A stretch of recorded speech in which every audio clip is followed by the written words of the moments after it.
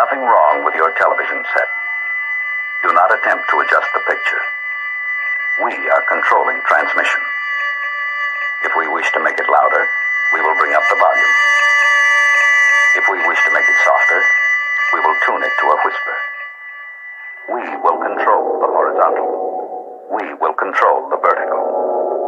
We can roll the image, make it flutter. We can change the focus to a soft blur, or sharpen it to crystal clarity. For the next hour, sit quietly and we will control all that you see and hear. We repeat, there is nothing wrong with your television set. You are about to participate in a great adventure.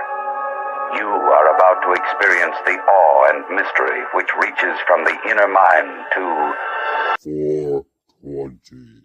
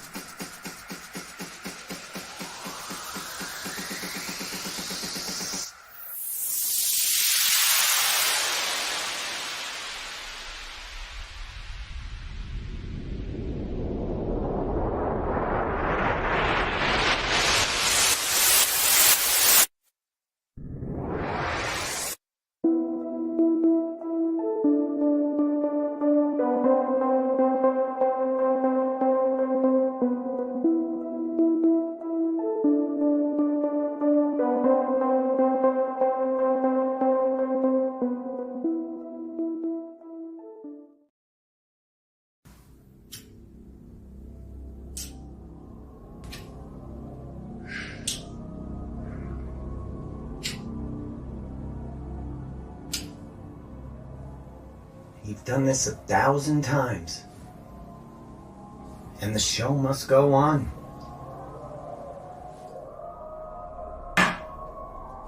You've got to give the people what they want.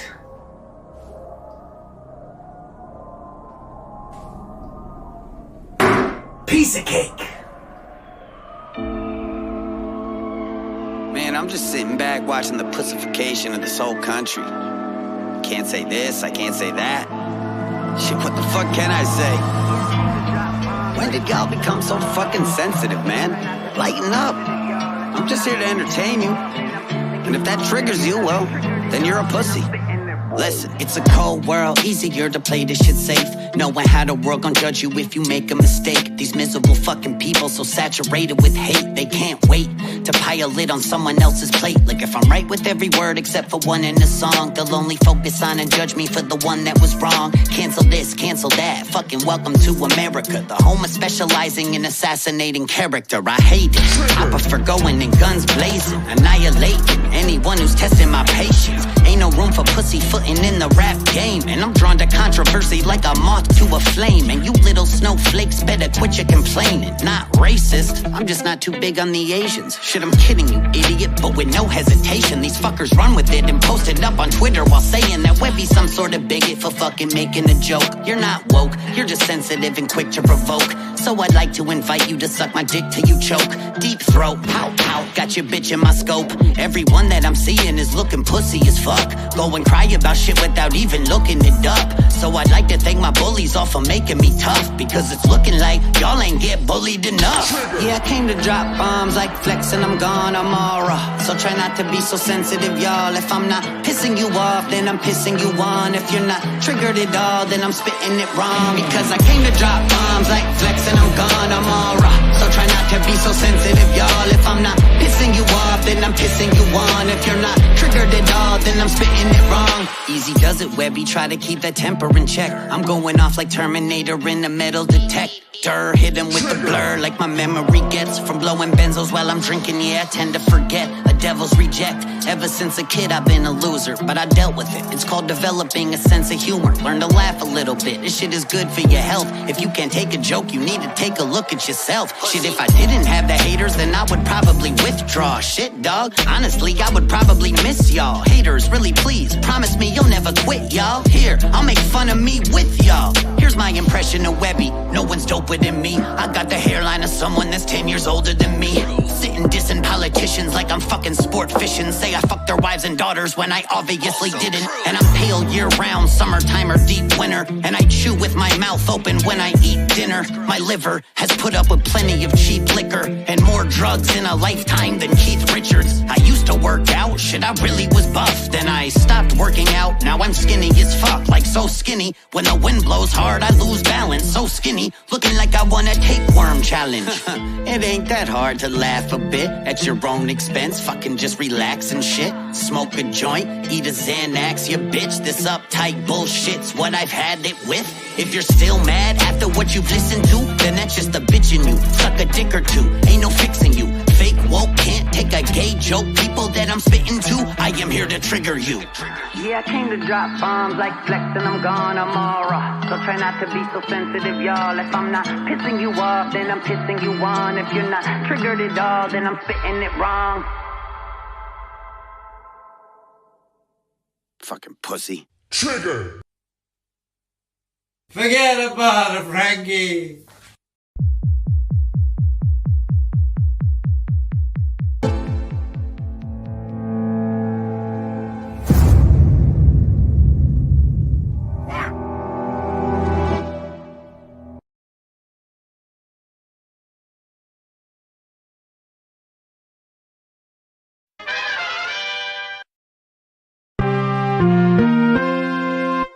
The world of science cares about you. Eureka! We found it. With the tools of science, we have invented, yes, hand sanitizer. But not just any hand sanitizer. This hand sanitizer was developed and approved by the Dark One himself. Here are a few of the things our product can bring you.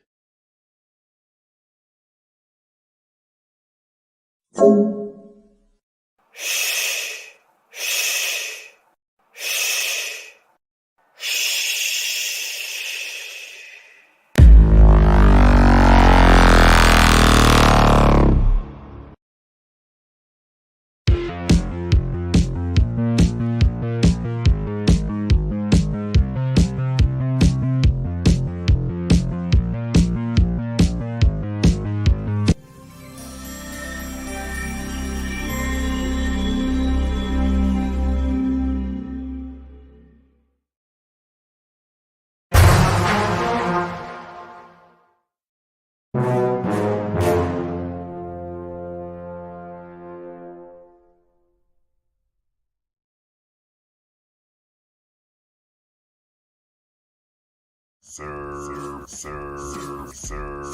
bow wow run. He's my mighty puppy. Serve, bow wow run. He's my mighty puppy. Serve, bow wow run. He's my mighty puppy. Serve, bow wow. Mud.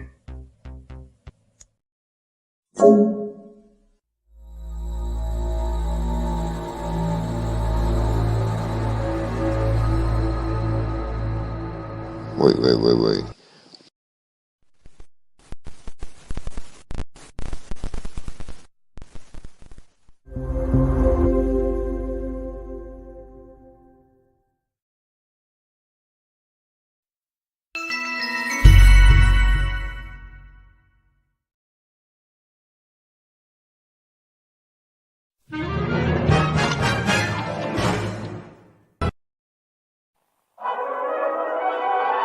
are we gonna do tonight, Singe Man? The same thing we do every night, Boston Ray. Try to take over the world.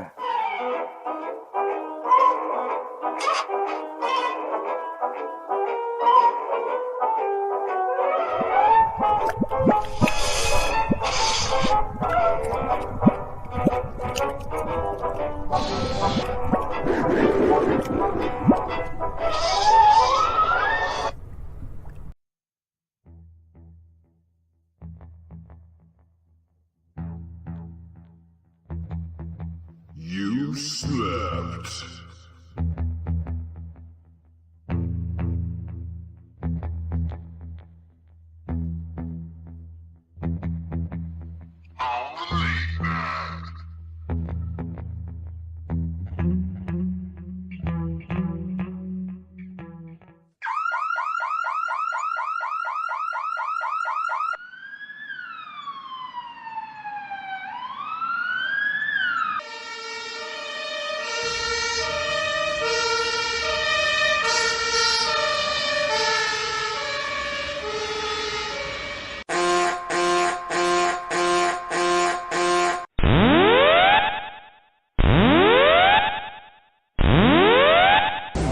Warning, the self-destruct system has been activated.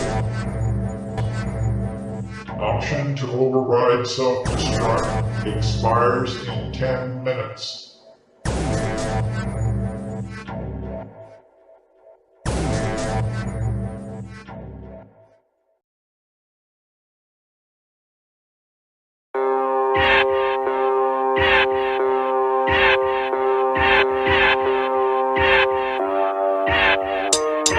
Come on. That's a grip of the serpent. That's the words of a liar. As I search to acquire the fire, first to inspire me to curse in each verse with the ire. You're witnessing the rebirth of the fighter. Need to do some research on a spider. Feet first with the bugs in my web, and I had madness on my mind. Doing drugs up at 7, throwing slugs up at heaven. Scorching from the flame of the hellfire burning. I'm an orphan of the game. Purple rain leaking, black coffin in my vein. I can see my sanity encircling the drain. Flush with the rush of the pills crushed up in my well. Am I still fucked up? Tell me where's the plug? It's so bad I'd pulled it. A car out of fuel, I'm a gad out of bullets. I'm gone. I'm on it, and I'm violent. A little unstable, it's probably my environment. All the time spent trying to write me a rhyme to get out though. Could we cutthroat? But above all, I'm a warrior. Look, my blood pump high octane. I flame on, cut a line that goes straight to the brakes. You crash dummies. Wipe the mud up off my face. Watch the sun shine down on me. Risen from the ashes, swinging for the fence with a bat named Lucille, like Walking Fucking Dead. Pop the trunk, I'm fed up. Turn the street to bedlam. Murder, murder, red rum. Drill a beat like Ted Bundy. I've been at this shit forever, man, for oh so long. Trying to paint a perfect picture with the tools that I got. Or maybe it's the death of my pops in a box full of ashes, passing around like a souvenir, asking me questions about him. Detention keeps stacking. The fact of the matter is I'm just a bastard. Now fuck what you talking, I've heard it 1,000 times. Back of my mind I had thought about suicide. Walk with my head up, but act just to crack a smile. Dealt with the hurt and the anger keep coming out. I'm on it, and I'm violent. A little unstable, it's probably my environment. All the time spent trying to write me a rhyme to get out though. Could we cutthroat? But above all, I'm a warrior. Look, my blood pump high octane. I flame on, cut a line that goes straight to the brakes. You crash dummies.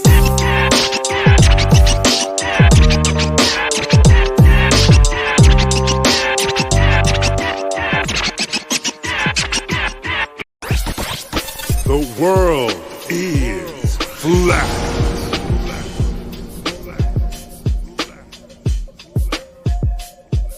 I'm here to ring the alarm with my puppet like charm, straight from the barn. I'm talking about Flat Earth Farms, cause most don't know. They think we live on a globe, a ball that floats. So listen and take notes, and take it to a higher plane. Immerse yourself in all it contains, in all its glory, and Flat Earth Farms can take you there.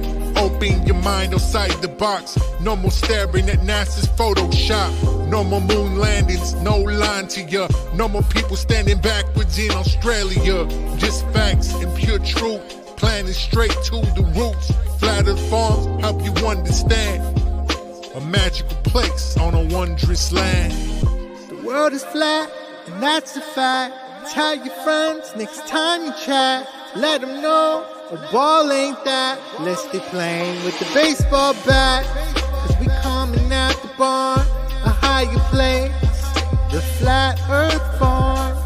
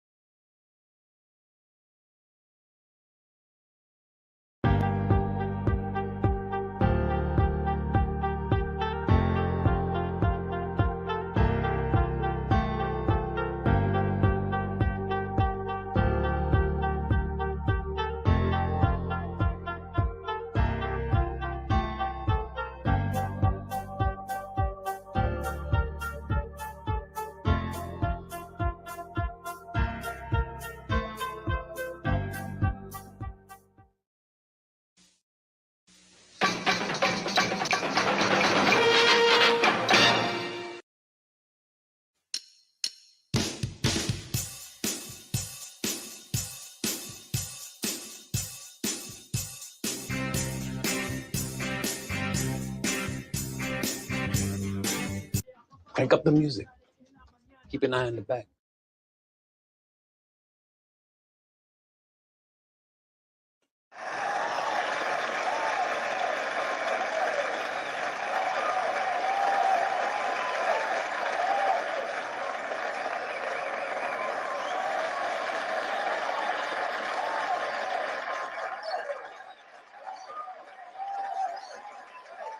This presentation is provided to you to amuse or entertain and not to conform or inform. The content on this channel should not be used to replace professional, financial, medical, or legal advice. All footage taken and used from public sources falls under the fair use of the Digital Millennial Copyright Act of 1998. Therefore, no breach of privacy or copyright has been committed. You know, when you look at this Mariner 9 satellite, it really does look like a ceiling fan. Actually, now that you mentioned it, it is a ceiling fan. Whoa.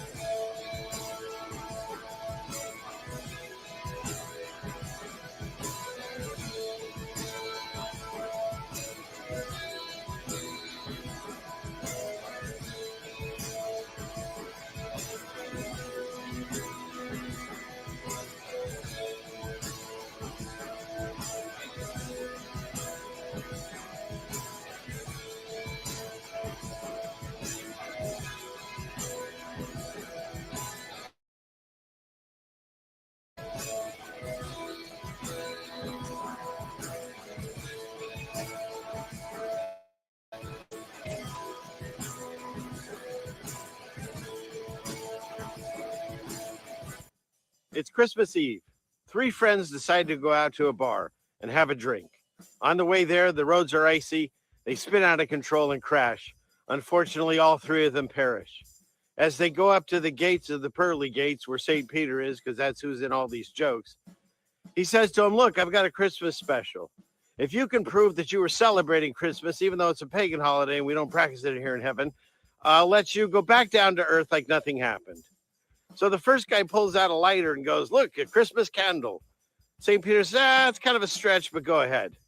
The second guy, he reaches in, he pulls out his keys, and he goes, look, Christmas bells. He's like, oh, you guys are really pushing it. But yeah, okay, go for it. You're going back home. Everything's cool. He goes to the third guy. The third guy's thinking and thinking. He pulls out a pair of women's panties. And St. Peter's like, oh, come on, man. Like, the first two are a stretch. But this is Christmas. What do those panties have to do with anything? And the third guy says, they're carols. They're carols. They're carols.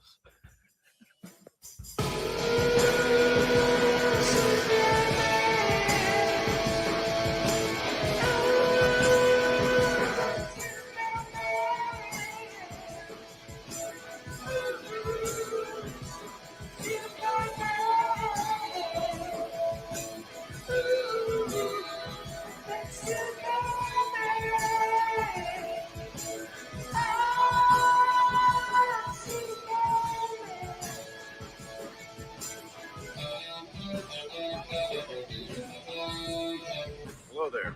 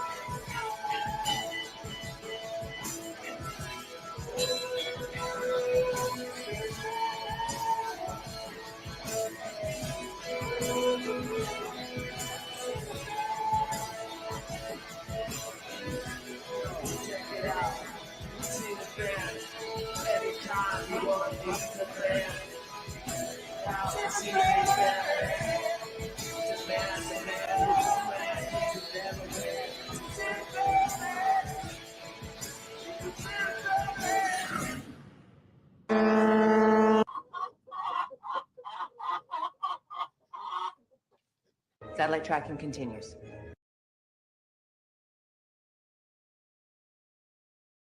Wow. Wow. Do we have a special show for you tonight? In fact, look, I'll prove it. Just like in the days when you'd turn on your old televised vision and you'd sit there at Christmas time to watch the Charlie Brown Christmas. And this would come on and you'd get all giddy.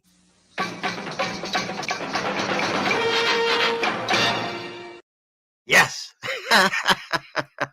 How's everyone doing? Happy Friday. Merry Christmas. Happy New Year. Happy Easter. Happy Hanukkah, Kwanzaa, 4th of July, whatever. Fill in the blank. I'm just glad that we were all able to gather here. I can't hold back my excitement. I know I like to talk, and I'll probably do a really long intro, but I have so many people that are literally chomping at the bit. Ooh, we need to discuss that. I'll put a pin in that. That to get on the screen, and you guys have no idea what's in store, so neither do I. So without further ado, let's see. What do I have here? I have, where'd it go? Come on, clickety click. Where are you? This one. Jen, to you. Look at that.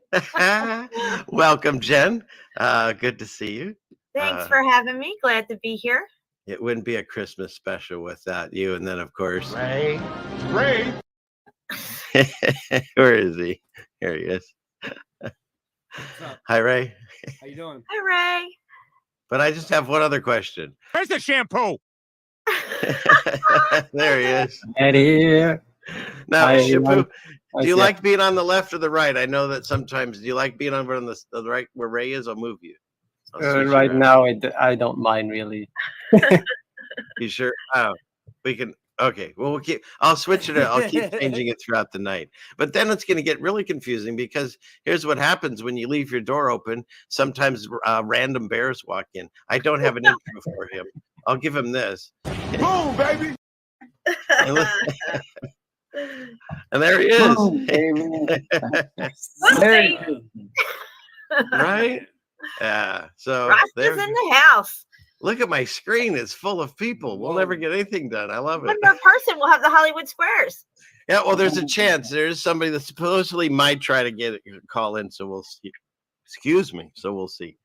But for now, what do you guys think of this spectacular, huh? Where we have here. This is going to go down in the history books. That's very true. Oh, that was kind of a letdown from the excitement we were all feeling.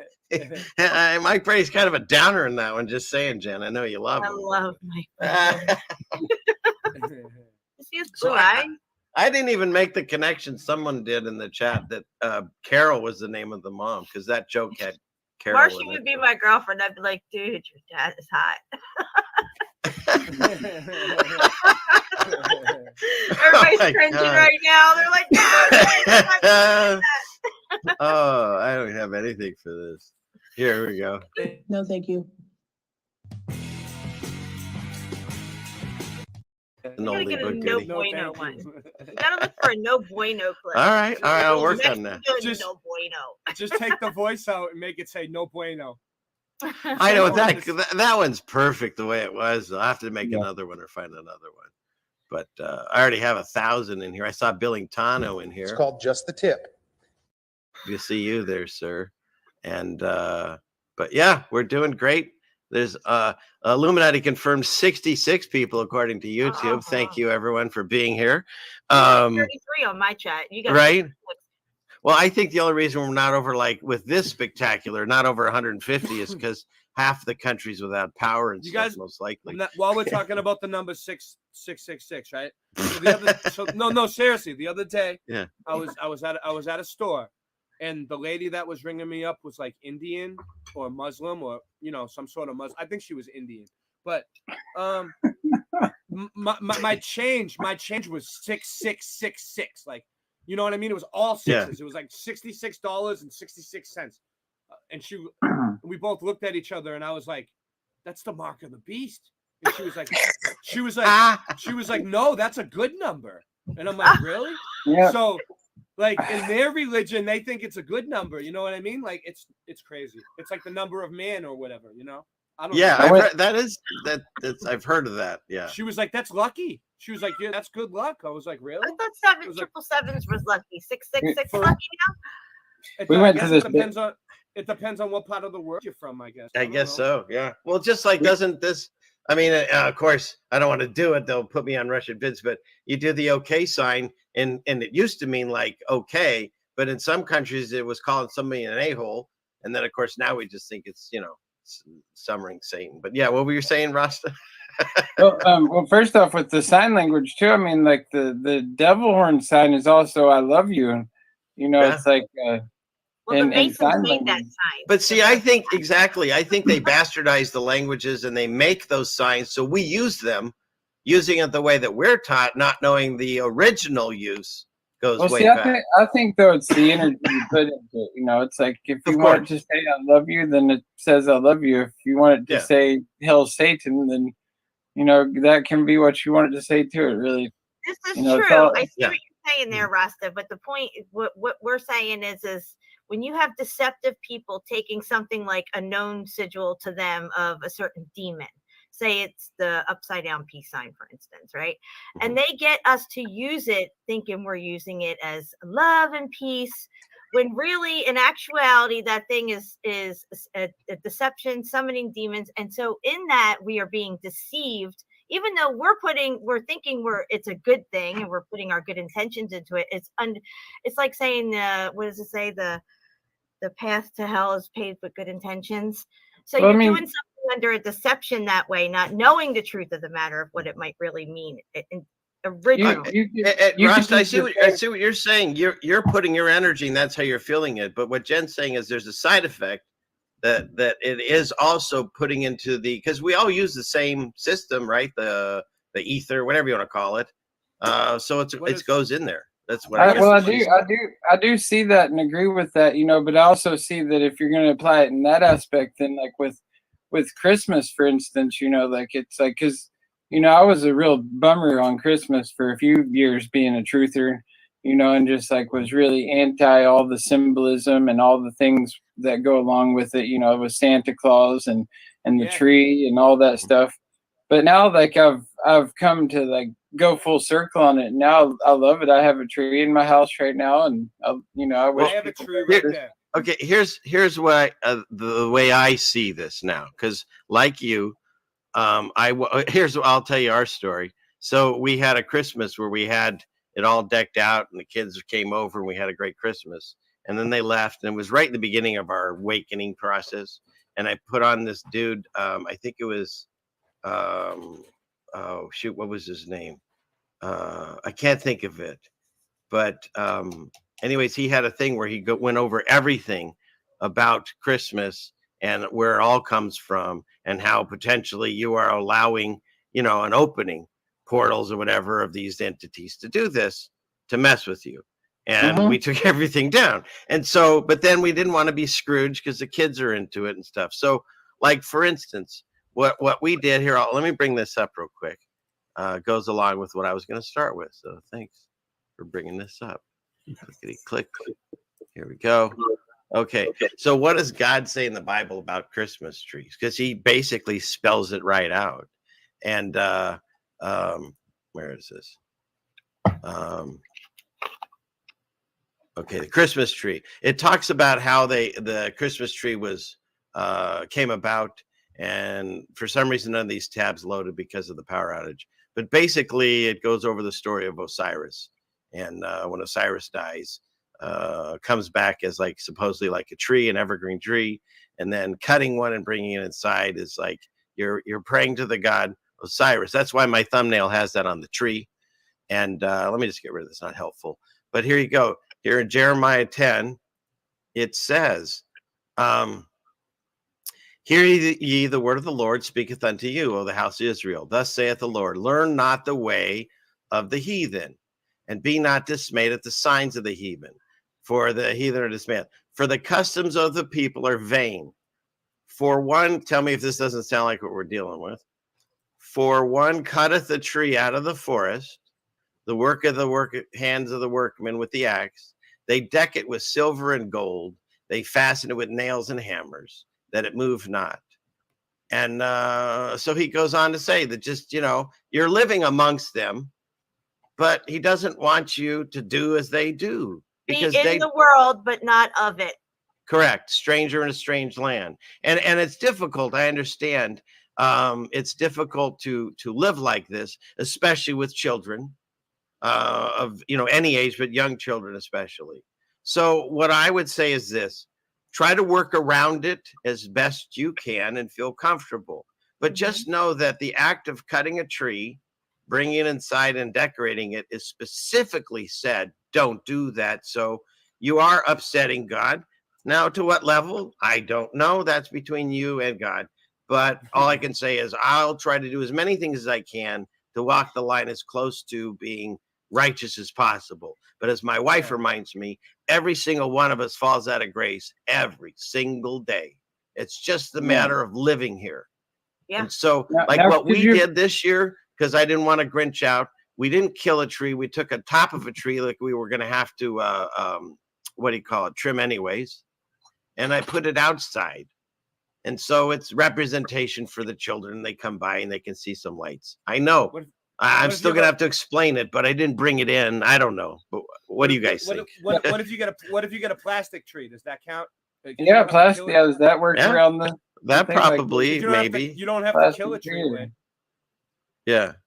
Well, doesn't it say down there in that passage they carry their idols because they can't move on their own and stuff? That reminded me of like putting a fake Santa outside your house. You see the person carrying it across their lawn, this kind of stuff. Yeah, and of course, it's an anagram of Satan, Santa, of course. And you're teaching the kids to believe in something that doesn't exist, like a false god, like a false entity. Like they get credit for all the toys and everything. Like some guy that, you know, Satan.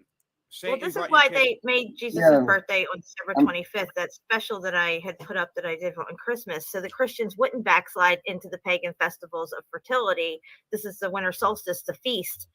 And Christians were always backsliding in and celebrating. So that's why they said, well, let's just put Jesus' birthday there. So we'll mix the two. Now it's Jesus' birthday and everybody's celebrating that, but they're also continuing on with the pagan traditions of, you know, Yule tides and Saturnalia and all these Mithra, all these other different gods. You can only have one God, not all God plus all these other gods. You know, you Well, can't burn your candle at both ends, kind of. If you go back far enough, they didn't celebrate Christmas like this. They didn't Yeah. have trees and all this other stuff. That was part of the bastardization of trying, like you said, change the birth of Jesus and mix it in with this retail thing that's going on now. And the way I look at Christmas now is, if my children see it as a time to get together, share some joy and gifts or whatever, well, I'll use, like Rasta, like you were saying, I'll use that energy in a good way. And I'll do my best to dance around the things that I'm told not to do. But I know, God knows, I have to live in this life. And, you know, how many people can you possibly like lose over this? You know, if you start having these conversations, nobody wants to hear it. They can't. Oh, I know. I understand almost it. got thrown out of somebody's house talking about all this at Christmas time. Saturnalia. Saturnalia was like that movie, what, you know, when everything's just like, no, you know, and basically, like, from my research, what it's showing is like the Jesuits and the Roman Catholic Church and the Vatican basically took like a Saturnalia and tried to Christianize it. You know what I mean? And that's basically, they Christianized Saturnalia is what they did.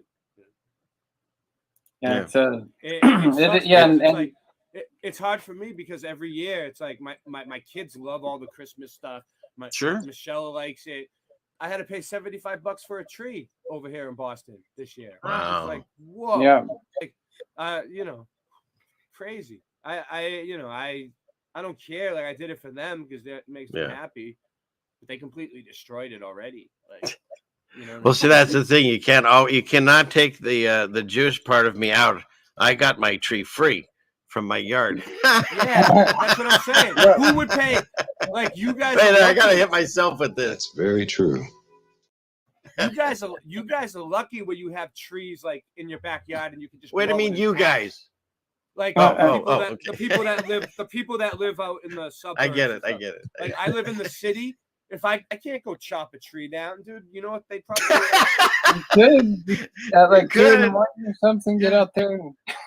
Yeah, maybe mass accountability come bail you out. That'd be cool. You know, he'd film it. He would come bail me out. Of course he would. Yeah. Yeah, here in Oregon, you know, like the Christmas trees are a huge part of the economy here. There's a ton of farmers who that's their main thing that they farm is the Christmas trees, and they ship them all around the world to like Hawaii and, you know, other parts of the country. And it, you know, it provides jobs and, you know, also, you know, stimulates the economy in that way.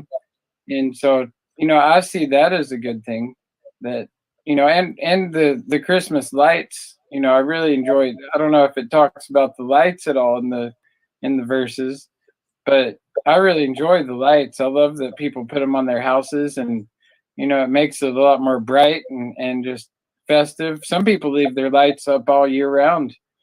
I like a good light show. I gotta admit, I do like. I went through the festival light show here. I took my mom through it, my son, and everything. But, you know, the Christmas time, I like gathering. I like the whole, you know, feeling of family around, and I do enjoy the gift giving and everything. I don't do the tree thing. I haven't done it in 17 years.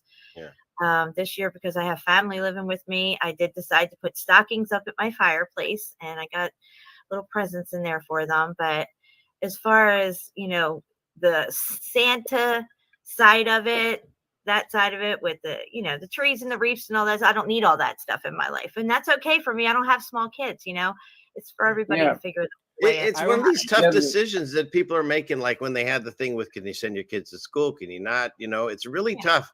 And my heart goes out to people with children that are really having this issue. So what was that? Yeah, the Santa thing is the biggest thing for me, you know, the lying to the children. and teaching them, you know, as they get older to lie to their kids about the same thing that they found out was a lie. And, you know, like I saw this one meme where it's like, you know, like, is Santa a hoax? And he's telling the little kid, and he's like, no, think about how many people would have to be in on it for it, you know, for him not to be real. Well, also, and it's like, conditioning us to be okay with lying to our children. And each generation that comes through, we're the ones who are perpetuating a lie. And then when all these other little lies are put onto our children that we've already been indoctrinated to, we just glaze over it. The Tooth Fairy, all this stuff, the Easter Bunny and everything. Easter Bunny has nothing to do with Jesus. It's the same as Christmas. It has to do with fertility. Isn't it wild? Hey, I have to pause for a second. I have to pause for a second because at least I saw Tommy and a few other people coming late. I don't feel dirty. Hey, Melanie, mark them down. Okay, go ahead, Andrew. Sorry. Wouldn't lying also like put you automatically on the naughty list? Like, you know, like there's, you know, Santa's naughty and nice list. Well, wouldn't he put you on that for lying? Well, he's really Satan, and his naughty list is actually the good list for him. So. Yeah. And then I saw this one thing, you know, where he brings like sticks and coal for the bad kids. Well, now like in Europe and places, they would love to get the coal. Yeah, they get Krampus over there. there. Right. Now they love coal because they're freezing. Yeah, right. Where is he? That's very true. That's for Jen. Here, you get these guys. Where are they? They're down here. True. Yep. Yeah, that's true. Yeah. Yeah, that Krampus character, he's freaky too. My mom had never heard of Krampus. I showed her the German parade that they have every year over there for Krampus, and she was mortified. Yeah. Ray, I feel terrible that you have to work tonight. I mean, they're okay with you being on air? Nancy, Nancy, is it all right that I'm on Ceiling Fan tonight? Did you clear that? Send the facsimile over to Jeannie. And tell Suzanne to quiet down with that tood. I saw they had a cake later, so that'll be nice. You know, at least get that at the office. Okay, so let's use the word Jen. Let's transition. This is the word Jen likes. I love the little notes that Sailor Fan clock on the way in to the agency where I'm at. Yeah, I love it. He leaves me little like messages in the morning. It's like little Bible scriptures and stuff at the punch clock. It's like, have a good day. It's it really makes my day really great. Like I'm gonna need something stronger than tea, honey, just so you know. Let's see. Although I would wine. Could I have some more hot water the way you chance? Okay, so I thought this was interesting. I'll just let him listen. Hey, guy's pretty funny the way he talked. Here, let's see. Hide this. Clickety click here. These two. Imagine taking a photo of a guy doing deadlifts in the middle of a crosswalk, then getting upset when someone crosses the street. Oh, you're influencing. Yeah, the only thing you're influencing is natural selection. Why don't you stay there a little longer? Let it do its job. Yeah, then you got this one. Thinks the world is an amusement park. There you go. That's how you got to treat these people. Just push them to the side. Yeah, let's take selfies with wild bears now. Why not? Look at her shot. He's going to stand up with the arm around you. And bears are violent now. Before people were feeding them. Remember in the old photos, you see people feeding them all over in the 1800s. Now they're like, yeah, right. And did her boobs get huge all of a sudden? What happened? What's going on here? What a weird still. It's twice the size of her head. You can put her head here and here. Airbags. What happened? What the heck was that? Airbags. Whoa. The bear comes at her and it's a natural. It's like, poof. Bear bags. I just got what you said, Jen. Oh my goodness. Where's the guy? I like that. Bear bags. That's fantastic. Okay, you're gonna have to coin that one. Make that a t-shirt, Jen. Bear bags. That's a $1 million shirt all day long right there. Oh my goodness. So let's continue. Snapchat. Then you got this one, taking a photo with her entire identity. That was really mean but funny. What? That one's cruel but funny. God, they're everywhere. Like really trying to get sponsored by them. How about you really try to live a life without seeking validation? What is this shit? I don't think this guy needs a photo, honey. I'm thinking more of an exorcism. Well, Right? this is That was like that movie that the lady crawls out of the TV. the world we live in now, folks. The look at me generation, where everyone finds a way to make everything about themselves and make sure you see it. What a legacy to leave behind. Okay, so the whole reason that I was doing this is not, I mean, we all know this is going on, but once again, this book that, a lot of channels tell you not to look at, but I'm just telling you, there's a lot of prophecies in this one book called the Bible, and you go to Timothy, 2 Timothy, and that also known in the last days, perilous times shall come, for men shall be lovers of their own selves, covetous, boasters, proud, blasphemers, disobedient to parents, unthankful, unholy, without natural affection, truce breakers, false accusers, incontinent, fierce, despisers of those that are good, traitors, heady, high-minded, lovers of pleasures more than lovers of God, having a form of godliness, but denying the power. That's the whole you become a god kind of new age stuff, which is really the old age, Satanism. And from such turn away. For of this sort are they which creep into houses and lead captive silly women laden with sins, led away with diverse lusts, ever learning and never able to come to the knowledge of truth. And so, just saying, that's where we seem to find ourselves, just from looking around. Yeah. Yes. That's scary stuff right there, but it's all true. It's all true, right? Yep. This was beautiful. I found this, or these things find me. So this lady wrote, she went to an old bookstore. She found a 1957 Webster's Unabridged Dictionary, Encyclopedia Dictionary for $25. She said to the checkout lady, she felt like jumping up and down of excitement. I'm like this too with old books. And the lady said, you won't find much use for information in a dictionary this old. And what did she do? She opened the book and found this.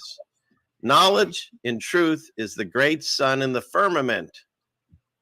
Life and power are scattered with all its beams. Daniel Webster. Boom, baby. Boom, baby. Webster knew what was it. You say it, Jen. I was going to use the thing, but you say it. Boom, baby. Yes. You just have to record that for me, and then I'll use a drop. Right. Okay. So that was pretty cool. And where did I want to go with this? Well, that's the thing. I'm kind of all scattered here because all this stuff's been saved up. So let's just go over it. So, and anybody want to jump in, just talk over me, okay? Because that happens. So this was John Levi. And I think you were playing this the other day, Ray. Yeah, I was playing it. I've been doing a lot about this lately. Cymatics.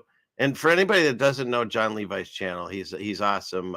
And you can put it in, I choose like 1.5 speed, and you can still understand him fine.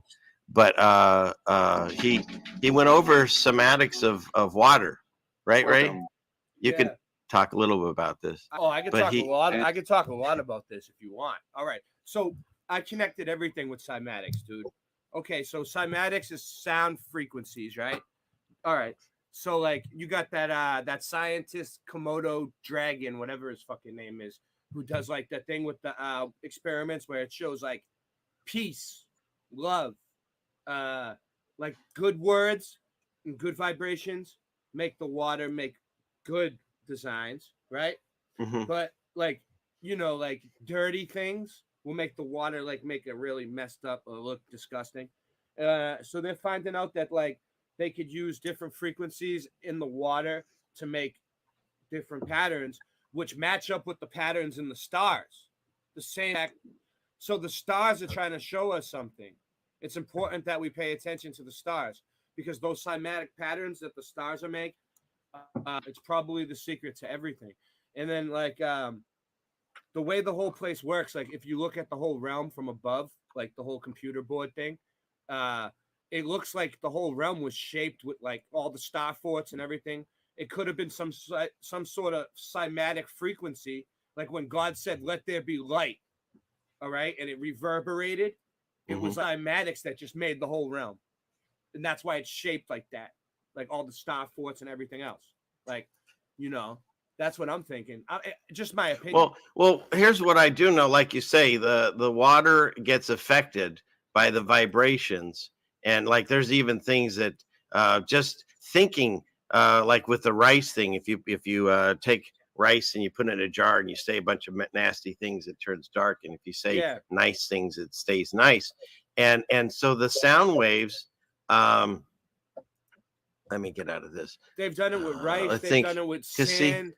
They do it with a lot of different things. Right, but the whole thing is they talk about, sound weapons and stuff that the military, and we all know, they've announced it. But where I like to make everything connect to is in Shapu. You were showing one of these etchings, and it wasn't this one, but the Walls of Jericho. It's a story, and they went around it, and all they did was they played these horns and stuff, and they marched the Ark of the Covenant around Jericho for 6 full days. They did it once a day. And then on the 7th day, see, they're doing their trumpets and stuff. They did it 7 times, and then it fell. And, you read the story and you're like, oh, come on, this is a children's thing. And, it couldn't possibly, do that. Yeah, go ahead. They went around it for 6 days, and on the 7th day it fell. God created the earth in 6 days, and on the 7th day he rested. Do you think maybe it had something to do with, it just sounds interesting that it took 6 days and the 7th day it happened. Yeah, his numbers, they always have specific numbers that they do things. So yeah. The story of Jericho too, and the Walls of Jericho is a big relevance in reggae music and reggae culture, just because that's one reason why they play, and give the truth through reggae music, because they want to bring down the walls of Babylon, like the walls of Jericho, through the word sound power. Yeah.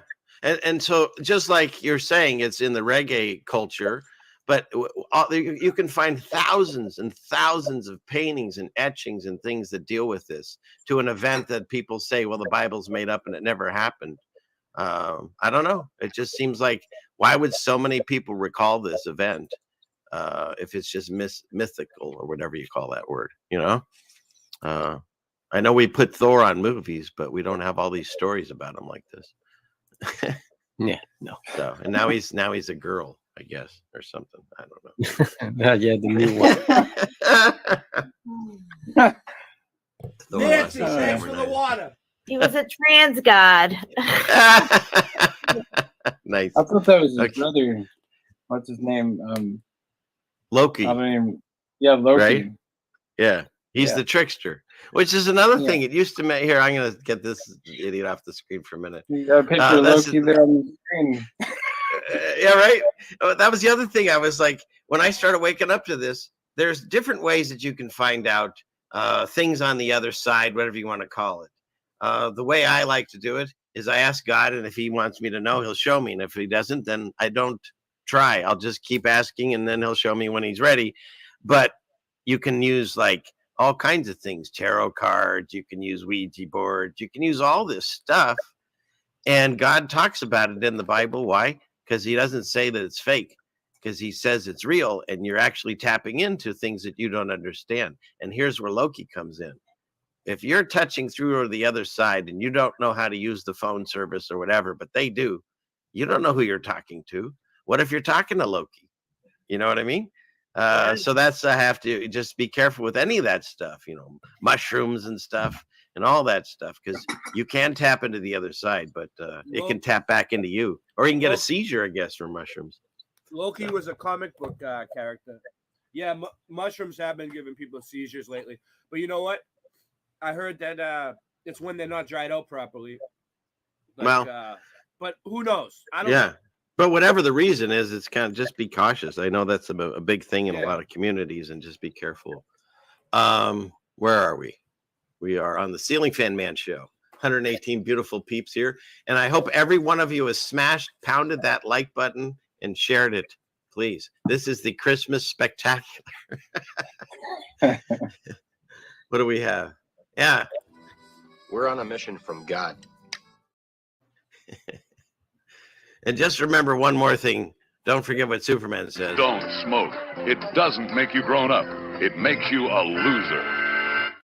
So judgmental. I can't I'm believe smoking it. a cigarette right now. I know. A cigarette? Cigarette. A cigarette. Oh, should I dare play that clip? No, you guys have to find it on your own. There's a cartoon show. What's that thing called, Shapu? You sent it to me. I downloaded it a couple weeks ago. I didn't even listen I don't to know. it. I have to look it up, but yeah, they were discussing cigarettes, and he calls it zipper. Whatever. Where are we at? Let's see. Let's move on to here.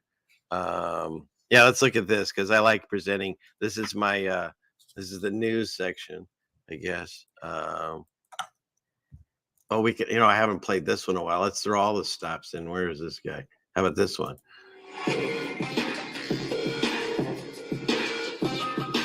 This week in The Real World is Scary.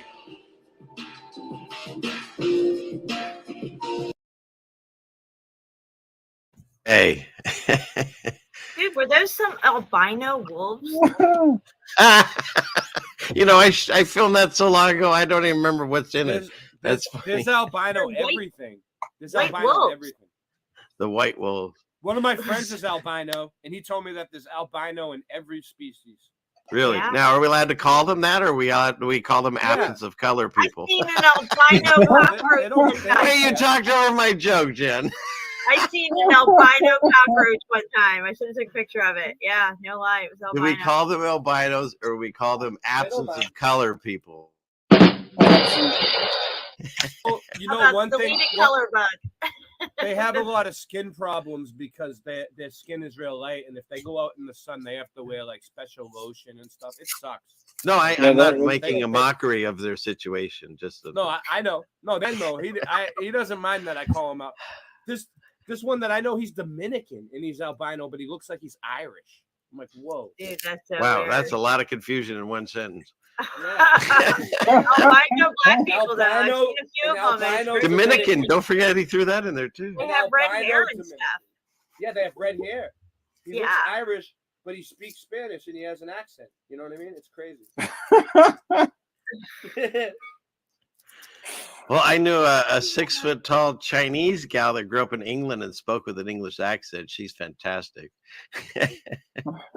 So let's see. What do we got here? Biden signs gay marriage law and calls it a blow against hate. And man, he looks angry there, right? He's really. What's the law? Like, I thought it was already a thing that they could get married. I know. They just, how they like Behind the making times. news. He doesn't right? know it's already. Yeah. But then it's funny because then when this comes out, they always drop these. And here's the old Joe Biden and his views. Handbasket. We are desperately concerned about the circumstance relating to avian flu. We don't have enough vaccines. We don't have enough about back then police officers. And we're going to debate the next 3 weeks, I'm told, gay marriage, a flag amendment, and God only knows what else. Now, isn't it the exact same things that we're dealing with right now? Nothing changes. It's the same. It doesn't matter what puppet they put in. It's the same stuff. But listen to the rest of this. I can't believe the American people can't see through this. We already have a law, the Defense of Marriage Act. We've all voted, not where I voted and others said, look, marriage is between a man and a woman, and states must respect that. Oops. That didn't age well. Why is he blue? Nobody's violated that law. There's been no challenge to that law. Why do we need a constitutional amendment? Marriage is between a man and a woman. What's the game going on here? And so what's the game? Well, what defines a woman? This woman on some show recently being questioned by somebody with Congress, who knows what, said define a woman, and she could not even define what a woman is. Yeah, that's the thing. They've got our kids so confused that they don't even know how to define these terms that they're using. They don't even know. I do have to say though that Biden has become my favorite president. Actually, I really enjoy it. Because he's funny. Because he's funny. He can't find his way off stage. Is that what he's great. And like it's just like it's like I don't know. He reminds me of like an elderly family member that you don't dementia. You just laugh at their antics. You never know what they're going to say at the dinner table. You know, Oh my it's like God. These people can't drive cars anymore. We're letting this guy run the country. No. Yeah. Okay, and just for those of you that where are we going here? Let's see, clickety click. Because we laugh at all sides of this political nonsense theater. There's this which I thought was interesting. You know that one where everyone says the same thing on the news things? Well, this was interesting. Do it. Project to get Judges are a treatment priority. available for- and honestly, we have businesses that have been locked down in line for over a year. Saying no COVID vaccine passports. They're made in China and shipped here. Why would we want so many important things? Can we take them to us be at the whim of China? China. It's like they go to a room and they learn how to do this all together. You know what I mean? Exactly. Yes, CFM. It's true. They all go to the same type of school for politicians, and they all learn the same move. It has been created back in 1947 for the Nazis regime, and they all use it. I just can't believe that people still believe that he's going to come and save the day. You know, like here. I you know what's funny about that, Rasta?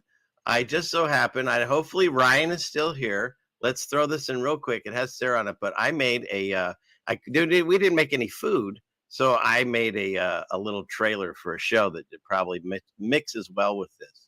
So enjoy. The ceiling fans? They're very attractive.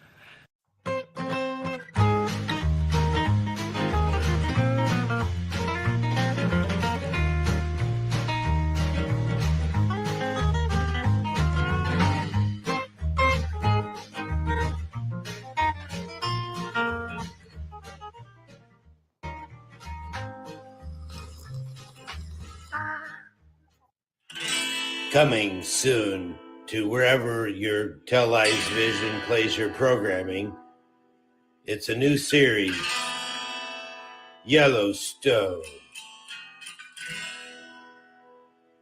It's the story of a family, a very corrupt family, a brother and a sister. Both of them are very beautifully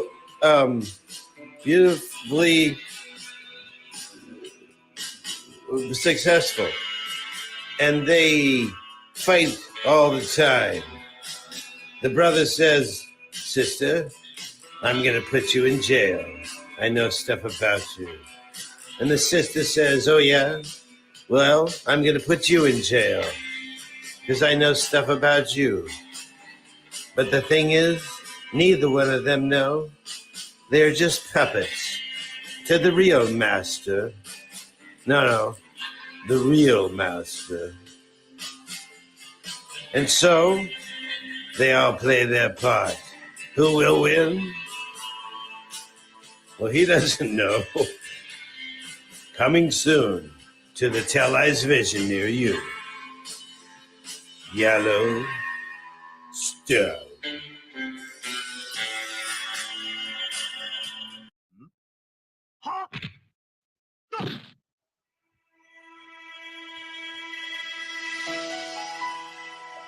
It's time for Ceiling Fan Man and Sarah, and kisses and tacos.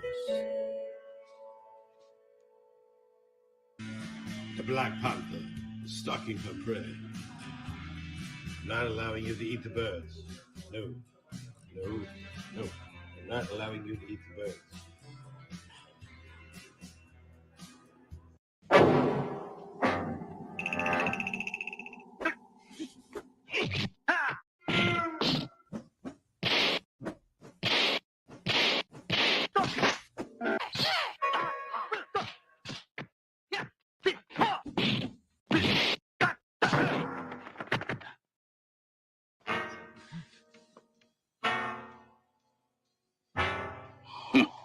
Yeah.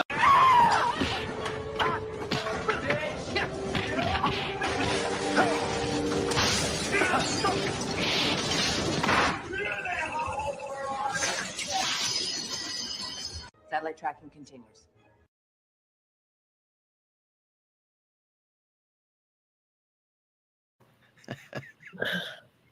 Thanks for, what do you guys think? That was awesome. It was. So what do you think, Russ? That's the thing. They've been saying they've been taking each other to jail for like the last 10 years. Nobody's going to jail. Yeah, No. yeah, and it's like now it's like now the left, they think like they're gonna get Trump in jail, anytime now. Like he's like they're waiting. They're like, oh, it's just a matter of time, and it's like, well, who cares anymore? Either way, it's like, aren't you sick of this? Like, have you not had enough at this point? Eat your popcorn. And, That popcorn's so stale at this point. Yeah, it's like none of them are doing anything good for us. So it's like, why do we, the people put them up on a pedestal like they are gods when like they like you say, they don't look very attractive or healthy. It's like they don't take good care of themselves. So how do you think they're going to take good care of the country? Yeah. Oh yeah, the health experts are some of the most unhealthy looking people I've ever seen. In fact, Yeah, I like the one with Mitch McConnell beside the U.S. health expert, the trans woman thing, and they're like they look just alike, and it's like no one's ever seen them in the same room together. Right? Huh. That's we'll have to just looked into it. Look. Yeah, I haven't either, but well, someone else can look into that. It's interesting. But look at this. Speaking of the health people, let's see. Yeah. This I wish this was fake, but our real life is worse than the fake news, whatever. Well, kids, I'm just doing my yearly call to the North Pole for Santa's holiday health check. What? She's calling. She's calling Miss Santa. Oh my God. Mrs. Claus, so good to see you again. Where did Santa go? Oh, Santa was late for snow yoga with the elves and reindeer. She says it's great cross-training. Anyways, I'm not going to list this whole thing, but basically they say because Santa got everything, he's up to date on all his stuff, and he's protecting everyone. He can make it to Christmas. Wow. So, Oh, right. Like it's going to be coming into your house, dropping off gifts. You better have his backs going on. Yeah, right. Krampus is coming to kill. What's crazy is like I'd never watch Tucker anymore, but like I just happened to see that it was premiering before like I jumped on here. And so I clicked on it for a minute. I was like, I just want to hear what he's talking about for a minute. And he was like literally dropping like some serious like truth bombs on the thing that people got, and how like like now it's like mainstream that the people who got it are way more likely to die of a severe a severe illness, or they're more likely to get sick than those of us who chose not to. And so like I just compromised our immune systems, and they've weakened it over time. Yeah. And they even contradict themselves by saying the complete opposite too at the same time. So it's just crazy. Yeah, and it's crazy because now all the information and the facts are available, but the people who got it, they all still double down, and it's like they don't compute when you give them the new information, even if it comes from sources that they trust. They don't acknowledge that in any way. It's like it goes in one ear out the next, and they go right back to square one. That's of their because belief structure. they've used fear-based mind control over the last 2.5 years to promote this type of thinking. So the next time around, and people like us, they knew getting these people right away the way they did. And, we did put out the information. There was Event 201, and we were covering it, but not enough people saw it. And they're actually going to get ready to do it all over again. And that's the scary thing. Yeah, and that's just like better this time. Yeah, because like you say, not that many people see the real, and when they play all the things on televised vision to keep us occupied, and then people don't see, where is it? I had it here. It goes along with this. Hold on. It's not there. It's that one. So when you're doing fear-based mind control to somebody, you're breaking them down, you're traumatizing them, you're giving them multitudes of information that contradict themselves in turn. So they have to pick one of your theories to stick with, like say a certain news station, a certain narrative. That's why you saw so many people with the face covering on, and then other people weren't. It's like you can almost tell which TV station they were watching and stuff. Mm-hmm. I had an interaction. I don't confront people about their face coverings anymore, but the other day I was going in the grocery store, and there was one of those Salvation Army guys with the bell standing there, and he was standing there as an older gentleman, and he was double masked, and his mask on the outside said Jesus on it, and so I'm like, I have to say something to this guy. Yeah, that one I might say something to. I'm like, I'll just go about my business. With everybody else, they can choose to do whatever they want. But I'm like, Jesus would not wear a mask, and he would not, approve of you doing it either, because like you're basically, the mask represents the opposite. It represents Satan, and so like you're like slavery. Got a Satan mask on that says Jesus on it. It's like a total contradiction of itself. So yeah, I would Jesus in Thessalonians, Jesus kills the man of lawlessness with the breath of his mouth. Yeah, that's right. So he's covering the breath of his mouth, and also people who walked around for the last 2 years saying I have COVID is actually saying I have a demon attached to me. Because isn't it Divock, right? Isn't it this? So every time they say I have Divock or I have COVID, Divock backwards, are saying I have a demon attached to me. I have an evil spirit attached to me. That's exactly what it means.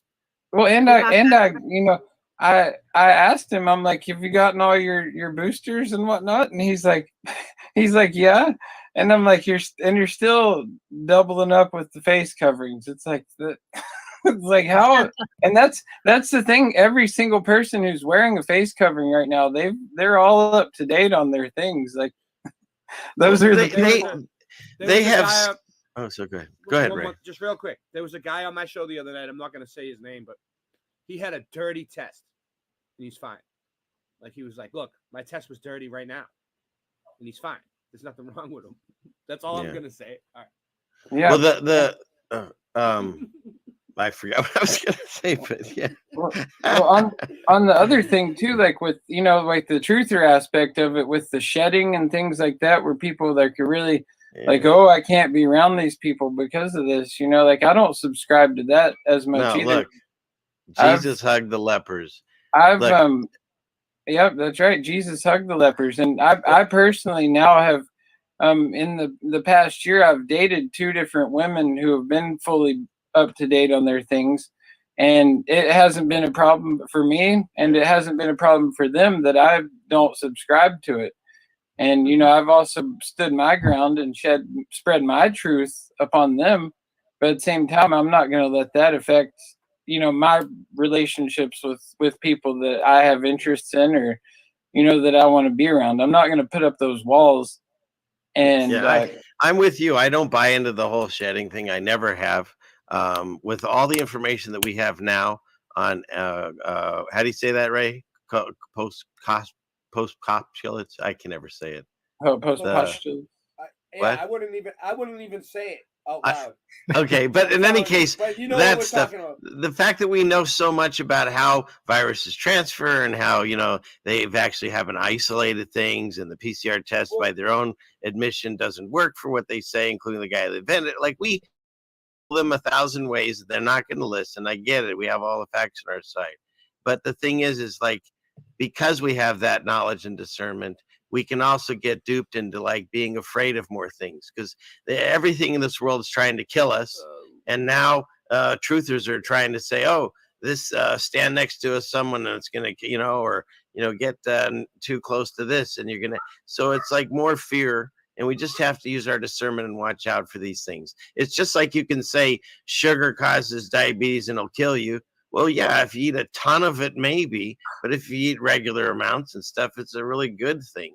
So it's the same thing. We have to use our discernments to make sure. Yeah, and it sows seeds of division. And I think that's really the thing that we need to look out for in this time is like we're here to like bring everyone together. We're here to bring unity and love to everyone. And so we need to be, be engaged in that on a daily basis, as opposed to trying to, put up walls from people that, don't see, because we were all lost at one point too. We were all blind to the things that are going on as well. And so one day it might all click for them. And I don't give up hope. I mean, on anyone, even if they've, taken the things and, all lined up, it's not over until it's over for these people. You know For what? I do have something for that. Hang on. It's a perfect one. Okay, it's that one. I'm going to grab this tab. You look at this. It fits just what you're saying. Clickety click.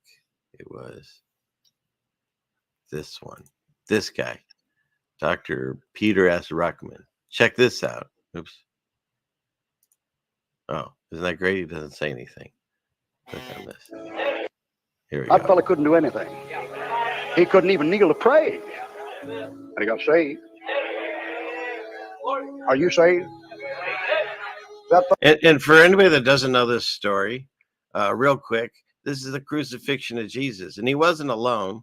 Back then he was on a cross that he carried, and then they stuck him up. Now he's on a tree. But let's move on from the Mandela effect. But there was 2 other dudes with him. I think they were thieves. I forget what the other guy did. Does anybody remember? But was a thief, one was a murderer. Yeah, that's it. Murderer and a thief. Okay. And so that we can pick up the story from there. It's pretty self-explanatory. Fella couldn't join the church. He couldn't join the church. He couldn't get baptized. He couldn't get baptized. He woke up with God. He woke up with the devil. Are you saved? So a fella didn't take the sacraments. Didn't take the sacraments. Didn't say the rosary. Didn't say the rosary. Didn't tithe. Didn't tithe. He went to heaven. He went to hell. You saved? Didn't keep the law. He didn't keep the law. He broke the commandments. He broke the commandments. He didn't keep the golden rule. He didn't keep the golden rule. He woke up in glory. He woke up in the pit. Are you saved? You're saved. If you're not saved, you're over here or you're over here. You sure ain't in the middle. He said, Lord, remember me, thou comest thy kingdom. And Jesus turned to him and said, verily I say unto thee, today shalt thou be saved. It's like that. You have been saved? If you ever saved, you were saved like that. I'd feel like, right? I like that. Right? That's what I'm a firm believer of, like when you pass away, like the moments before you pass away, where your heart and where your spirit is at that time, it has a lot to do with, where you stand at the judgment seat. Because like I don't know, like we could be the ones who end up judging our own selves at the end of the day, like having the toll upon our own, salvation.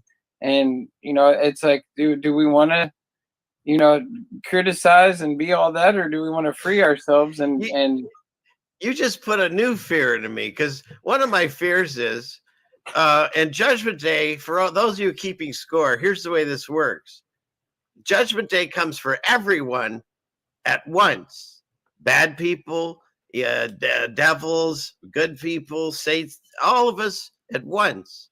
We all get to see what everyone else did. I was hoping I maybe just go off to a room by myself with God, and he can could you explain this day and that day, and what were you thinking? I'd hate to do it in front of everyone, but now you're saying there's a chance God might call us, my nightmare, the word to the head of the class to draw stuff out on the chalkboard as a poor left-handed child, where I get chalk all over my arm and hands, and then the squeaking and the stuttering of the word, and it never looked good. I was terrible at the blackboard, and now you're telling me on Judgment Day, Rasta, I can't believe you did this to me. I'm thinking now I'm going to go up in front of all of you and God and go,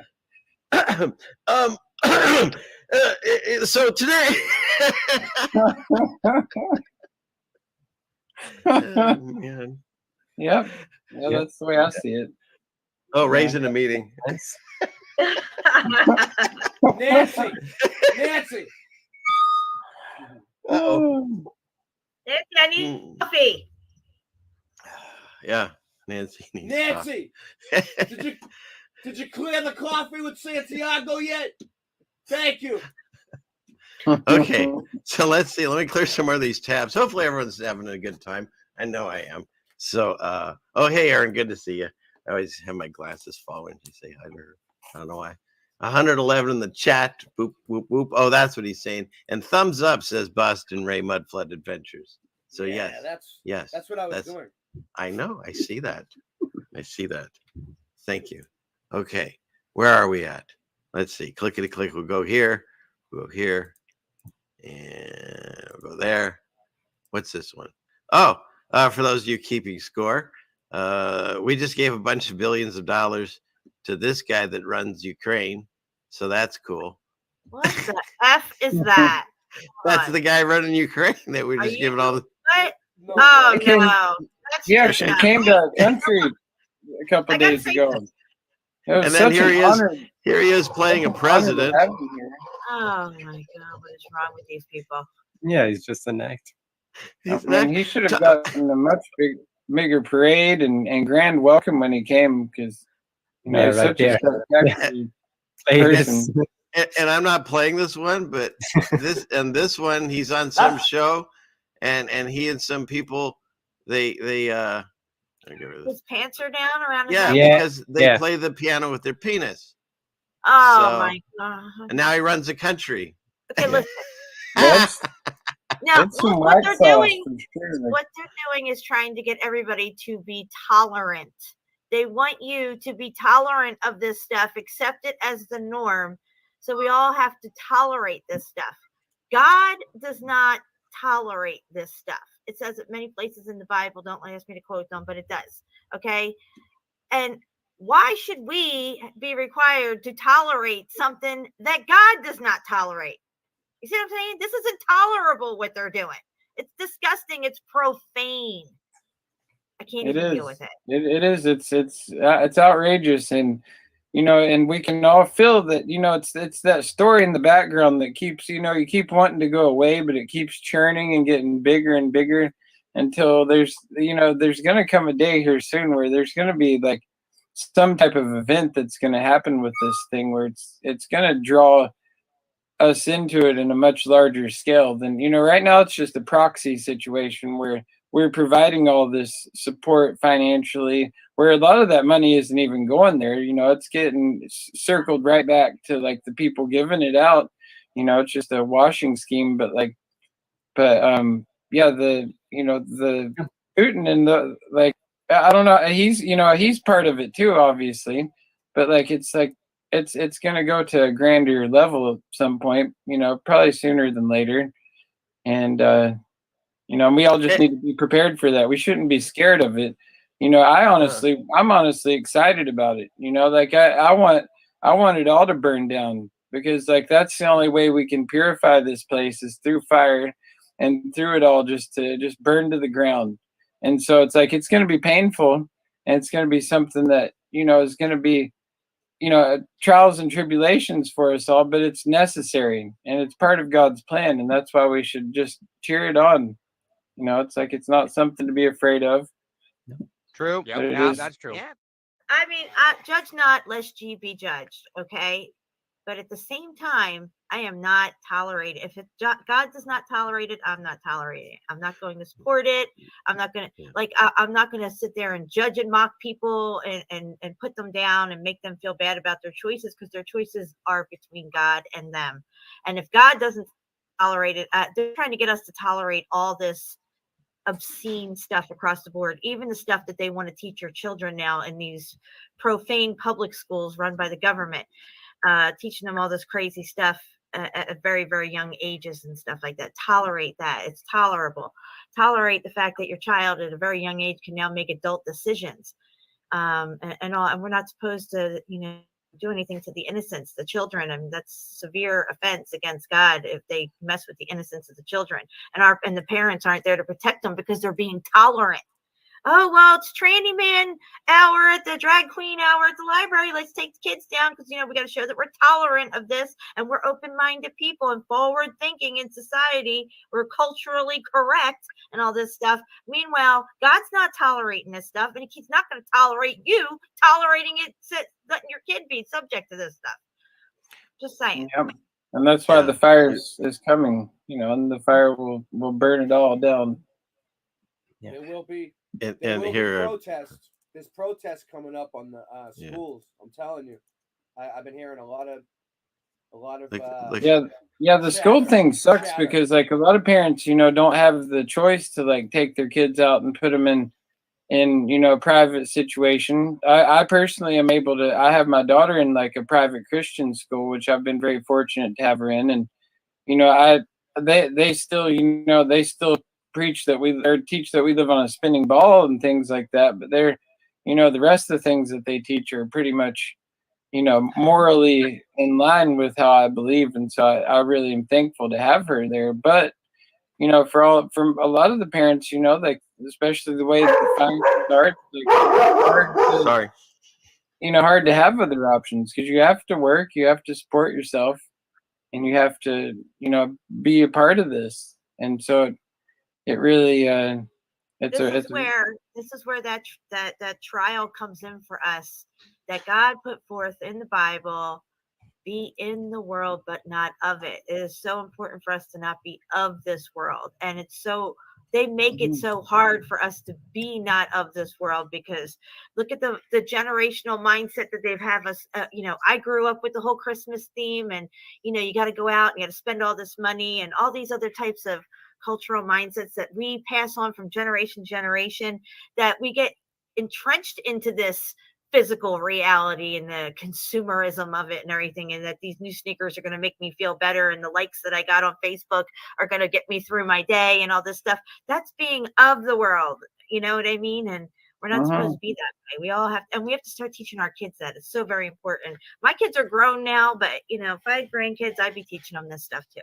And that's the thing, Rasta, he talks about this multiple times. What are we supposed to do when these times are here? Like you say, we have to be prepared. Now, of course, that means let's try to make sure our needs are met as far as food, water, and all that. But he also says, if you know me, I'll make sure you're taken care of, like the birds, right? But at the same time, what does he say? He says to stand and to wait and to be patient. Why?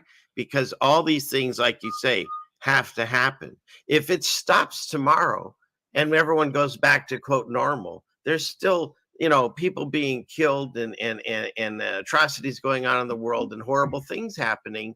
So nothing changes. The only way to change it is, like everyone says, the people that are reading the Bible think there's some kind of judgment coming. The people that are running the show on us, they're going off that same playbook. And then everyone in between, they're waiting. Even the new age people are waiting for the new age coming in and the torus field to squish itself and all that stuff. So we're all waiting for a change. And so what I believe happens is this. There are no gifts of Baal. There's gifts of God. There's blessings from God. Now, there are times when God allows Satan to touch you, just like he did in the book of Job. He didn't do all that stuff to Job. He allowed Satan to do it. And so the way I look at it is this: if you're under God's protection and you're in his hand, it says no one can pry you free. However, we have free will, and you can open yourself up by doing different things, knowing that you're going against the word of God. And as we said today, that reverberation, cymatics of the water or the sound waves, that affects it. There's two things in men. I know women have a tongue, but in men, there's two things that's written about they cannot control, and that's their tongue and their penis, right, dogs? You can't control those things. We're in a constant battle because the human side of us versus the flesh versus the spirit. And so that's why Satan's world, everything you turn on, there's going to be some kind of ad, especially for men, to try to get them into that flesh thinking and get them out of the spiritual side. That's why you get yoga pant commercials. I've never bought a freaking yoga pant ever in my life for anyone or myself. Why am I getting those? Women bent over in yoga type or whatever. But that's what I'm saying. Think about it. Those are the two areas that it says we can never tame. God says you can never tame your tongue. And why is that important? Well, because everything in this backwards world is backwards. It's brilliant. We'll edit that out. They teach you sticks and stones will break your bones and names will never hurt you. And yet God spoke, his spoken word is still resonating to this day. And so the words that we speak, that's why they gave us this shitty language of English with a spell and spellings. We're saying different spells without knowing it possibly. And so because of that, we have to be watchful of what we say. And like you say, there's people that don't think like us. You're going to go around and ridicule them? Of course not, because that's not helpful. We were them just not too long ago. Some of us still are in some ways. And so you love your neighbor as yourself. And it's up to God to judge them and wake them up. And part of this whole process, I believe that we have to go through these trials and tribulations. You can't have a baby without 9 months and then some pain, right? And it's the same thing. If God did tomorrow judgment, how many of us would actually be ready? All of us would be caught, like Vladimir Zelensky with the pants down playing the piano. You know what I mean? That's what I feel. No matter how prepared I am, I still don't feel prepared. And we're the ones that are waking up to this. Think of how the poor people are that aren't, because there's some people that'll wake up to a gentle, hey, it's time to wake up.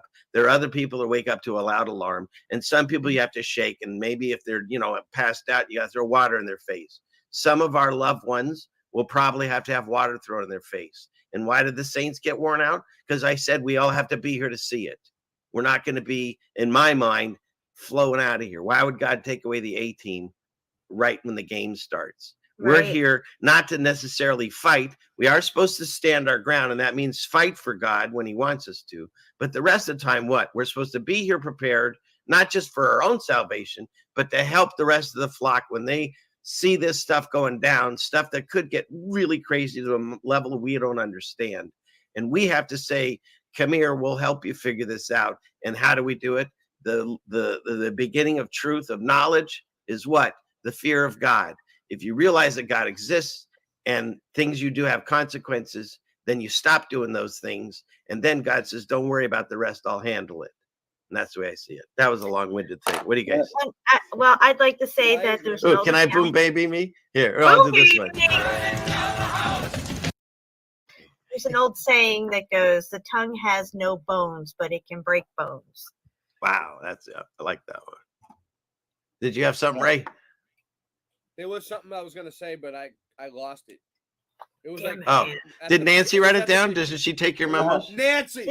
Take shorthand. It's my fault, Ray. It was at the very no. It was at the very beginning of his speech. But he went on for. I didn't want to interrupt him, and he went on for like 20 minutes. It was a little long-winded. I agree.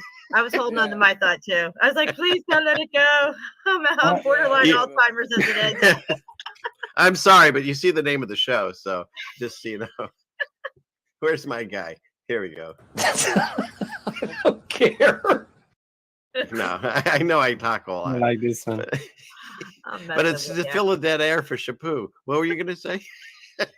I just love Michael. This one is pretty. Right? He's one of my favorite handlers. So, okay. Well, if you come up with it, Ray, I'm ready for you. So yeah, I'm still. It was something you were saying at the very beginning. Do you remember what that was? Well, I talked for a while, so. Well, it was something that Ross was bringing up about the end times kind of thing. I don't know. Yeah. We'll probably come back around. And like you were saying too about being prepared, so we can help others. I think like a lot of it is to be conditioned, because like it's going to get gnarly out there, and a lot of people are just going to lose their minds and freak out and just have nervous breakdowns. And it's important that we stay calm and collected when it really hits the fan, because we're made for this. We were born for this, and we're here for this time. And I think like the majority of people who are watching this right now, who are awake to this, are a part of it. You were chosen to be a part of this and to be a substantial part in this. We all have a role to play, and we all have our part to do in it. Like we have to step up and be prepared for that. And here recently, like a few times here recently, I've felt this river of spiritual energy and light energy just coming down through the ether and just pouring through me and just going, kind of like cycling through me. And it's had all this just assurance and wisdom and knowledge coming in. And it's like I'm being activated for what's coming. And like I feel like we're all going to experience that in some way. If you haven't already, I think a lot of you may already be feeling that as well. Yeah, because I even feel whatever we're squirreling away, food and stuff, it's not even for us. It's for whoever we're going to need to help. And then the other thing is when you're prepared, God says, we keep reading that same passage, is to put on the full armor of God. Because if you're not armored up, then you can get pierced by the enemy, right? That's the whole idea of Passover. The first one, they put the Passover blood over the house, and well, it was the angel of death. Now it's God, but whatever. Passed over those areas. And so, if he says that we were scattered among the heathens, and I think that it could have been separate incidences, or it could have been the same. Tower of Babel, when they decided to get to heaven and take over, and he did the smackdown, that could have also been Revelation. I don't know the times, I wasn't there. But the whole idea is that, what did he do in the Tower of Babel? He confused our language and he scattered us. Maybe he changed our appearances, or at least the way we perceive each other. Because the way I see this now is, if we're a light being in a meat suit, when I think of God, of course, being over here in America, and little white Jewish kid, I just looked at all the pictures that they had of the guy that's apparently not even Jesus. Who is it? It's somebody else, Leonardo da Vinci's friend or something. But that's the view that we get. In other countries, he looks darker or more Muslim looking and things like that. And so I think about Jesus, or like that movie It, when they looked at the monster, whatever that they were afraid of, that's what it became. Werewolf or Dracula or whatever. And the actual monster, I think, was a spider. But why doesn't God have, of course, has the same capabilities? Because Satan, he changes his look all the time, and he's beautiful. And we know angels can do it. So what I believe is, Jesus looks however you perceive him to look. And when I look at people from these other countries, maybe that's the way my brain has been shaped, that's what they look like, right? Because they say, you can never see with your own face. Well, Did you know that? That references what I was watching The Empire Strikes Back earlier with my daughter, and like there's the scene where Luke is in the Dagobah system with Yoda, and he's training, and Yoda tells him to go into that one area that's like controlled by the dark side, and he confronts his worst fear, which is Darth Vader, and then he sees that it's himself, that he's actually turned into Darth Vader. And that's his fear. So that's what you're saying, similar to that, what you're saying. And also, like you mentioned the full armor of God and how we must be, covered in that. And I feel that I've asked for the protection and the guidance and the wisdom and the power of the full armor of God. And because here in Portland, Oregon, which I mean, most people, think of as like a wretched place of like sin and all this. It's like, most people don't care to go there, but I wouldn't be anywhere else in the world than right here, right now. Like you could offer me $10 million to live in some other city, and I wouldn't take it, because I know that I'm supposed to be here right now. And I've already begun like battling demons on a very literal sense on the front lines here on almost a daily basis. Like they come and they try and just like attack me or like take me on, or sometimes I have to go at them and take them on. But I'm I'm not afraid of them at all. I just I'm prepared for this, to just strike them down. We're on a mission from God.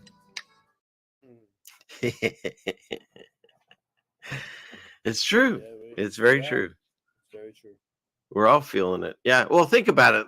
Look at this ragtag of people on the screen. I would have never known any of you existed. I wouldn't know anyone in the chat existed. How did we all meet and come together in all these different backgrounds of races and religions and countries and stuff? It's a divine intervention. There's no coincidences in my mind anymore. Everything happens for a reason. So that's right. Okay, let me get through some of my tabs here. Clickety click. Okay, here we go. What do we got here? Oh, he's always good. Let's see. national conspiracy to buy elections and control America. But You don't need a formal conspiracy. Right. When interests converge, these people went to the same universities and Please. fraternities. They're on the It's same very boards simple. of directors. They're in the same country clubs. They have like interests. They don't need to call a meeting. They know what's good for them. It's a and they're getting it. And there used to be 7 oil companies. There are now 3. It will soon be 2. The things that matter in this country have been reduced in choice. There are 2 political parties. There are a handful of insurance companies. There are about 6 or 7 information things. But if you want a bagel, there are 23 flavors because you have the illusion. You have the illusion of choice. There. Right? That's America.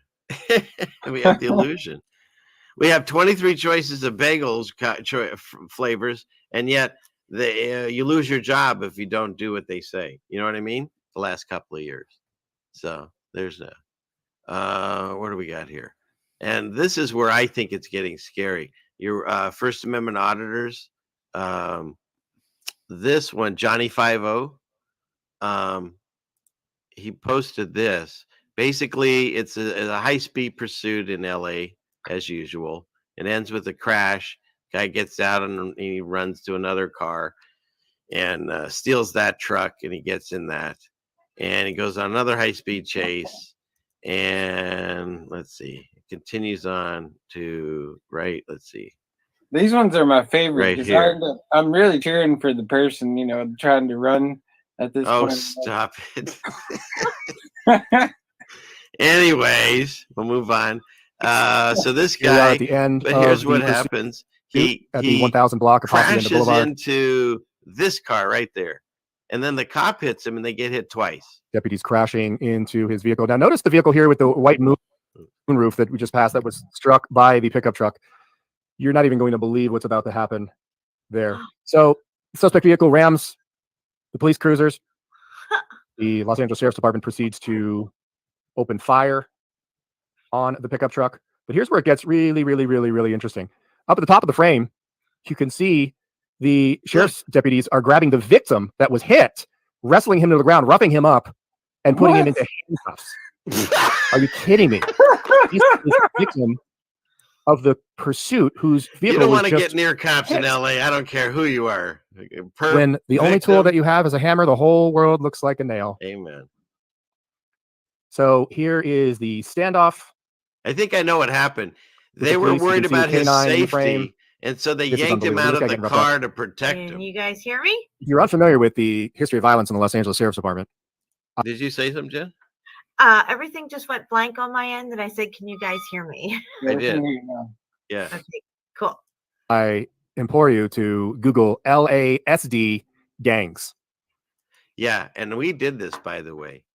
There are, I forget how many, but at least a dozen, I think, actual gangs within the Los Angeles Police Department, and they know of them, but they exist. They're actual cops, part of gangs. You can look it up. They know the names of them and everything.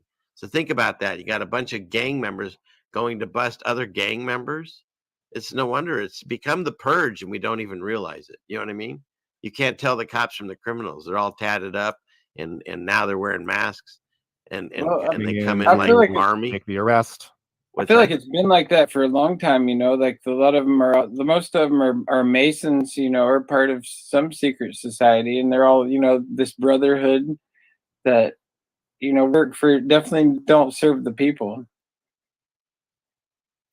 So, but just the fact that they went and they yanked the guy out of the other car, this one, and all he was is a victim of being hit. So just know that that's going on. These people aren't trained. There are good cops, but what do they get? 6 months training, and then they're off to the streets.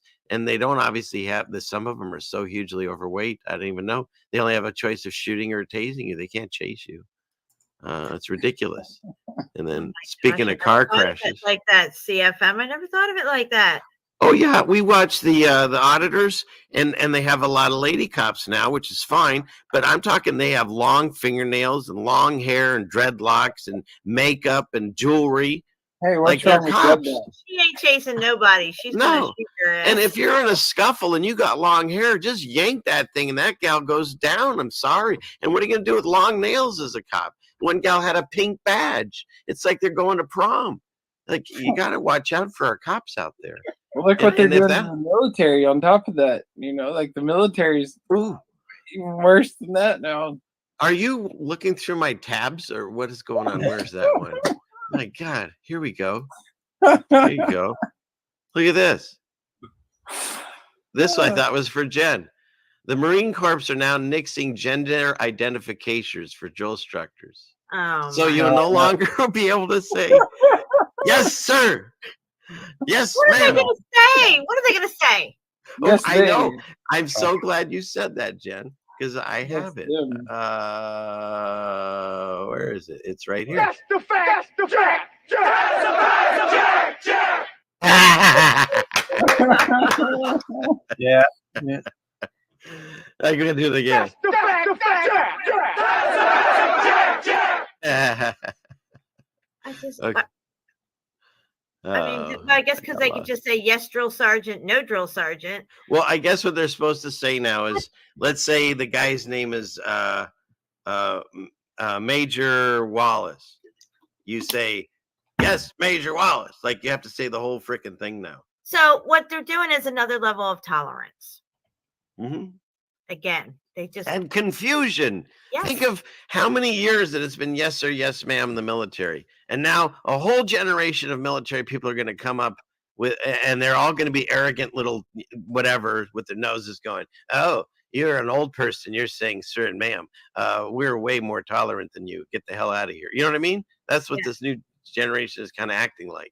Well, and that's just in our country too that this is happening. You know, like other nations like China and Russia, they're going polar opposite of this. You know, they're doing away with any feminizing of the men and all of that. You know, they're basically what's that? Ukraine, next door neighbor. They're not Exactly, Ukraine. Yeah, they're. Yeah. Well, you saw him tonight, yeah. And then there's scary, them high heels and those leather pants. Yeah, I saw a headline the other day. It said something like World War III is going to be a war a gay war or something like that, where it's just like a war about gayness. And like, I think heterosexual men and women will be a thing of the past. Yeah. I really do. And I forgot to play when we were playing all the things about the guy from Ukraine. It was on those tabs. I missed it, but it was Sean Penn.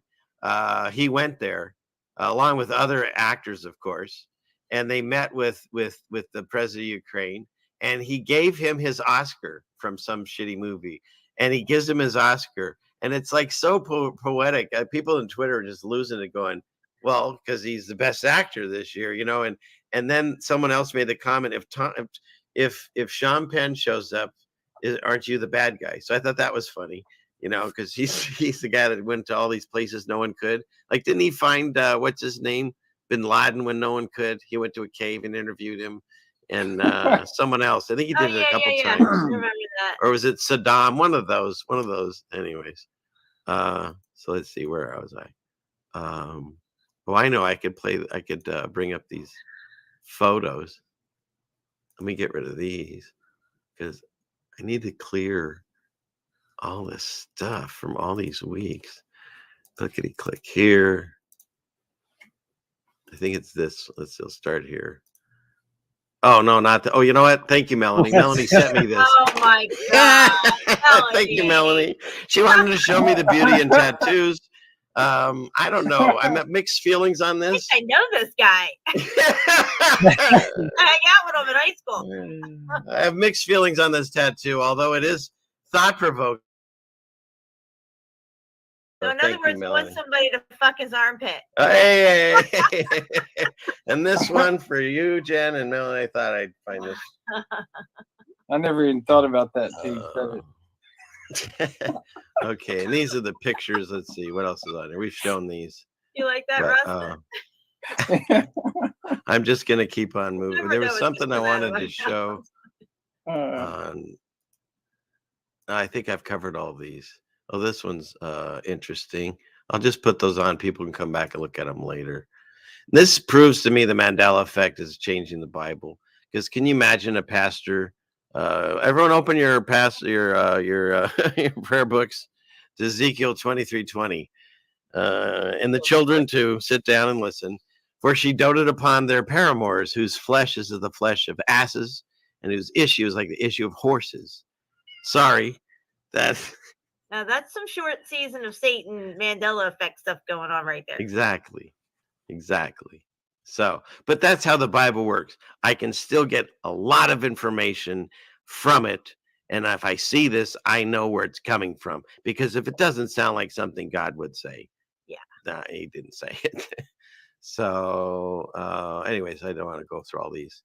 Let's see. Here we go. I thought this was interesting. So, how about this? This was in the, how do you say those in between books? I believe. The Apocryphers or? Yeah.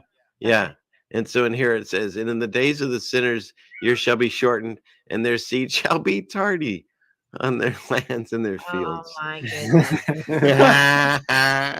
See, And it's a sign right there. And in those times, the fruits of the earth shall be backward. And like we know, bananas now grow upside down. And you will know them by their fruits as well. Right. And yeah, the banana thing is crazy. That's just too much. So God now uses the word tardy. I believe this is in the Bible. I'm trying to figure out Speaking what of passage. tardy, I saw Singe Man just pop in the chat. Okay. Well, I'm not on that screen. Very I'll have tardy. to- Hey, Dana. I'll have to hit it when I come back. I thought this was funny because I have coins that have been around for like everyone else, 50, 100 years or whatever. I mean, they never go away. Where are they going? So, okay. And then everything's going to scare us. So just that. Okay. What was that, sir? Oh, was that the Home Depot coin shortage? Yeah. Those are all like, getting through my photos and clearing them out. Okay. What else do we have? We have this. Go over here. Okay. So yeah, for those of you that already read this headline, just be careful that if you haven't got all your boosters, you're a much higher risk of being into a traffic accident. Because of the studies, the smart people have made the determination. And I looked into this. You know what the study was? They figured, well, if you're a science denier, then you're most likely a seatbelt denier and a traffic law denier. And so that's how they justify this headline. So whoever wrote this should be fired. Or tasered, one or the other. Right. And then this one. Here there was even like a video saying that if you didn't get the thing, you're like mentally unstable and should be put in mental institutions. Well, that's coming next, we feel. Yeah, right. Yeah. But the thing is, if you've gone this far and hadn't gotten it, and you decide to get it, then there's something serious. Then you deserve. Yeah. Why'd you wait this long and then cave, right? If you break at this point, then there's something wrong with you. Because I mean, you deserve a medal for holding out. Because I mean, more than that, we're actually everything in the world at us, and we're still here. And actually, even more than that, Rasta, we're actually desired now because we have clean blood. Interesting. Okay, let's see. And this one, just because nobody knows who the heck Bernard Alt is, but he's the richest man in the world. So the handlers that we know their names, there's a bunch we don't know. And above him, there's someone else. Or there's demigods or demons. Look how they all look the same too. Like they all have that creepy just look on their face, and like they look like Mr. Burns from The Simpsons. Like exactly. They look like they woke up and they crawled out of a cat. And they look like they drink blood. Too. They woke up out of a cat. Like all these characters, like that. Yeah, it's like it's strange. What did Count Dracula used to say? What I don't know. I remember the cereal. What was that? Count Chocula. What did Dracula say? I don't know. I want to taste your blood. Oh, I want to drink. I want to drink your blood. Yeah, there you go. To drink your blood. There he is. He looks just like that. Yeah. Vlad the Impaler. Yeah. Which isn't it funny? Again, we talk about how they're all related. And was it Prince Charles? Oh no, he's King Charles now. He even he's boasting about how he's connected to Vlad So there you go. Yeah. They tell you. They can't let the royalty get out of the family. You know what I mean? They just No. they got to keep the royal money with an inbred family. Yeah. All right. So here goes Vlad. He's gone. This one I thought was hilarious. I don't know who this person is. Among the Wildflowers, but it's on our feed, and she just wrote boobs and then said testing. Well, of course, I was intrigued, I have to say. And so when I looked at it, it's now up to 121,000 views. And that's all she did was just write boobs. 50 retweets, 32. I mean, it's just like, it's so funny. And I was scrolling through it because I wanted to show you all the responses, but some of them get kind of bad. But I screenshot some of the best ones, like this one. Boobs is an absolute proof that a man, in fact, can concentrate on two things at the same time. Thank you. It's nice to be acknowledged there because we're told we can't. And then there's this one. Any last word? Shouldn't it be words? Because that's probably Mandela. No, I'm on a tight schedule. Just one word. And his word, of course, is boobs, because that's what you would say if you only had one word and you were about to die. And then this one, which I like, some wonderful man found this article from 2017 that staring at boobs is a boost to male lifespans. So it's helping us if we look at the boobs. And lastly, nice. For those of you that are having problems with the winter storms, be careful and make sure you track the polar vortex. Yes, Polar boobs. There's some nipples there. Yeah, it's quite nipply out. Yes. Nipply out. Well, that was the joke I was going to tell. That I heard Tommy tell the other day. He said that boobs are pointless without nipples. Nice. And if I could get to we can find him for that one. Why do men have nipples? He's over here. So we can chest feed, Jen. Don't you know? You got to be more tolerant. It makes no sense. And so once again, everything makes to scare us. When I was growing up, there was winter storms, and occasionally you get a blizzard. Well, now they got so many new names and terminologies. We've got a bomb cyclone, which is so now the snow is going to blow up in your face. That was crazy. In Denver, they said it dropped from like 40 to 45 degrees down to like -8 in like 7 or 9 minutes. It went from my God, that's like that movie. That is like that movie. They said the same thing about it's just crazy. Where was that? In Denver. It went from 45 down to like -8. Wow. And I think it was 7 minutes time. And then what? Patrick Swayze? No, the dude that looks like him, but he's not him. He goes and gets his kid, right? And he fights the white wolves. Whatever, the day after tomorrow. Yeah. I remember the movie Ghost. Patrick Swayze. Yeah. But who is the guy that kind of looks like Patrick Swayze when you couldn't get him, and you get this other guy, the one that's in Day After Tomorrow? The chat will help us out. One of the Baldwins. Dennis Quaid. Thank you, Big Butt. Quaid. Dennis Quaid. Yeah. When you couldn't afford Swayze, you get Quaid. Really? I don't know. I make that up, Ray. I make up most of this show. Just like if you couldn't get Dennis Quaid, you get Randy Quaid.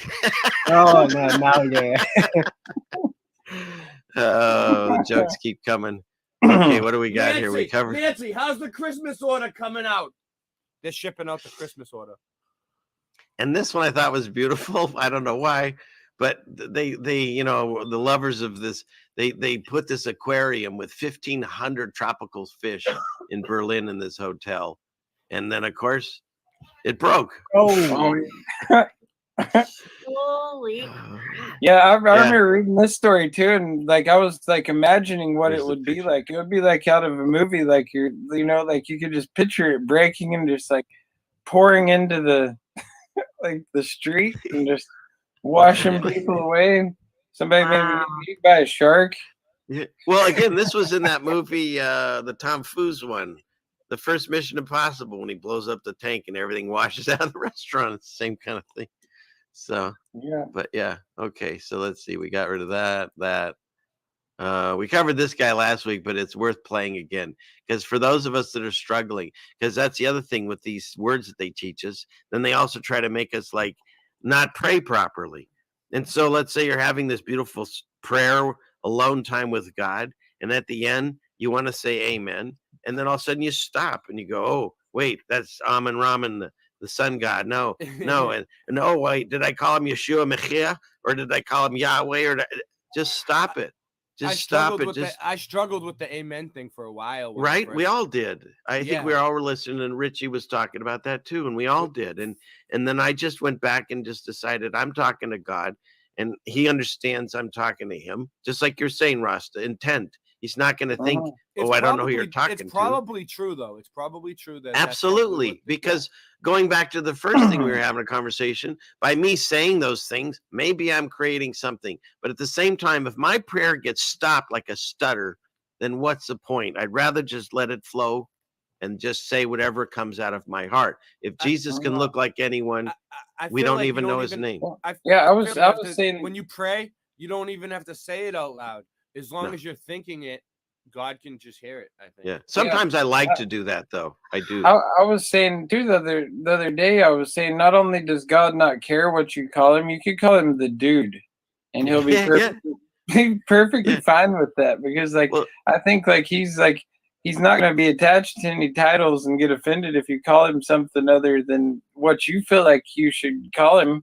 You know, it's your personal relationship with him. Not only that, but we have God, you know, inside of us.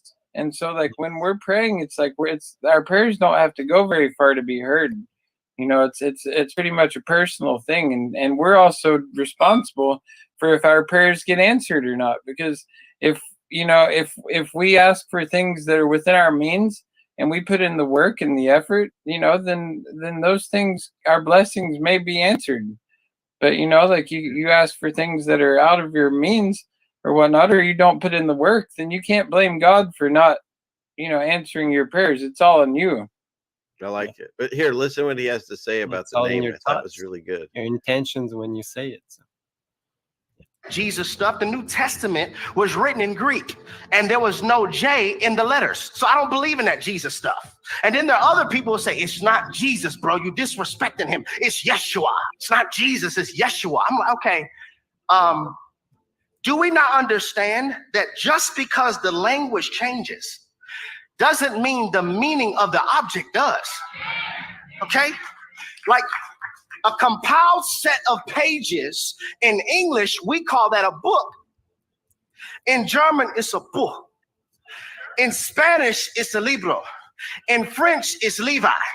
All different languages, but the same thing.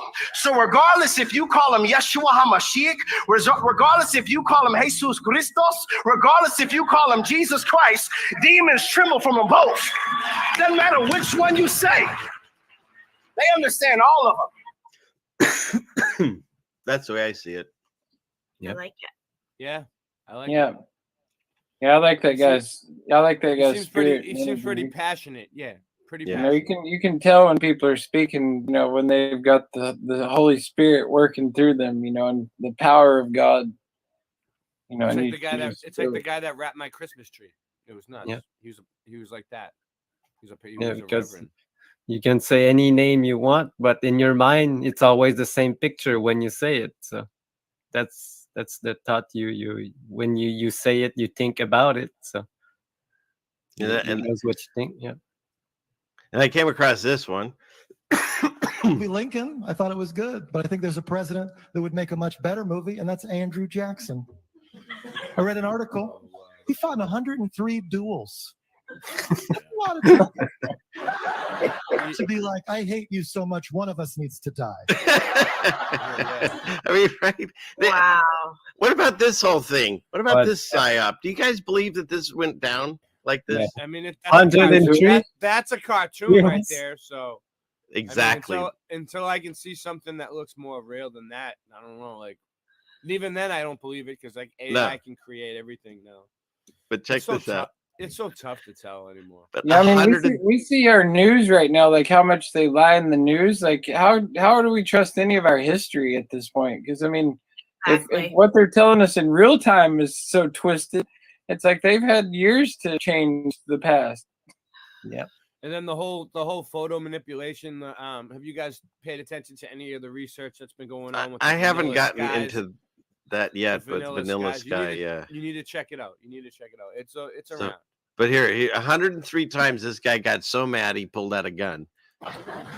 He was a commander in the War of 1812 over militia that wanted to mutiny. And he said, if you mutiny, I will kill all of you.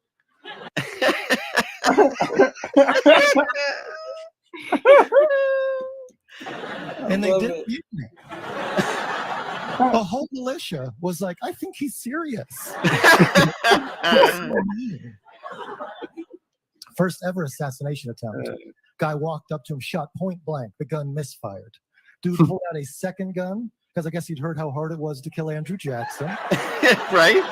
So he just brought a bunch. It also misfired, and then Jackson beat the dude with his cane. So wait up. So they, just to recap, they just showed us a bunch of etchings and then a statue that they made out of bronze. Yeah, 100%. Pretty freaking So awesome, wait up. though. Was this before the camera was invented, or like I'm just trying to figure that out? No, you're dead on with this, Ray. This whole story is invented, so we can, discuss it. Where's all the history. But it's a great story. This one is one that I would love to keep telling because it's badass. Like it reminds me of watching Star Wars earlier, and like every time you turn around, Darth Vader would be choking out another one of his admirals. Through the first one, he dials That's him what up. they he want. sits in the thing, he That's pulls How him about up. this? They How want about people this? like you to do that, to be like, oh, this is the greatest thing. This is like Star Wars. Oh, history. Yes. But The how about American this? Revolution. Woo! How about this? I predict that one day in the history books, there's a movie that came out where he fought, I think, vampires. Yeah. And it'll probably be in there eventually that he actually did it. Well, did you see where when Trump announced the NFT cards, where he's like a superhero, and comparing now. himself to like Homelander and things like that? Like in his speech, he's like, "I'm better than Lincoln, better than George Washington." Like saying he's better than all. Which I don't know. Like I don't know. It's a clown world we live in. It's such yeah. a clown world. What's this? Oh, and this one bugged me. So I'm not going to play the music because we all know it. It's one of the best Christmas movies of all time, Die Hard. And at the end scene, when they get in the thing and this song starts, let's see, where is it? Right here. Oh, the weather outside. Okay, you guys know that song, right? Yep. So I remember that being Frightening. Bing Crosby Oh. singing that, but he's never sang it. And this guy named Vaughn Monroe sings it now. Really? I've never heard of the guy. I think I covered this last Christmas because it kind of tripped me out when we were watching the movie, and I didn't know Vaughn Monroe. So for those of you that think that Bing Let It Crosby. Snow was sang by Bing Crosby, well, you live in a different timeline, as Patrick Roberts says. Yeah, that one's pretty interesting. I'm a little outdated. Like I'm not too familiar with either of the artists, but I'll take your word for it on that one. Just before the show, I saw one last night actually that really was that Moneybags 73 just put out about a new rule in the Monopoly game, where like there's this rule where if you land on a property and you choose not to buy it, then the other people that are playing with you, you can have an auction for that property then and there, and they can buy the property. Which I've played Monopoly so much through my life, and like read the rules, I don't even know how many times, and I've never seen that rule. So I mean, if you've seen that rule, like maybe you can auction off property that you don't own. Wait, first I got to say something. I didn't see these, so there is a Bing Crosby version. So I stand corrected. I thought it was just that other dude. Okay. So there is a version. Okay, so we'll leave that one go. But yes, the Monopoly thing. Yeah, what was that? Well, there's a new rule that they were talking about. He showed a video clip of the newscasters talking about it because they were blown away by it too. They had never heard of this rule, but it's always been there. Where if you land on a property and you decide not to buy the property, then the other people that are playing the game have the opportunity to buy the property at, auction it off between one another at that time. So they can buy even though they didn't land on the property, they can buy it already as the game's going around. That's confusing. It sounds like It some is, Satan. and I think it makes the whole game like kind of not as fun, and it makes it like it's just. Well, there is another thing that I came across that I didn't know on that same idea is that game Uno. And you know how you end up with like a whole handful of cards because it's a draw four to draw four to draw four. Yeah. Apparently, that's not the way you're supposed to play it. It's never been that way. You're not supposed to end up with all those cards. You're only supposed to do it once, and then you don't keep going. Like when you're drawn for a card and you don't have anything to match, and you have to keep drawing until you get something you can use. That's not in the rules, and you Someone can look it up. can't just keep throwing down draw fours on you. Like that's the fun part. Well, no, I take it back. Not the draw four. It's when you're supposed to play a card and you have nothing in your hand, and you have to draw a card. Then you keep drawing until you finally get a card that you can place. Right. That's the way we play it. Yeah. That's never been in the rules. You're supposed to just draw one card and then stop. No, that's weird. Yeah. Yeah, that is weird. Yeah. Why is the Mandela effect affecting board game? Our games. Oh shoot! And then according to Ray, he did a show where I swear I did stuff about Bob Barker dying because they had memes about all the dogs and cats that were excited because he would used to tell people to spay and neuter your pets. And then he died, and there was all these comics about it. And then he just celebrated his 99th birthday, and Ray did a show about him, found all this residue. Sometimes I think that they're clowning, they're like trolling the Mandela effect community, like bringing like maybe he did die a long time ago, but like just to mess with us, they brought this story out. I like it. I like it because Ray found all the articles of the residue. What, Ray? You're muted. I can't hear you. You're muted.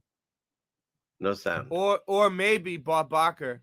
Because I look at each Mandela effect on a case-to-case basis. Like, I have a theory that it's not like one thing that's causing them all.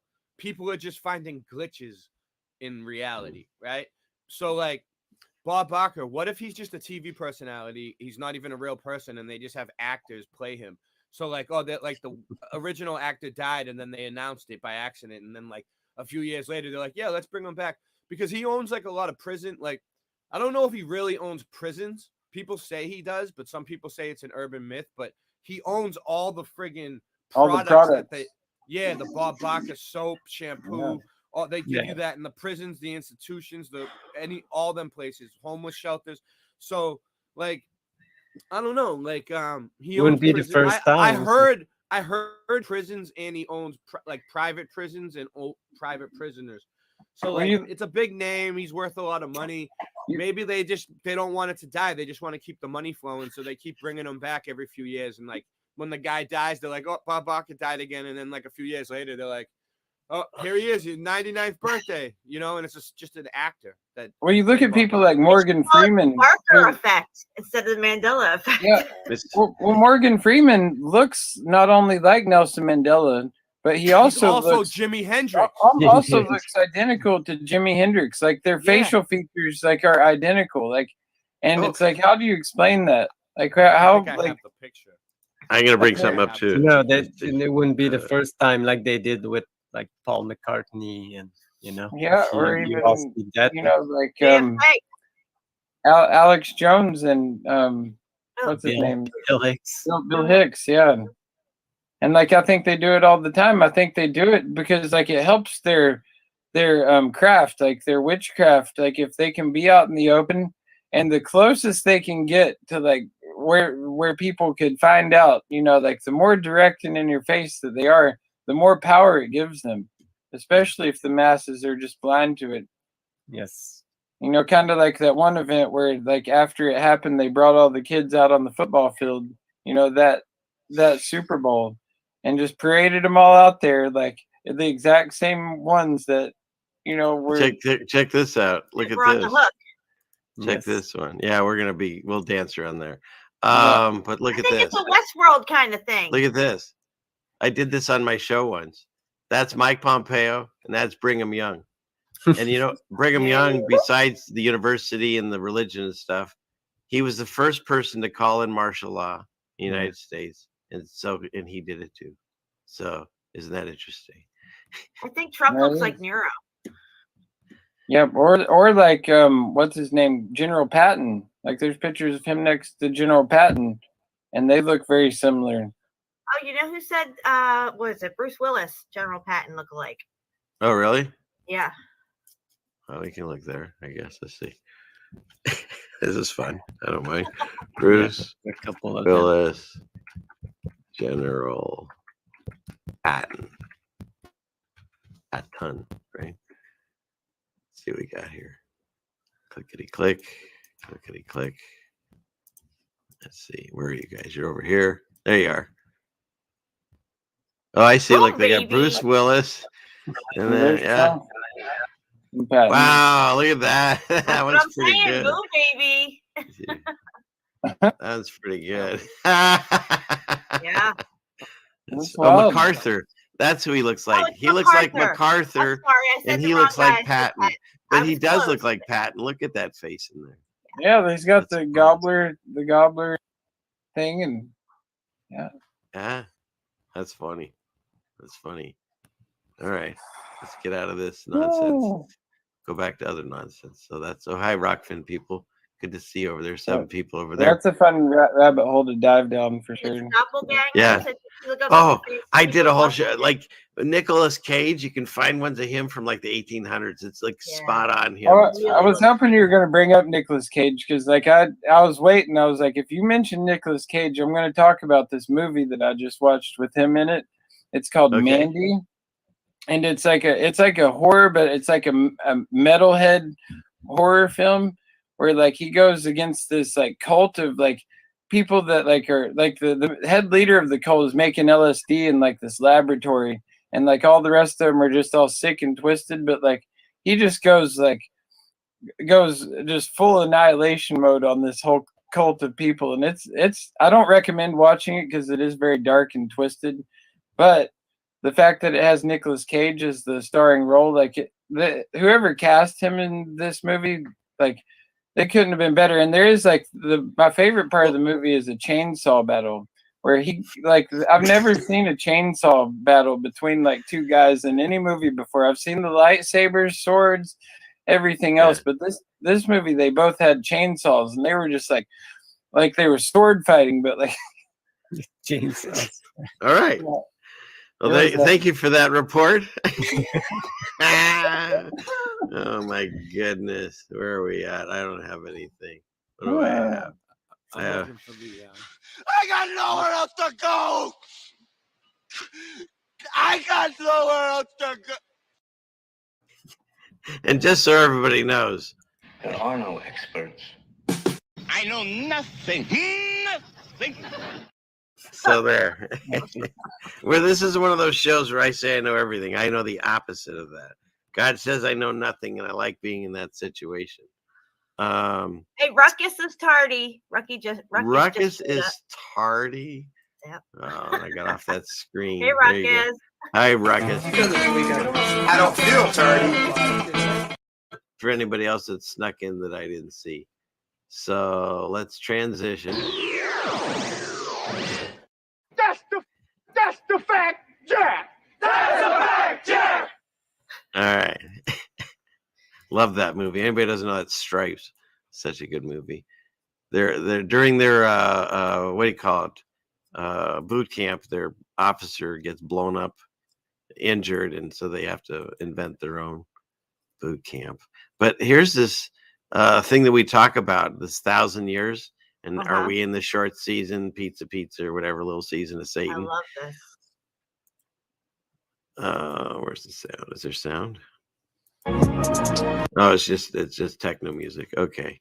So, but basically, you can find this on all these buildings where they've changed it. Well, and there's I's in places of J's, in places of ones, and so it's just intriguing. Will we ever figure out the mystery? Maybe not. Maybe we're not supposed to, but it's fun to look into it. Yes, Jim. I was thinking about Matthew, Mark, Luke, and John. and how it's Matthew MML and then the J, right? So in Roman numerals, that actually MML is 2050 and J. It's just something I was playing around with the other day. That's interesting. All right. Throw that out there. All right. Well, we'll look into that maybe more. I don't know what to do with that, but you know, I was watching Martin Lidke the other day, and people would say something to him, and he was just like, "Well, that's a lot to process. I'll think on that later." You know what I mean? It's like you hit me with something like that. I mean, it's going to take some time, you know. But what we were talking about earlier, to those of us that try to convince people that they did this before and they're doing it again, he says this. Prepare for the next one. That, I'd say is will get attention this time. And they're so happy when they do say these things. That smirk on his face. Right? Where's my Right? And taser? her husband has it too. Look at her. Him. Yeah. Look at him. Look at Yikes. him. Demon eyes. It's just evil. They're on demon time, these people. Bill Gates looks a lot like a turtle. Like if you put a turtle shell on him and like he just pokes his head out. Yeah. Yeah. And see what they did to us last time was they had one of these things and they got together and said, hey, it'll probably come out of Wuhan, China and kill everyone. And then shockingly, that's what happened. And now here it is. They're called the Seers. And of course, it's a fictional scenario. This is the one from this year. Yeah. This one comes out of, wait, where is this? I'm American. What city, country is this? I forget. Where is this? Esperanza, is it? Weeks alone. Yeah. All right, let's see. Respiratory syndrome 2025. Over the past 6 weeks alone, there have been 500 confirmed or suspected cases reported. Well, this is the scenario. Yeah, wherever but this we all know why they had like lung syndrome now, because they have been wearing this thing for 2 years, breathing. Yeah, and that's the thing. Fauci did a paper on it. They said the 1918 pandemic then, most of the people got bacterial pneumonia infections from wearing that mask. Yeah. And so he wrote the paper on that. But here's the same idiots sitting here telling us what they're going to do to us, basically. And the last time they had one of these, they did as Mike Pompeo said, they ran a live exercise. Go ahead, Ray. They did it in the 1880s too. I have it in a book. I have a picture of it. But hey, I know better late than never, but can I just show you the picture of Jimi Hendrix and Morgan Freeman? It took me a while to dig it up. I mean, yeah, I got it right here. I'm screen sharing. Hold on. It is worth showing. I mean, it's like, yeah. I just, speaking of Jimi Hendrix and Woodstock, like I just watched this documentary on Woodstock 99 or whatever. It's like, it was a real shit show I went down there. There's similarities in this one, but to me, it's not as shocking like the Bruce Willis MacArthur one is. He looks. I don't know though. That nose and the freckles, the shape of the nose, the smile, I can't and see the the eyebrows. freckles. Like it's all there. Like it's all right. I'll do more research on this one, but you're maybe. So there you go. All right. Cool. Cool. Okay. All right. Well, better late than never. Right. Chainsaw Cat said he was at Woodstock 99. Did you see the documentary? It's on like I think it's on like HBO Max or something. But if you haven't seen that, Chainsaw Cat, like I feel for you if you were there. It looked awful. Like they were like it was wild. Like they thought they were diving through mud and stuff like they were doing at the original Woodstock when it was really raw sewage. Oh God! Yeah, the porta potties not. Yeah, and there was a lot of assaults and rapes and things. It's terrible. Yeah, that's where it got really dark at the end of the documentary because like they were talking about how many, women that happened to there because like it was just like the worst of human nature just like came out of these people, and it was like this mob mentality of like how, the psyche of like. And the video footage of it just looked like crazy. The energy that was out there in the crowd. I'm so glad I didn't go to it. Yeah, no, it looks terrible. Debauchery. Yeah. I like Yeah, this guy. That he has these really Depravity. good news articles and stuff. This one was really interesting. They had this metaverse party and no one turned up, which is hilarious. And then Maybe they were all there in the metaverse. Yeah, right. This person, their dentist gave them 3 front teeth. And but where's the other one I was looking for? This one. No, I guess it was this one. It's this. I already played. Yeah, okay. But yeah, anyways, that's the guy. I like him. Don Talks. Let's see what else we got on here. This was creepy because it showed up as a commercial on some we were watching, and it's this thing called Kenzo's World, and you know it's got whatever the audio is, but I don't even really know what this company really is about, but I kind of get an idea just from the commercials. So she's at some event and she goes out to, I don't know, have a smoke or something. And then all of a sudden this like something comes over her. And to me it looks like demonic possession. Oh no. Right? Dude, what the F? Right now. What are they trying to sell us? I don't know. Witchcraft? It reminds maybe me of it's the just- mask with Jim Carrey when he puts the mask on and then he starts walking and stuff like looks that. That looks like the head that was on the you put on the thumbnail. The one they just showed. She got that green And dress. she must be just like wearing the some mask. green Cabbage Patch looking dress, by the way. Yes. Oh yeah. You went hard at the Cabbage Patch. And then she kills that guy for no reason. Like why? The Cabbage Patch research. Dude, I got so much stuff we're gonna look at. It's gonna blow your mind. And then, like, this isn't even the weirdest part. You think, come on, ceiling fan man, how could it get any weirder than this? Oh, but I say nay, nay. It can get weirder. Watch what she does next. Because if you want to know who she's playing, Dance. This is the way they watch dance it. in Metropolis. Here's who she's playing for. Here's her teammate. And let's see, cut to there you go. This is wild. It's for what? What? Through the one eye symbolism. And there you go. It's a fragrance. Oh, it's a what? Wow. Perfume. You're gonna get Right. that. If I kind of want to, when I go through the mall and I go through the whatever the J.C. Penney or whatever, I want to at least get a whiff of that. You know, see what it smells like. Yeah, you might end up doing whatever she did. Yeah, do that through the Watch store. out, man. I wouldn't get a drop You'll on end up me. freaking out, man. Have to Oh, exercise God. it. And then, just so you know, it's proof positive that there's money laundering right in front of our eyes. Yeah. Because, you know, and eBay's the same thing. They sell cheese sandwiches for thousands of dollars and Beanie Babies for hundreds of thousands. It's the same thing.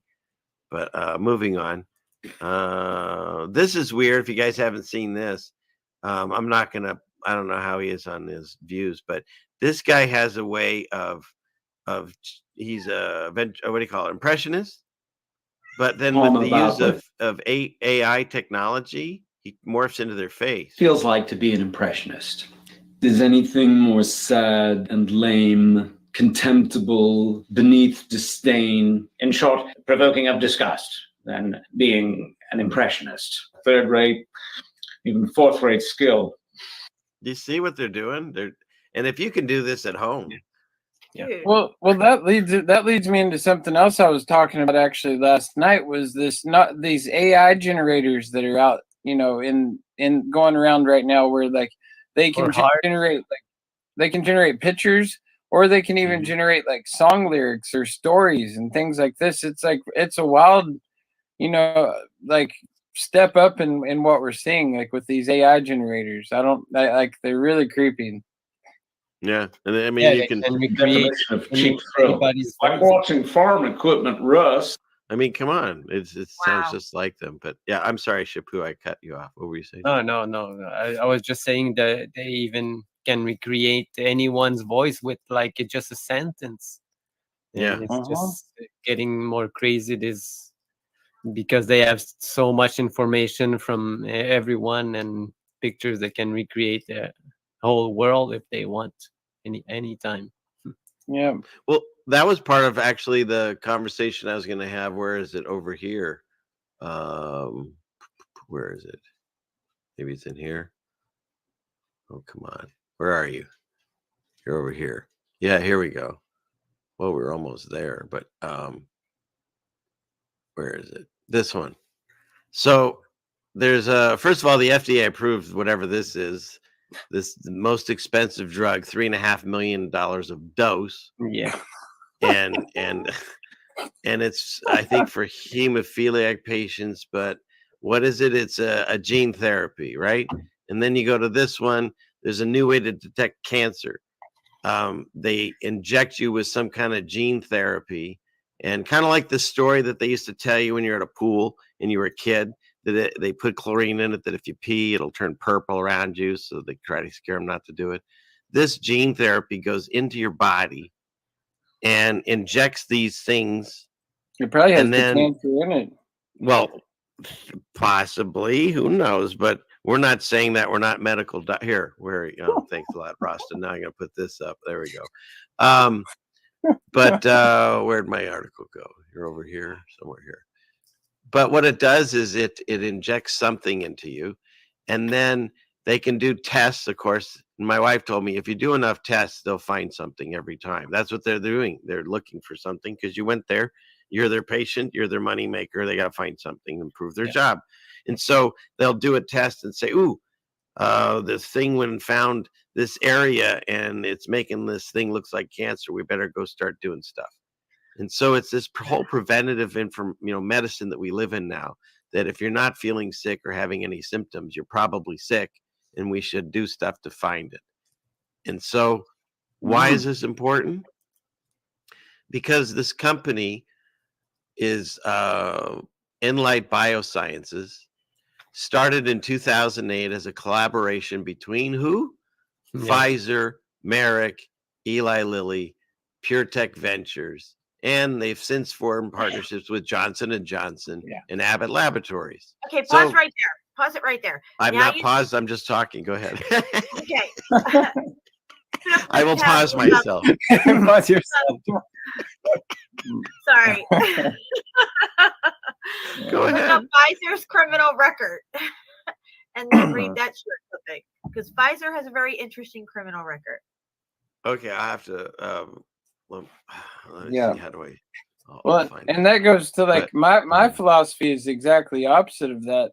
Like that's one reason I don't even like to go to the doctor or whatever, because like I feel like as long as I don't know I have something, or like I'm told I have something, I don't got it. And like I'm good. I feel good. I feel great. So it's like, well, as that's long the as thing. When they gave out, when they had it made everyone have to have health care, they had this thing. Well, now you have health care, you can get a free physical once a year. And before that, I wasn't doing that. And then I started doing it because it was free, of course. And what happens? They always find things, and they want to put you on this, they want to put you on that. And when I was growing up, I had this conversation with my mother. She had maybe like 5 things in the medicine cabinet, like aspirin and Epipac to vomit and hydrogen peroxide, alcohol, that kind of stuff. It's a Band-Aid. And some 666 cough medicine. No, she didn't have that, Jen. That was Remember that Mandela effect? But Vicks Vapor Rub, that was another one that's really good because it has turpentine in it, which is now illegal anyways. But my point is I talked to her, there was no preventative medicine. Maybe in the day we got like 4 or 5 vax, but now it's 72 that children get, and because you get this free physical, once a year I go to a room, and my doctor, some other dude, would like just touch me in areas that I would normally have to go to therapy for, and then I'm supposed to like meet him at a Rotary function that he didn't just have his thumb up my ass earlier in the day. You know what I mean? It's like really awkward. And so demeaning. Yeah. I think if you start controlling your eating habits and your exercise and all those things, you don't need all that preventative medicine. But I don't know what I'm talking about. So well, wasn't like for like breast cancer, for instance, like it came out that a lot of these doctors were misdiagnosing these women on purpose. And you know, it was a pretty huge thing. It didn't last in the media for very long because they don't like to let those stories linger for more than, like 30 minutes on the headlines, but it was there. Yeah.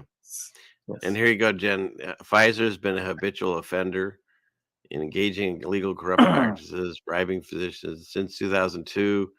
They've been assessed $3 billion in criminal convictions, civil penalties, and jury awards, and $2.3 billion settlement in September. So they have a history of this funness. Is that what you're saying?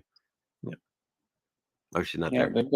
they've got quite the Why track aren't they record. talking about that on the news? That should be on the news. People, oh, I got Pfizer. Have you looked up their criminal record? Nobody mentions it on the news, though, do they? It's because if you look at who sponsors the news, like who runs the advertisements in between the commercial breaks, it makes it all very clear.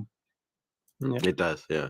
Yeah, but all these companies knows that all these disease can come from how you are, how you act in this world, because you don't need any medicine if you are really righteous to everyone or everything around you.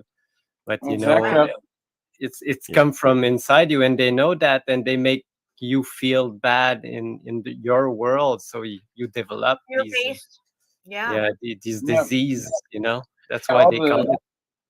And the reason that Yes. And the reason that I thought this was so timely is because all these companies, including all the ones we just mentioned, are doing all this DNA technology and RNA technology and all that. Meanwhile, a whole generation of people just recently sent their DNA to this company, who's one of the Oaxaca sisters. What are their names? There's one owns YouTube, Wojcicki, or whatever you say that. Wojcicki, however you say that. The other one runs YouTube, and then this gal runs 23andMe, and everyone was sending their DNA. And then what happened? There's a lot of questions about what's happening with it and who's using it. And you can read through these articles, but basically they're saying is, it's dangerous that they have all this information on people. Because why? Because every single month, it seems, there's a new thing about a hack, and the most biggest companies in the world get hacked of information. And check it out, companies in foreign countries are vying for your DNA. So now they're telling you they're actively looking for our DNA. Of course, we know they all work together, but yes. Can I say something? So Yes. the DNA thing, right? I did a lot of research on this, and it's basically like there's articles. Okay, so if you look it up, like there's tons of articles of none of the DNA tests are coming back, right? Like the same as what people think. Like, all right, like if it says like you were told you were Italian, Sicilian, or Irish, or whatever, Jewish, but then you do the DNA test and it says like your family's from Africa and all this weird shit, right? And there's like tons of articles of people finding that out. But then they've been finding out that it goes back maybe like 500, 600 years. And then most people it goes back to an orphan. So it's it's connected to the orphan trains. Like, and then my brother, he's military. He works for like the VA. He's a federal employee. They gave him a letter that said no federal employees can take the DNA test anymore. So they don't want them figuring it out or something. I don't know. It's just but it's this DNA, it's your own personal code. Each Yeah. of us have a personal like frequency, and this is the code for your own frequency. And in Google system, they use this to know where everybody is around the campus in Google. Each of employees have to give their own DNA, so now they have their own frequency, so they can spot every employee all over and they have this patented. So that goes exactly what we were talking about. If you have a way of tuning into a specific frequency, someone's DNA, with your frequency stuff, you can affect them, right? They made a movie or book out of Stephen King's Cell where everyone got a pulse from their phone and did whatever was told. It's like And being a targeted just, individual. target individual. And just so you know, the people that run 23andMe, and you know, the puppet is of course the woman's face, but look who owns it. The Vanguard Group. They Yeah, own everything. They own everything. BlackRock, they own everything. And it keep going. It's all the same people. And then the top 10 mutual funds. Well, Fidelity, Vanguard, Vanguard, Vanguard, Vanguard, Fidelity, Vanguard. It's the same people. The same people. So that's who has everyone's DNA, and we're trusting them to not mess with us. And then with the tests that they were giving everybody, and still people are taking left and right, to find out if they have the cough. It's like that's like in my opinion, clearly taking people's DNA as well, on a much grander scheme. Like not everybody was playing into the 23andMe thing, and so they had to roll out a bigger harvesting what if they know another reset's coming and they're trying to collect all this DNA for the repopulation? I think that's definitely, we all know something big is coming, and I think it's going to be bigger than anything we've ever seen or experienced in the history of mankind. Like it's going to be that big and substantial, and I really feel like it's right around the corner. But it's like it's gonna be some type of real reset where like a lot of people aren't gonna make it. And I personally, if I make it, great. If not, then it's been nice. It's been a lot of fun. But I don't really care either way. I'm perfectly content with I feel pretty good every day that I get further on this path. I feel better about my soul and my spirit, and where I'm headed. But I do feel like I was put here to go through these trials and tribulations, and to be able to help and assist others. To maybe even rebuild. Because even though like this is the end of what we're seeing, there's going to be something that's going to rise out of the ashes, and it's going to be good, because all the wicked, it can't stand. That's why this all has to transpire, to do away with the wicked. Yeah. Amen. Totally.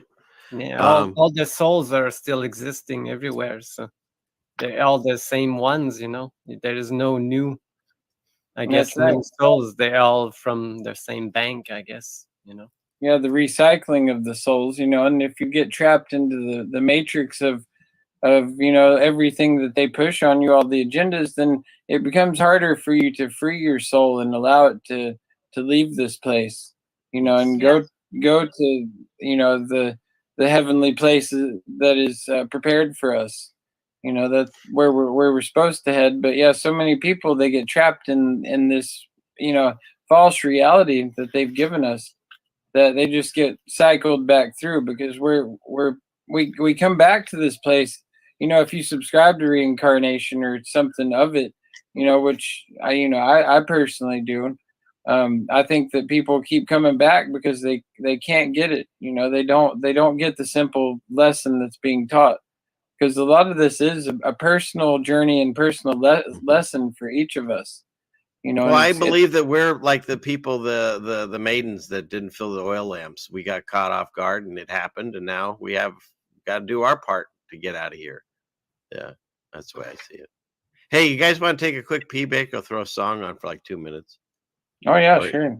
Great. Okay, all right. I mean, you don't have to pee, but if anybody wants to, now would be the time. Okay, it's a couple minutes. It's my favorite dude, hydrogen peroxide. Here we go. Hydrogen peroxide. I love this guy. Shout out to me peroxide. Too, me too. Love it. How do you say it? I can't even think of it now either. Oh, it's peroxide. Paradoxine oxide. I've never been able to say it, but yes. I call him Parrot. All right. Pirate. Pirate. All right, here we go. When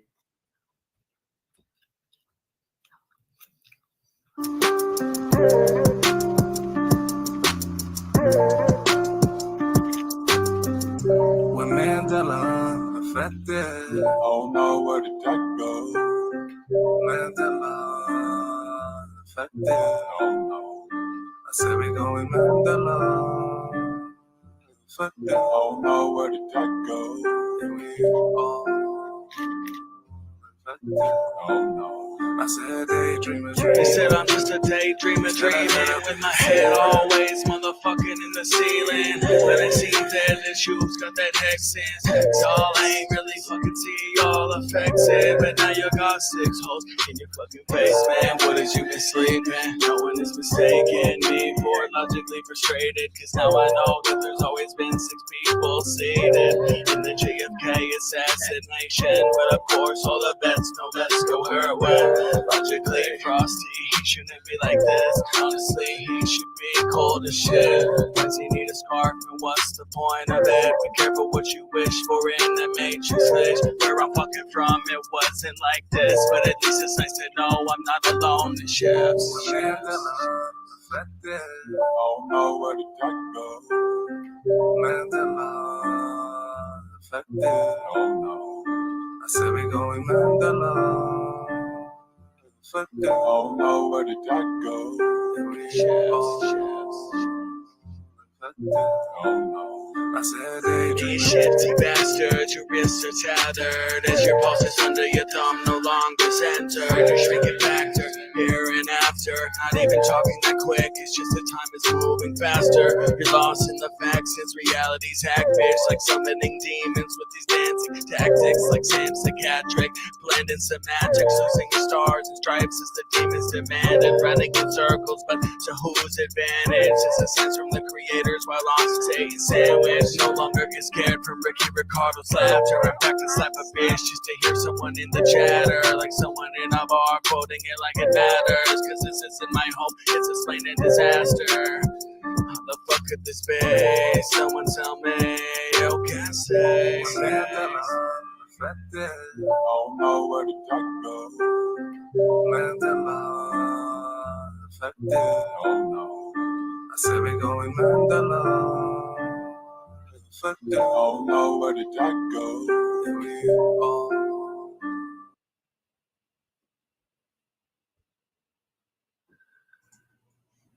All right.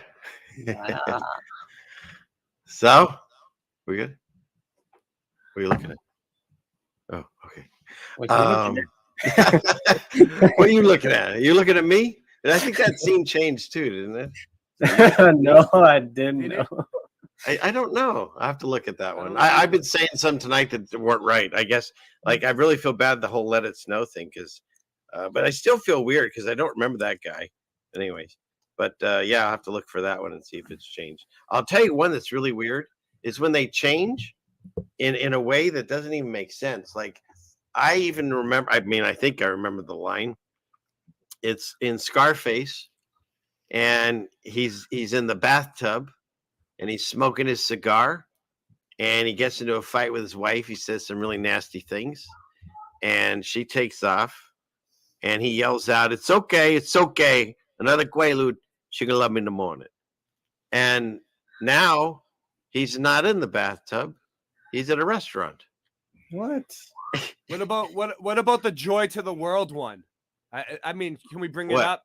Well, I can, but wait, I was doing Scarface, and then we'll do Joy. All right. You're doing another. Talk to Nancy and bring up the Joy to the World. Nancy, Joy to the World. What's the next line? What's the next line after that? Let's see. I get it. It's okay. Where is he? See, now he says he's tell Suzanne to send him the facsimile now. Stat. Well, you're all fired. Thank you. You see them all working back there? It's nuts. It's nuts. I feel bad you have to work on this Christmas Eve. But look, I'm not going to play obviously for, rights and all that. He's at a restaurant, and the line now is another Quaalude. She going to love me again. No, it's tomorrow. It's tomorrow. But now it's not. Definitely it's again. Tomorrow. It's wow. Again. Wow. And he's at a restaurant. He's at a restaurant. I noticed changes in this movie, but I didn't want to say nothing because people would think I'm like one of those. Oh, I don't mind being one of those. I didn't even want to bring it up. I don't know why I can't hear it. Can you guys hear it? It's weird. No. Yeah. Anyways, but it doesn't matter. Yeah, it says it right there. She gonna love me again. There's other changes too. Again. There's other ones too. But I remember him in the bathtub. He was here. Let's see. Let's see. Recall Vector found a good one on. Well, see, this is like because I'll just watch Empire Strikes Back and then like the New Hope a little bit ago as well, and like. See, that this was is one where that- he gets into the fight, and he says this, not at the restaurant, in my reality, anyways. Plus, and I can see him saying it in the bathtub, and he puts a cigar in his mouth, and he doesn't say again. She's gonna love me again. Anyways, whatever. Okay.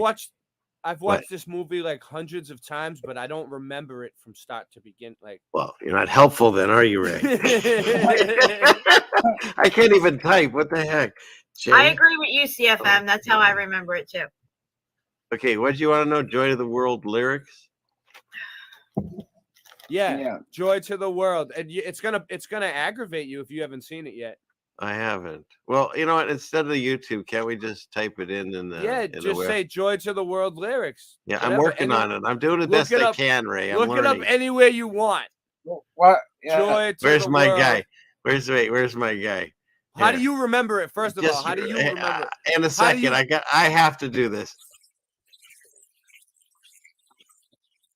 Okay. All right. What am I supposed to do? Not know yet? Which part am I supposed to work? Okay, Joy to the world. The Lord has come. What? Has come. Okay, what is it now? Oh, I don't know. Let's go look. Does anybody else remember Lord has come? Joy to the world, the Lord has come. Okay, let's see what we got. That was the words. All right, let's see what we got now. Now we have Joy to the World, the Lord is come. The texts are going so weird because they don't even match up. It doesn't. It's just disgusting. It's just disgusting. Yeah, they're making like a debauchery of the Lord. Whoever did that. Lord is come. Get it? Come. Get it? Do you get it? Wrong, man. The Lord is semen. The Lord is semen. That's what they. Okay, but I have a question. So someone else in the peanut gallery down here, my lovely wife said, could that also mean, because you know the Mandela effect changes and kind of gives us like hints? Is coming? No, he's already come. That's Joy to the world. I think it would have changed to the Lord has already come. Yeah, because in the original lyrics, the Lord has come. They're actually telling you in the original lyrics, he already has come. Here he's saying it, he is come. Is come. Right. So this is wrong. Right, but what I'm saying is, so then, as we discussed, we could be in the short season that this already happened. That's why they're changing the word instead of telling us the way we used to remember it has come, because Revelation happened. I think now he's not coming yet. The has to an is changes the come into a noun. Well, you can see it that way, I guess. You could see it that way. Not necessarily. I think that's spelled differently, those, but it could be. Those are some bad apples. How about that? Well, I mean, if you do look at semen, it is life. You know, like it is. That's true. Know, it has. I love you. How about this? How about this? They say that they talk about God and they talk about we're of our fathers of the flesh because of Satan's seed that's mixed in with us. And tell me a snake doesn't look like a penis. Got to say, you know, very similar. Yeah.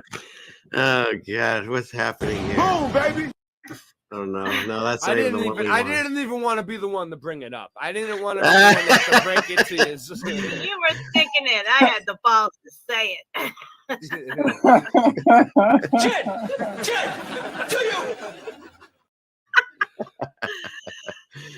Oh my goodness. This is so funny. I still have probably 40 tabs.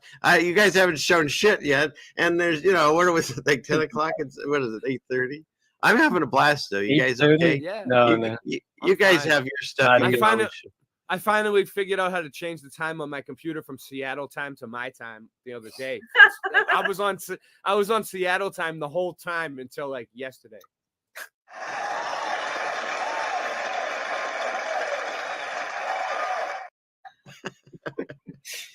I love you, Ray. But I measure all. Listen, I measure all my distances now when I calculate my route to the supermarket and everywhere else. I use the moon map. That's my map. That's what I use for everything. That's that's my new affinity.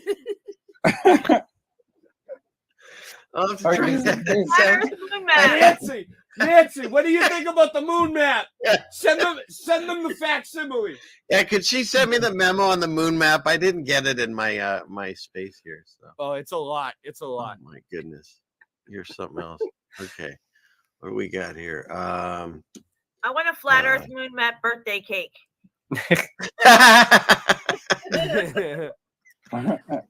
Office party. Let's see. All right, let me keep going through my tabs then. Oh, you know, I did discuss with Jen once. You guys, we were talking about. Well, I was blessed. My wife and I got to go to Europe and see some stuff over there before all this nonsense started. And where is it? Oh, wait, it's the wrong screen. Hang on, it's this one. There we go. Click here. Clickety click. That one, and that one. Okay. And I got fascinated with these paintings because you'd see this beautiful painting of, you know, a beautiful mother and angels and creation and all this stuff. And then there was this baby, and a lot of the paintings, they called it, my wife was laughing because they kept saying it was Maria and Babino. It was supposed to be marrying the baby, and she'd be like, "Oh, look, Maria and Babino," you know, and I started taking pictures. I wasn't awake to anything at this point. I was still believing that everything there was, you know, what it was said they were. And the paintings of the babies were fascinating me so much that I started taking pictures of them. And I put them together. And am I sharing? Yeah. Yeah. It's like for some reason the painters in those days could not paint a baby, you know? Like what that's creased up. Maybe they just look different back then. Oh yeah, there's some. That's what it looks like. What's that That guy looks like Crowley Mark talked about? Zuckerberg right there. Like Well, little that baby could Zucker. Baby burger. But it could also be that creature that was a Crowley met. What was that thing? Oh, yeah, it was a lamb. Lamb. Wasn't that him? Yeah. I mean, come on. Yeah. Come on. What are we doing? Like, what is going on here? This is how all of them were.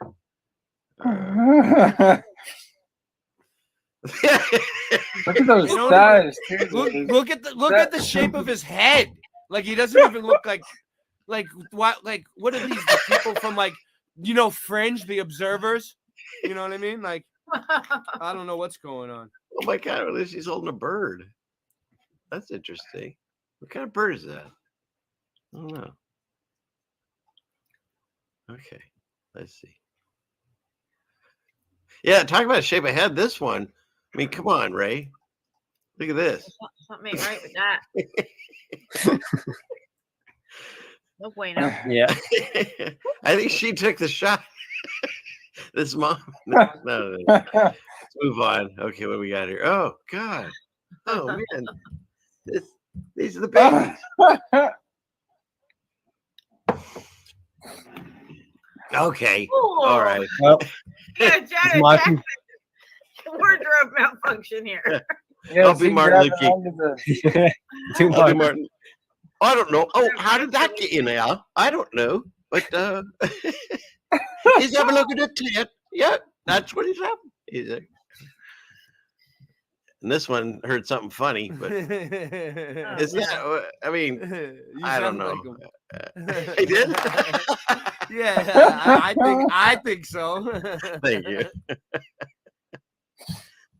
There's a baby. Did someone say there's a baby? Baby. That ain't no Flat- baby. Flat thumbs. It's the thumbs. It's a dog baby. Oh no. No. Next. And my wife was right. Mullets are coming back. They've never left. See? Wow. You got some Popeye arms on that kid too. Baby Joe Letters Dirt. on that map right there. Okay, come on. Oh What's no. No. this? That's some nightmares right wow. there. It's like, where am I? What? Yeah, someone was it. The baby needs a dingo. Yeah, remember that? And I think that's changed too, hasn't it? Does she no longer say the baby? A baby dingo ate my baby.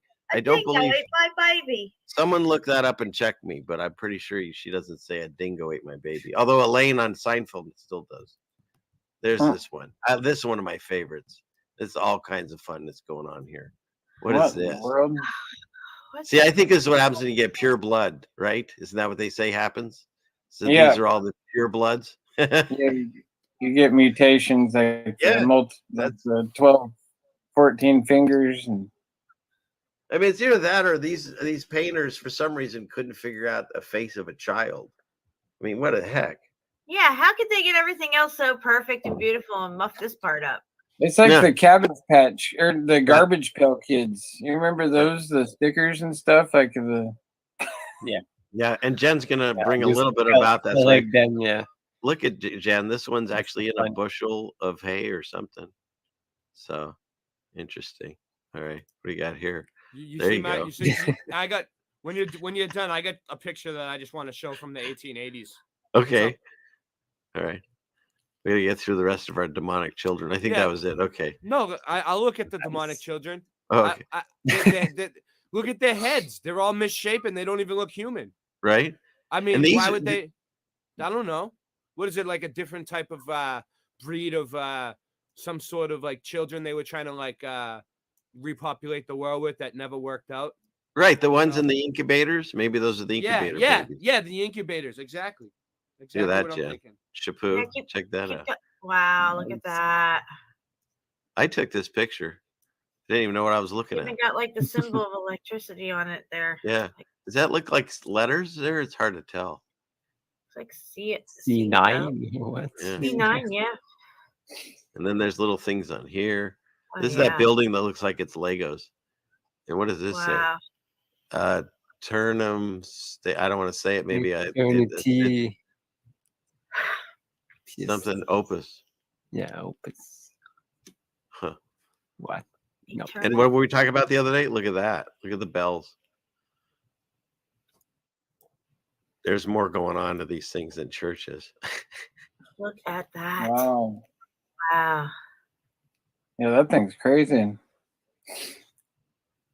Right? What do you got on this side? Wow. Hard to tell. Yeah, Shields. there's some at Harvard University that look like that. It's like a ball. It looks like a globe almost. But it's That's where I've been looking a lot into remote viewing a lot here lately, and how like like I wonder if like you can like go to these places and like really absorb the energy and like remote view, like where you know what they did with the bells, not to cut you off, but the bells right at Harvard University, they look, that's like an astrological clock. It's like the sun in the middle. But anyway, the black sun in the middle. But anyway, the bells at Harvard University, they took them all out and they put them around like statues. So they're like, this was donated to us by Russia. Like, no, it wasn't. That was a bell that was up there. You took it apart so that thing wouldn't work anymore. You pieces of shit. You know what I mean? Like, I'm sorry. They aggravate me. So fuck Harvard. Sorry. All right. So check this out. So we were blessed to go see this, the Last Supper. And the things that shocked us were it's painted on this building and there's like a closed over doorway here. So a lot of the painting's missing. That's always been that way, apparently. And then I remember seeing their feet and everything and all these. Yeah. And they're like, you can't really see. You can see some of it. But like over here, you're not seeing them. But here's the weird thing. To everyone, I used to think this was Mary. And now this is Peter, even though it looks like a girl. And then the other thing I think is weird is, I forget which I think guy Jesus this is. looks kind of like a girl Look. there too. Oh, yeah. He got very effeminate. And this guy's Wait, holding the a whole knife. thing is this the Last Supper? Yeah. This whole thing looks different to me from the last time I've seen it. Right. And then check No, this the out. whole thing. Everybody has a glass of wine, but the glasses weren't invented yet. There's no goblet. There's no Holy Grail. Yeah. There's none of that. Wow. They have doesn't look glasses. the They s- didn't have glasses. It keeps changing, dude.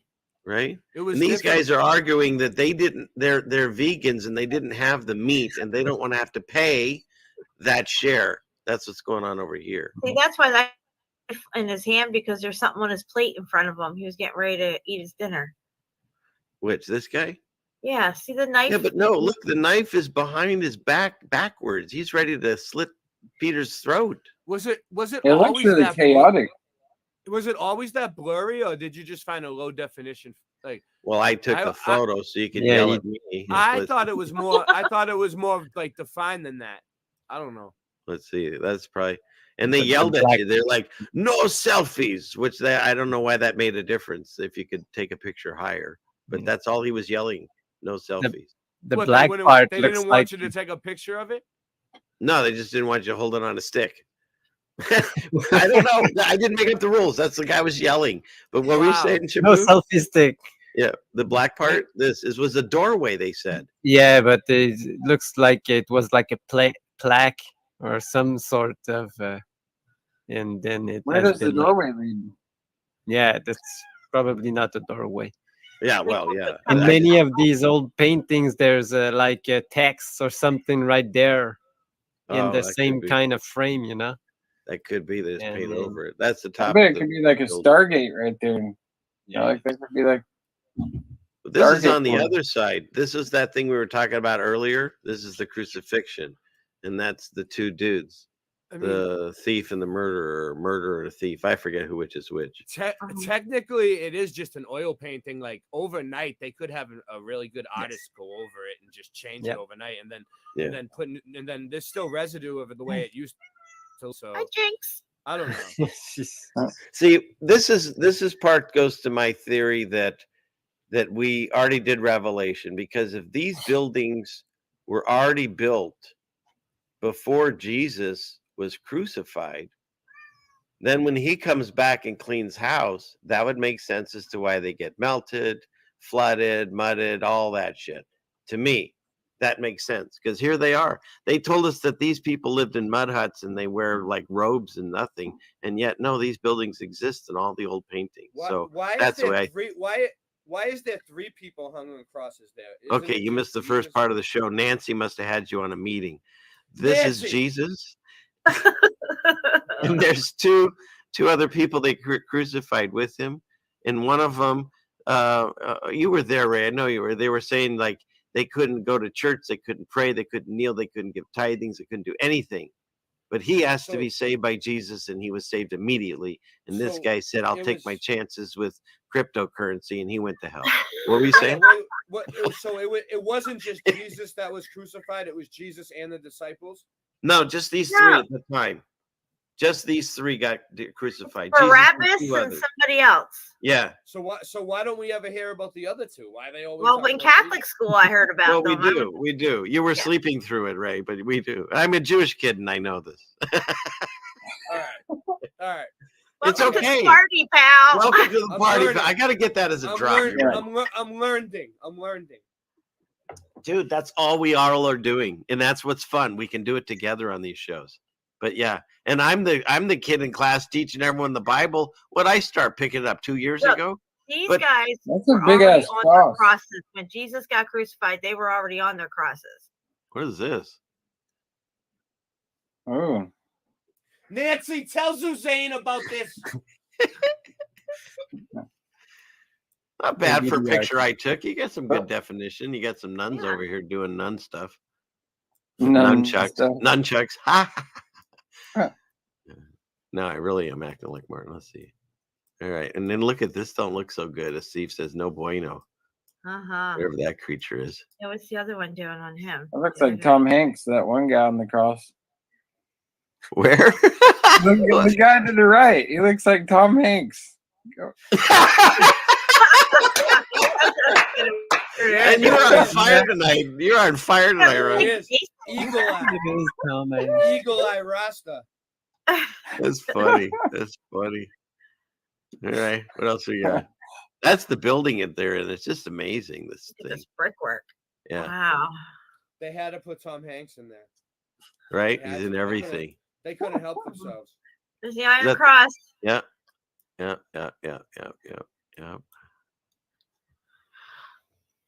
All right. What else? Oh, what's this? Who are these guys? So that's the thing. They put all this stuff, and we have no idea who these people are. We look at that building. They could have been crucifying people left and right back then. We don't even know, like, how Yeah. many people were actually crucified. Like, it looks like this is a common practice. Oh yeah, they were doing it. It was a common thing. There you go, Jen. There's another one. Oh yeah. They had tech all over that thing.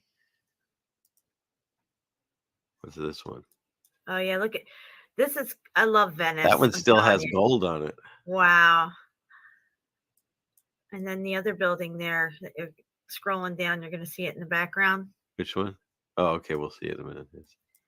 Oh, That one. shit. Look at all the Look tech at on that. It's still working, their tech. Look at it. Guys, it's all lit up. It's all lit up. All those little balls, when it's not on, you see all the little balls sticking off of it at night. Look, it's on. It's working. Those big rose windows, there was no glass. It was cymatic patterns that go through there, and it causes vibrations and helps. Yeah, these kind of things. They put the glass in after the fact to make it stop working. Right. Actually, you're right, because we covered this on like those things. Yeah.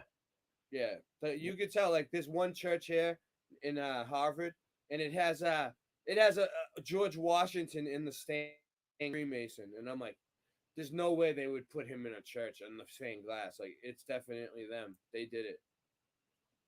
Yeah. Look at this one over here Yeah, too. let's look at that tech up there too. That's wow. That's another gold one up there. Yeah, and they're dancing or something around it too. Wow. That's Look so at cool that these you got buildings. the tech lit up like that. I didn't realize it because again, I didn't know what I was know, looking right? at. It's lit up. Yeah. Because you think it's lighting up on its own, or they just lit it up? Oh yeah, it looks absolutely 100% functional the way it's Yeah. supposed to be to me. Totally. Totally, man. What do you call it? What's this square called? I can't think of it. It's but we're in Italy. All those Venice. things are. Venice. Yeah, Yeah. the griffins Look at this. are everywhere. It's their And logo. look, the griffin. first of all, cameras everywhere. Second of all, gold tech on top because you can't get to it. Yeah, there's a lot of gold tech around me, but they try to say it's like 24 karat gold plate, but I don't know. It looks pretty thick. Yeah. Look at this. Go down 135. Well, I was just looking at the wolf here with the wings. But yeah, go on. It's a griffin. Is that I-35? What is this? Yeah, it totally looks like an eye. Or 13. A lot of the houses around me that had Oh, antique 35. on the top, they've been cutting it all down and like scrapping the metal. Oh, this picture's for Aaron. They actually had this chair, and I found this picture. I had to put it in. Hi, Aaron. Good to see you. And look at these. Oh no. Do I have to? Well, I don't know. They were there in a window just to show us. They look like pro wrestlers. Yeah, that's what I thought first. There's a bit of nipslage in here. For- I don't for know. guys, they I got don't some- know. They got some nice cleavage there. Get this man-made canal here. Yeah. Yeah, I saw that too, Rasta. Boobs. But yeah. Let's see. Let me see. Man boobs. Ooh, how about this? Oh, it's not leaning there. That's so cool. How did you Yeah, do they that? tilted it down just for that one photo. Look at this. This is in front of the Tower of Pisa. And look what As it's called. Steve would say, I'm all set. Angel Caduto, fallen angel. Yep. Oh, bueno. It's right there next to the Pisa. Yeah, and see, what if they really have some of these fallen angels locked up in a pit underneath these places? Like they're I believe they do. Yeah. And this is some ancient castle that's right across the way from it. Look at the. Oh, look at that. Wow. Some heat damage there. How'd we do, Jen and Look at the little Chapu? brick there. Go scroll back to that wall. See the nice brick there in the middle? Scroll it with your cursor. Go up a little bit. Right there, that little patch of brick. You see They it? always have it. Okay. All right. Nice. Someone ran in there. Go. What do we put in here? Get some of those bricks. Were they cracking bricks? Some kind of brick. What do they call them? You guys had a name for them. Clinkers. Clinker bricks. Get those clinkers in there. and then just arbitrarily put this. I don't know, some weird That stuff. was an archway at some point. Yeah, it's been repurposed. There's a whole house of clinker bricks right next to me. I'm about to go take pictures of it. And this was, I didn't have a really nice camera. This is just an iPhone, but I think it was pretty good to be able to get all this.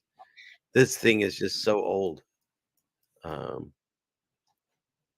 how far down do you think it goes too? You know, what's Right. ground level anymore? Who knows what ground level is? Well, I'd mentioned to Ray not a little bit ago about the underground city in Seattle that's up there, and they have the tour you can do. Have you ever done that? Well, we tried when Jen was out here. Look, Jen. Look, up front. Ah.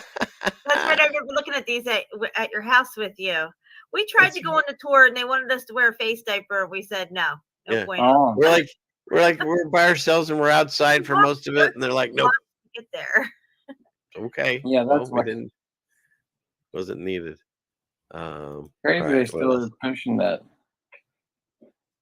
Look at these buildings. That's the thing you were talking about, Ray. Those windows. Yeah, the rose windows, the cymatic patterns. They look like the stars.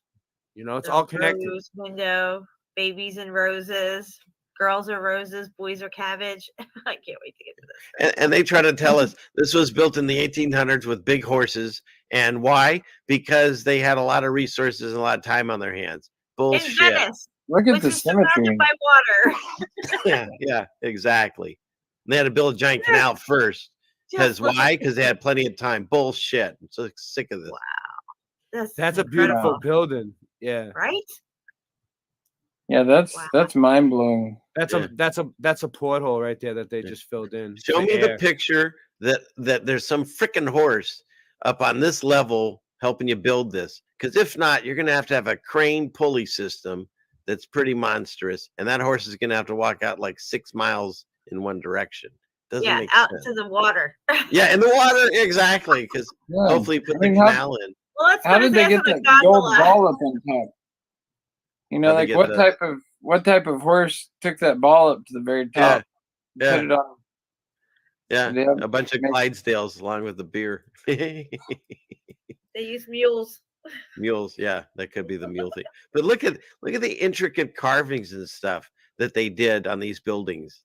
Like it took them years to do these things. Where's Dad? Oh, he's still working on that church in the post office. They might do it in molds and sections. Yeah, but still, it's like, yeah. Why do you put this much work into it and then put it as a church or a post office, and then you go back to your mud house? So, I just took this picture because I said that when I saw it. I don't even know who this is or what it's about. Okay, next. I took pictures of David, and two things. One is if he's Jewish, he's no longer he's now uncircumcised, so that's weird. And then, of course, you guys, I didn't get the best angle, but this, you can look it up every day of the week. We've covered it on this show. This is now an honest-to-God penis, and there's tentacles falling in under here. And that's supposed to be his slingshot. And I didn't carve it. Michelangelo did. So. Yeah, well, that's something like Owen Benjamin on his streams here like this past week or so. He's been going hard at the artwork in the Vatican and like a lot of this old artwork and how it's like traumatic and like really sexual and like, you know, it's like it's a blasphemy to God to even have this artwork, especially around the Vatican and other places, you know, especially to depict a lot of children like that. It's like it's extremely unnecessary and vile, and you know, to defend it in any way, it's like it's not defendable. And to me, this seems like Behemoth before I even knew what Behemoth was. But you can't kill Behemoth; only God can. So that's cool. Just the buildings, just amazing. How about this one? Wow. Looks like a Super Mario Brothers, like. Yeah, right. That's where you come off the tower and you hit the flag. Yeah. The flag. I just heard the song in my head. Anyone put a one in the chat? We just heard the do. Yeah. That's how mind controlled we are. I heard the freaking song just by you were mentioning that. and the clock has been changed. So that's interesting. Yeah, that's crazy. For those of you not playing along with that, growing up around a lot of watches and clocks, this was an IV, and it's now 4 lines. Looks Yeah, but weird you to me. can see like all the others are like IV, like the 9. Yeah, It's yeah. like- Everything else is correct except this one. Every once in a while, you can still find one with an IV, but Yeah, but it's weird though because this never existed in my timeline as petroglyphs. Right. There was Yeah. never 4. Yeah, there's no other numbers No. in the Roman numeral that adds this 4. they taught me Roman numerals in school, and it wasn't like that. It was Yeah. an I before a V. Yeah. And you know, these all have meanings too, but we don't understand them, and we just go, "Oh, what a pretty building that these donkeys made." But you got like the Pope hat and something there, and this is probably the Rothschilds, I think, with the dragon and the thing, and then who's the 2 keys, and I mean, each one of these represents one of these controlling families, most likely that's doing this to us. It's kind of fascinating. So here you go. This is what started my whole conversation on this. When I read the Bible, and God talks to Noah, or excuse me, Moses, and he says, "Look, if you look at my face, if you look at me, your face will melt off." Then you see raiders, and so he says, "I'm going to put you in the crack of this mountain. I'm going to cover it with my hand, and then I'm going to pass by you, and then I'm going to remove my hand." But then the Mandela effect came along and said, I'm going to screw with you a little bit. Now he says, but then you'll see my ass as I walk by. It literally says back parts. And you can look at every Strong's concurrence, whatever you want to call it. They all say back parts. And here's the Sistine Chapel that I took this picture, even though you're not supposed to. And you can already see God's hand. Adam's wrist is limp, and he's still higher than God's. Actually, it looks kind of almost even now. Isn't that interesting? They're leveling out. But it used to be he was putting his hand up and God was lowering his. And then Adam's was higher, and now it limp wristed, and now they're about equal. But if that's not creepy enough for you all, you go just immediately away from that. And there it is. Proof that God shows his ass. Look and at how out a little bit of is his junk. It used to be down around his butt cheeks. Now his whole Dear ass Jesus, is help out. us. Yeah, because when I first brought this up on my show or with Jen there, you just saw maybe a bit of the top cheek. Right. And then you got the whole butt, and then you're kind of, it's scary. You're kind of seeing a little bit more than I want to know. Yeah, under the junk there, the family jewels Yeah. and stuff. And please, God, Yep. forgive us. We're not It's painting crazy these. We're how just- these are changing in real time, like how they keep on, seeming to morph every time we look at them almost. It's different. In the gay community, that would be an invite. Yeah, bagging, right? Yeah. Yeah, he's ready for He's asses and elbows right there. Yeah. open for business. God help us. But yeah, so that's so yeah, proven in scripture now. Proven in scripture that he showed his butt. Well, this is a little bit better definition, Ray. Yeah. What's going on here? What is this? I just wasn't. I wasn't complaining about the definition. Oh, I know. I was just giving you. I just wasn't sure if it changed, like it got blurry on us. And then I've been reading, fascinated with these books called the books of Adam and Eve. Now, there's people arguing who wrote it and how they're written, whatever. But my point is this: the books are coinciding with the things that I read in Scripture, so I'm not finding anything blasphemous in it, other than they're filling in spots that didn't make sense, and it seems to make sense. And one of them is when Satan shows up in the garden, just like it's depicted here. See, he's got this like serpent kind of tail, but before the fall and our banishment, Satan didn't just have the tail. He had whatever, arms, legs, wings, maybe a dragon, who knows. But after is when God turned him into the serpent that goes on a belly and eats dust his whole life. So I thought this was an interesting depiction because it's sort of a man creature. That reminds me of this G.I. Joe character I have here. He's called the Serpentor. I love you. And he's made with what's his name? Sergeant Slaughter. They took his DNA and mixed Okay, I gotta get in. Let's see this. I gotta see what you're. Okay. He's like an old school G.I. Joe character, the Serpentor. And Yeah, he's got like a serpent head. I kind of remember him. And he's like the most powerful king. Like the Cobra is the bad guys in GI Joe, and then there's Cobras, the Joes. But yeah, the Serpentor. And then there's this other one that is like a snake, like GI Joe character as well. I used to love GI Joes. They were some of my favorite toys when I was a kid. Well, he is a real American hero. Yeah. The Hulk, or what's his name? Sergeant Slaughter. He was really, he was a great in name. WWF for a while. Yeah. He was a character that like merged the worlds. Okay. All right. Thank you for that. I love it. I never know where we're gonna go on this show. Play with that. Freaking fantastic. Hey, I had stretched Armstrong, and I made sure that I got to the point where I could stretch him and broke his arm, and goo came out, and then you had to throw him away. But wasn't that the point? Everyone tried to stretch him until we broke, and then we broke him. We were like, "Shit, why did I do that?" I do. I remember that weird stuff coming. Oh yeah. Well, back in the day, they didn't care what they let us play with. They said straight up chemistry sets. They had my brother had one that had a welding tool, like a Rector set or something. Like we had click clacks. It was just giant acrylic balls on a rope, and you'd smack them together, but you could swing them around like nunchucks, and you could punch a hole in a wall. And so they got rid of those. It's amazing any of us survived. Oh God, where are we? Oh, that's what I say every day. Where am I? So let's see.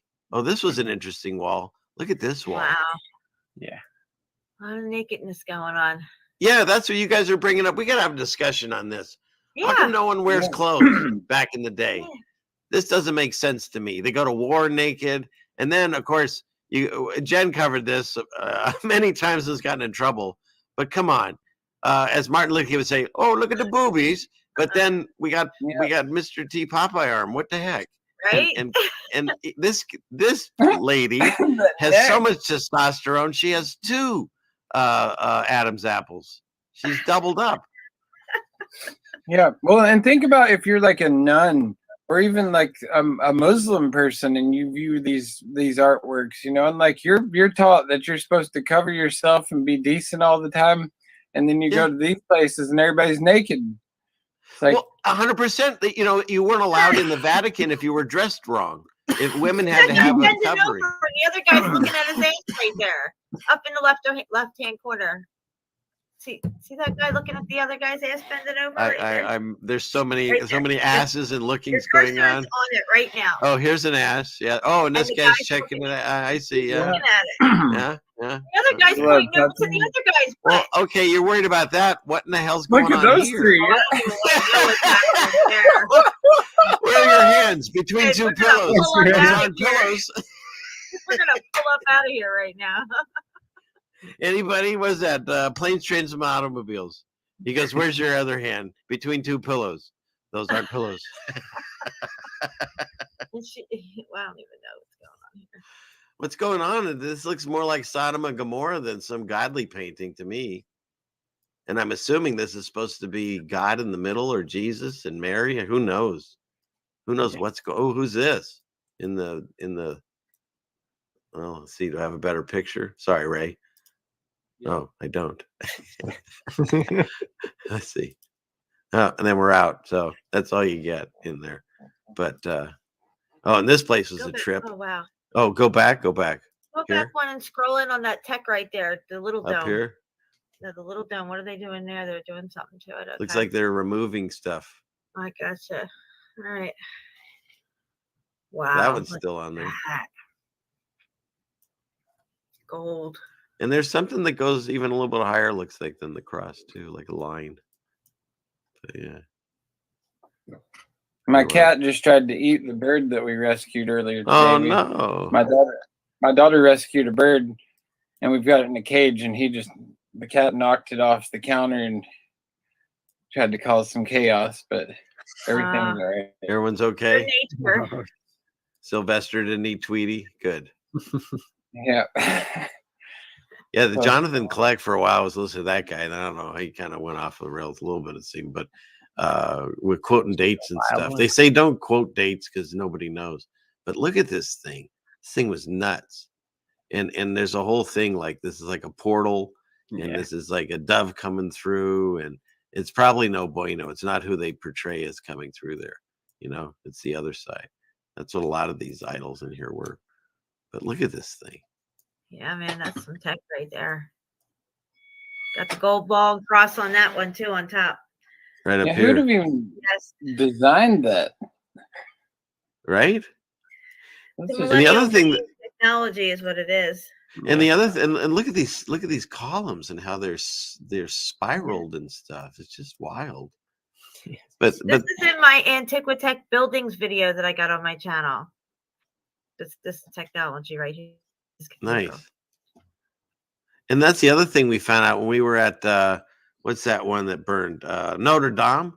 They told us that they normally house the crown of thorns. Yeah. And I turned to my wife and I'm like, well, that's weird. I didn't know they existed and that we had them because wouldn't that prove Jesus?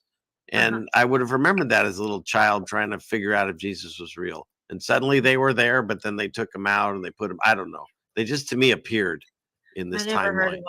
I never right? heard of this thing. And that goes back to that that cartoon, the iPet Goat 2 or whatever, you know, that keeps on, you know, like I think something else like that with the World Cup or something, I think just added to like some other scene from that movie. Oh, really? I bet I Yeah. wouldn't doubt it.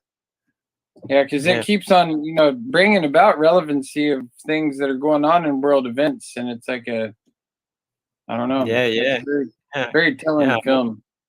I made a video about it because it burns, and they went in there and saved the crown of thorns, and then the old corona thing happened right after, and I made the comparison between the corona and the crown of thorns, and I thought this was Oh, I thought go this ahead. was interesting. This is all the popes. This is a piece of marble, and they carve it into this thing with all the dates. Yeah. And then you can see in the year 999, this is Gregorius the Fifth. I don't know. Maybe this is nothing but stupidness, but look at this thing. Yeah, look at that. Wow, that's creepy. What else? And then look, they had gold in the floors inlaid in these lines and stuff. Yeah. See, And that's Look another at- slap in the face it's to all gold. the people who would visit there, you know, like they're all poor peasants and whatnot, and like everything there is just lined in gold and lined in gold. Yeah. Just totally put you in your place. These are the guards of the Pope. They look like court jesters. It's probably why we get that, Those colors. I like that color scheme. right? And Yeah. Chapu, you could rock that hat. I know you could. You could. Barrett, yeah. I could see Chapu in that whole outfit. Right? He can totally rock. Well, I don't know if the outfit, but he can I'm rock not the Swiss. hat. I don't think I'd put Chapu in that. I wouldn't put anyone in that unless they were. I would going to rock that circus. outfit. Would you? Yeah, I guess you could. You could roster that up. Yeah, Absolutely. I would totally rock that. Oh my god! And I just I sent that to Martin. By the way, if anybody hasn't seen it, look for it after the show or whenever. It was a video by oh shoot, who's the guy that sings "Rock Me Tonight"? It was oh come on, Billy Squier. Billy Squier. And he came out with these songs. It's a big deal in the 80s, the hair and all that. And he came out with these songs. He was like sex symbol kind of guy, I guess. And then he did a song called Rock Me Tonight. And it was in the day of MTV where everyone did videos. He did a video where it's called the, what do we say in this day and age? The happiest kind of video. Like it's more than happy than any other happy videos you've ever seen. One might call it gay. They're so happy.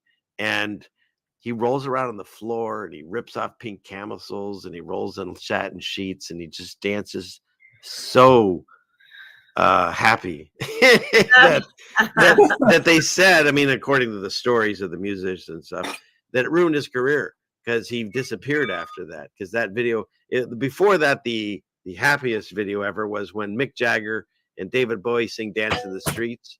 And they like make out in it. It's really weird. But then this one was deemed the happiest video. And In any case, you can't. It's disappearing from the internet. You can't find the original video. You can find people's copies of the original video. Isn't that interesting?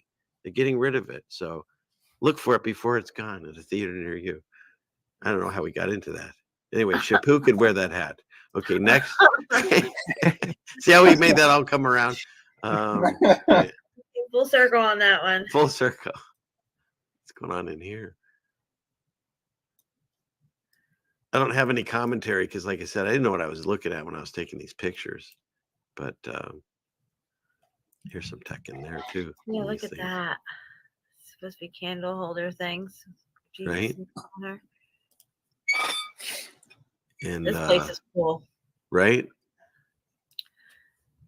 But let's see what else we have. All these buildings have this stuff on them.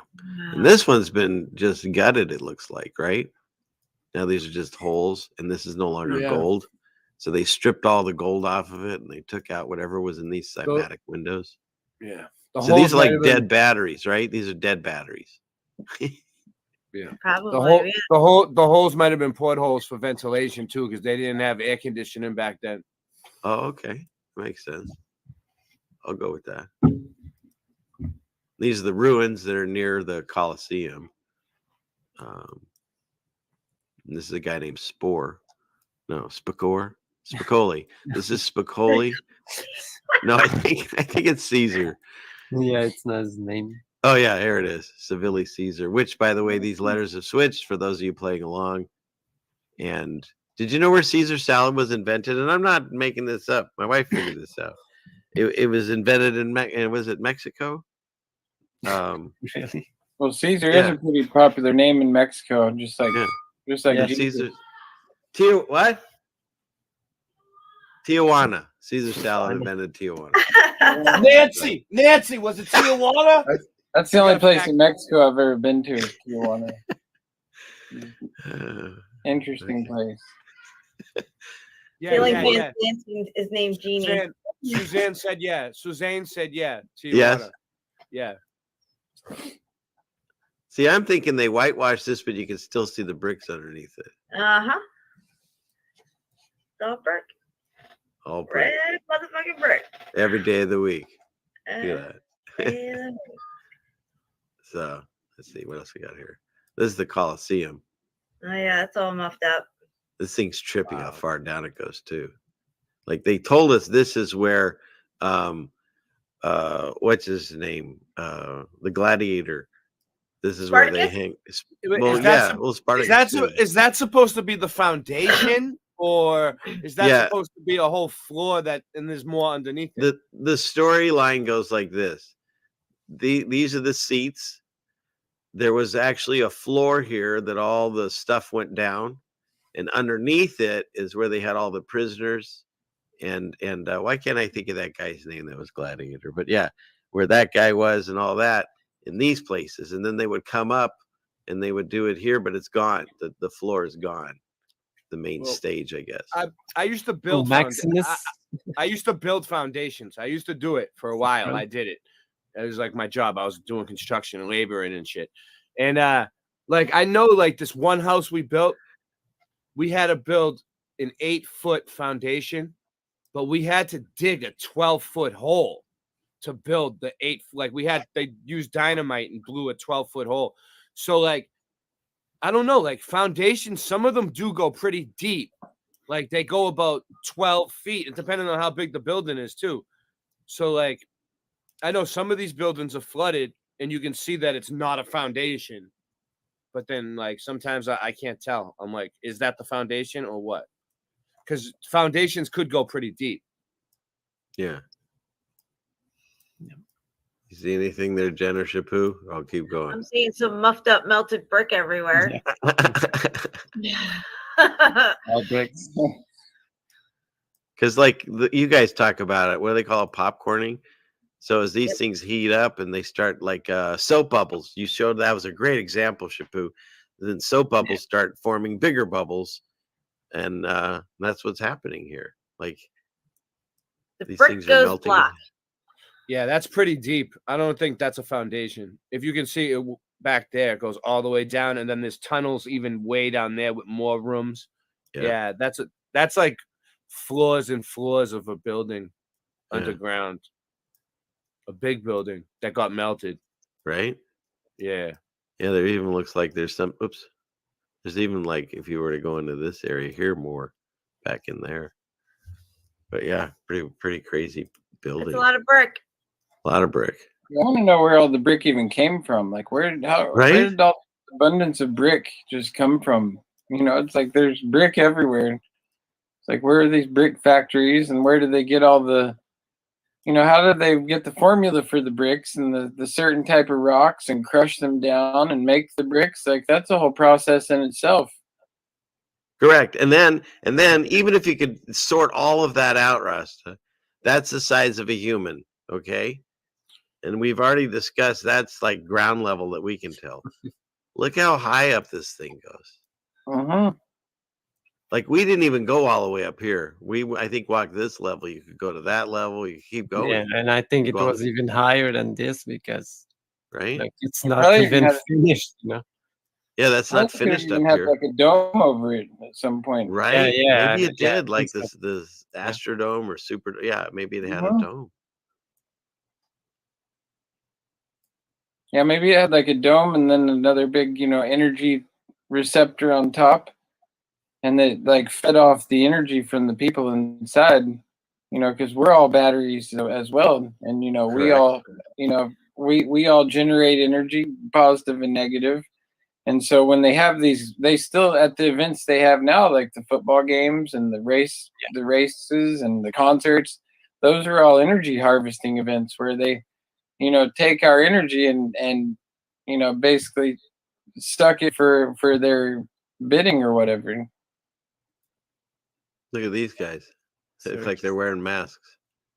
Yeah, and that looked like a melted horse statue. Yeah, I wanted to ask. I took this picture because I didn't understand why it's at the Coliseum. It's part of a horse and looks like a horse dropping.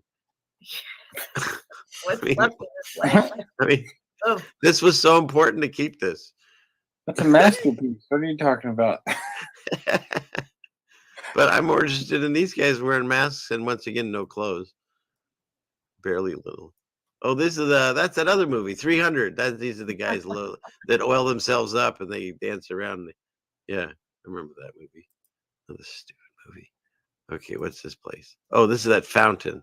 This place is nuts. Crazy. Yeah, this is crazy. You guys can do a whole show on this fountain, which we won't do. Steve covered this before. I showed Steve it. He was like, "What is this?" We saw it in the Giovanni Battista etchings first, and then we found it here in I guess this is it's still in Venice, right? I don't. Jeannie knows the places. I forget. But Jeannie. Yeah, where's the place? Where is this? The fountain. Nancy. Where's the fountain? This is London, of course. Look at these things. Yeah, look at the. Yeah, that's all tech all day long. Look at that. Yeah, that's wild. And here's these lamps. Back in the old days, without light bulbs, and these things were lit up too. You guys have shown that on your show. Oh, look, they still have gold on these really tall ones that no one can possibly get to. See all these little nubs that are sticking out on the way up on the sides, the little tiny nodules? I think they all would have lit up. The whole building would have been self-illuminating at night. Like that one that I caught on the balls. I'll have to send you those pictures. That picture. It would look kind of like, you know, the houses and stuff are for Christmas right now, right? With the lights all over it. Look at this stuff on Big Ben. Look at all the gold up there. Hang on. I was going there. They still got a lot of juicy tech up there. Look at that stuff. Wow. Look at all that. Look at their tech. That's just like the thing we see on that Chinese thing that lights up in Asia. It has that symphony behind it. Remember it had those round things going around the top and Sipu and they all lit up? Y'all know that one. It's like an Asian building. Yeah, in Indonesia. Yeah. It had that same kind of tech on top, and all those little things sticking out lit up. Yeah, they got them all over the place. Wow. This thing's got lots of these. There's a little one back there too. All over this thing. They probably added the clock to make it not look like some monstrous, Yeah, there could have been those bells in there or something. Yeah, I mean, you take away the clock, and we're basically getting close to looking like Tesla technology, where you'd see the electricity coming off. You know what I mean? Uh-huh.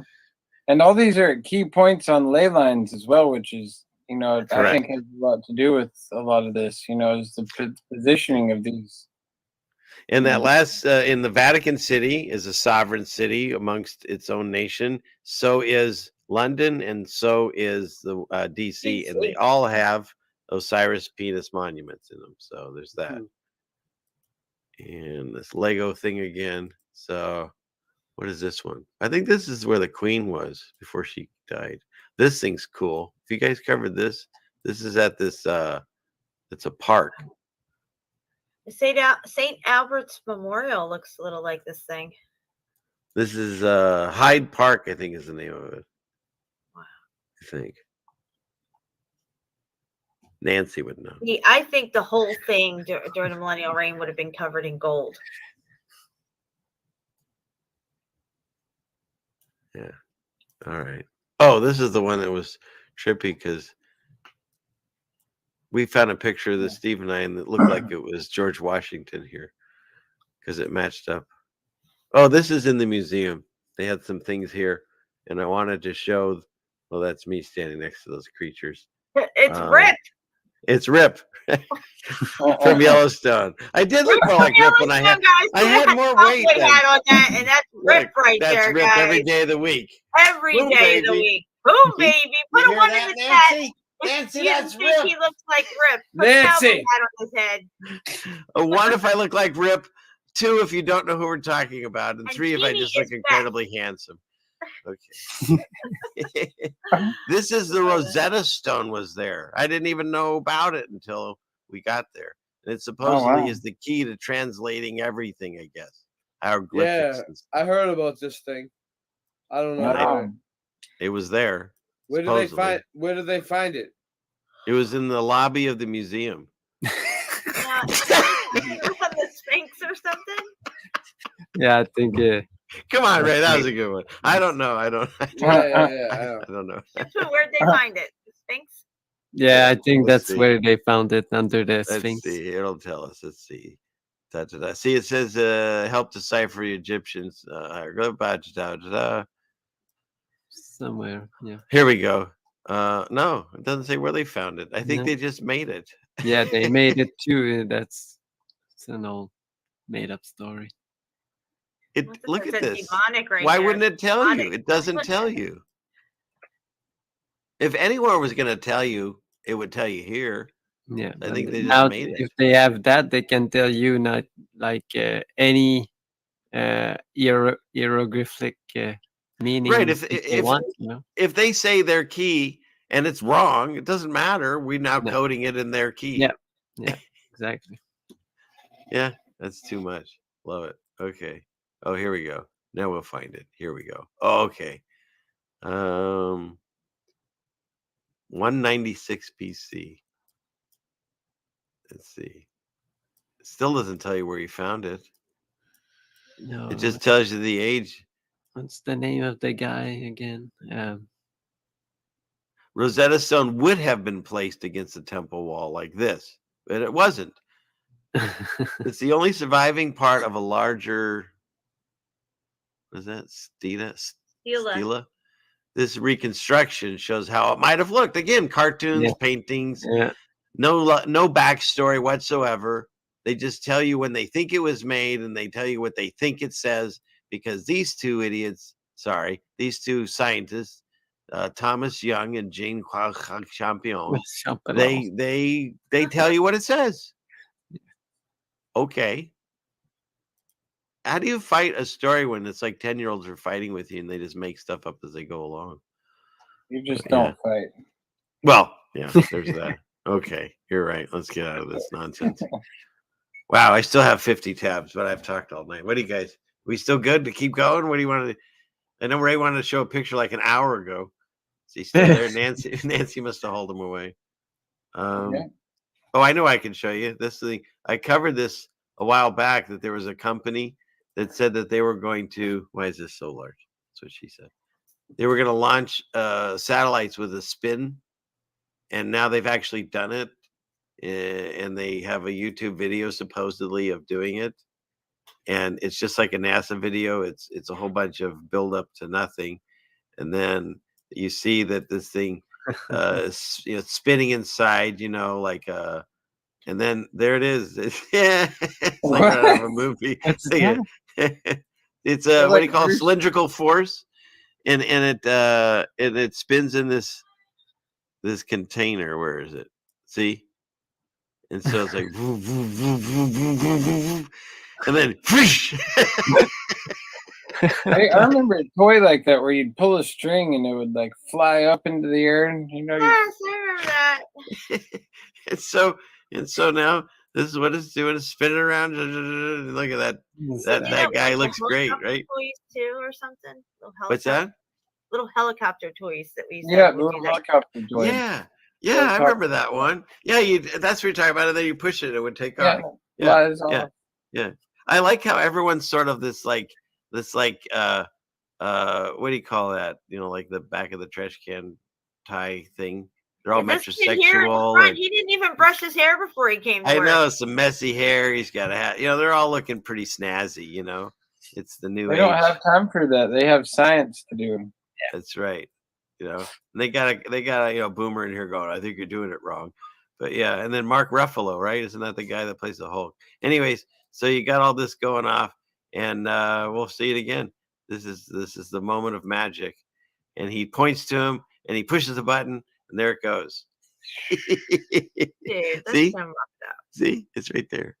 And there's hugs all around. But I just my favorite They're happy hugs. They're very happy, just like we were talking about before. Happy. Watch, I love this part. This guy, see, like there's people in command, I guess, right? And the guy with the cool hair, this guy points to him, and go. And then this guy, he actually moves his head as he pushes the button for launch. Boom. And then launch. Dun, dun, dun, dun, dun. Anyways, that's how your satellites are getting. So pointless. You must throw cake and surprise somebody. Right, and then everyone cheers because they all saw it, and they take the picture selfie, and they all put the gang sign of the flat, and then there you go. Okay, what's next? All right, This guys, guy. I have some stuff to show. I'm gonna. Okay, let me get out of my stuff. I'll get out of my stuff. I'll be here all night with my stuff. What do you want to show? Okay, where are you at? All right. Oh, Boston Ray's got something though. What did you have something, Ray? Yeah, it was just real quick. Okay, real quick, and then we'll go to Jen. Here we go. You see it? I do. This is a photo that I found in a book at the library from the 1880s of some pandemic thing they had going on. So this has been going on since even the 1880s, even before 1913. Yeah. So that's all I wanted to say. All right. The real face diaper right there. Thanks, right? I know it's I like the part where he goes like this. I'm Boston Ray, and that's my slice of the mud. I like it. Where's my guy? Yeah. That's very true. Okay, Jen wants to transition to something else. I mean, not her, but yeah. Am I on screen? Am I screen sharing? No, there's nothing there. Really? I thought I clicked share. No, maybe not. Hold on. You're ruining the show. Thanks. I was do. going How so about now? smooth. Can you see it now? I can. There you are. You've got a fish cooking. Nice. What the heck? Okay. It's All like right. a So look, nightmare. guys. So we were talking about Cabbage Patch Kids and the whole scenario of repopulation and them seemingly pumping out these kids and the whole Cabbage Patch theme. This is one of the pictures that came up in the video Mine Unveiled. As soon as the video opens, this is one of Jen? the opening pictures. Yes. For those in my audience that might not have seen what you're talking about, can you real quick the Cabbage Patch that you're talking about? What were you researching? Okay, we were looking up the repopulation agenda and how they were promoting children being produced through cabbages and roses. Like girls are from roses and boys are from cabbages, and you could just go out to the cabbage patch and pick yourself a baby. And it lends to the orphan trains and the repopulation, and it just seems like an overabundance of babies. Of course, we have the infantoriums in the early World's Fairs where they were pumping out preemies left and right. You could just buy a baby and take it home with you. And there's a lot of this theme here of kids being fished out of rivers, kids being plucked out of gardens and patches and stuff, as if like you could just, go pluck a kid out of a cabbage patch and cook them up. Or were they actually cloning people for the repopulation? I'm not sure. Either way, it looks like there's a role reversal in this particular photo. You got the fish who's frying up the kids as opposed to, people frying up a fish. So did you see what Johnny Cool wrote? A head of lettuce has a whole new meaning. Ugh. Right. Here's this guy.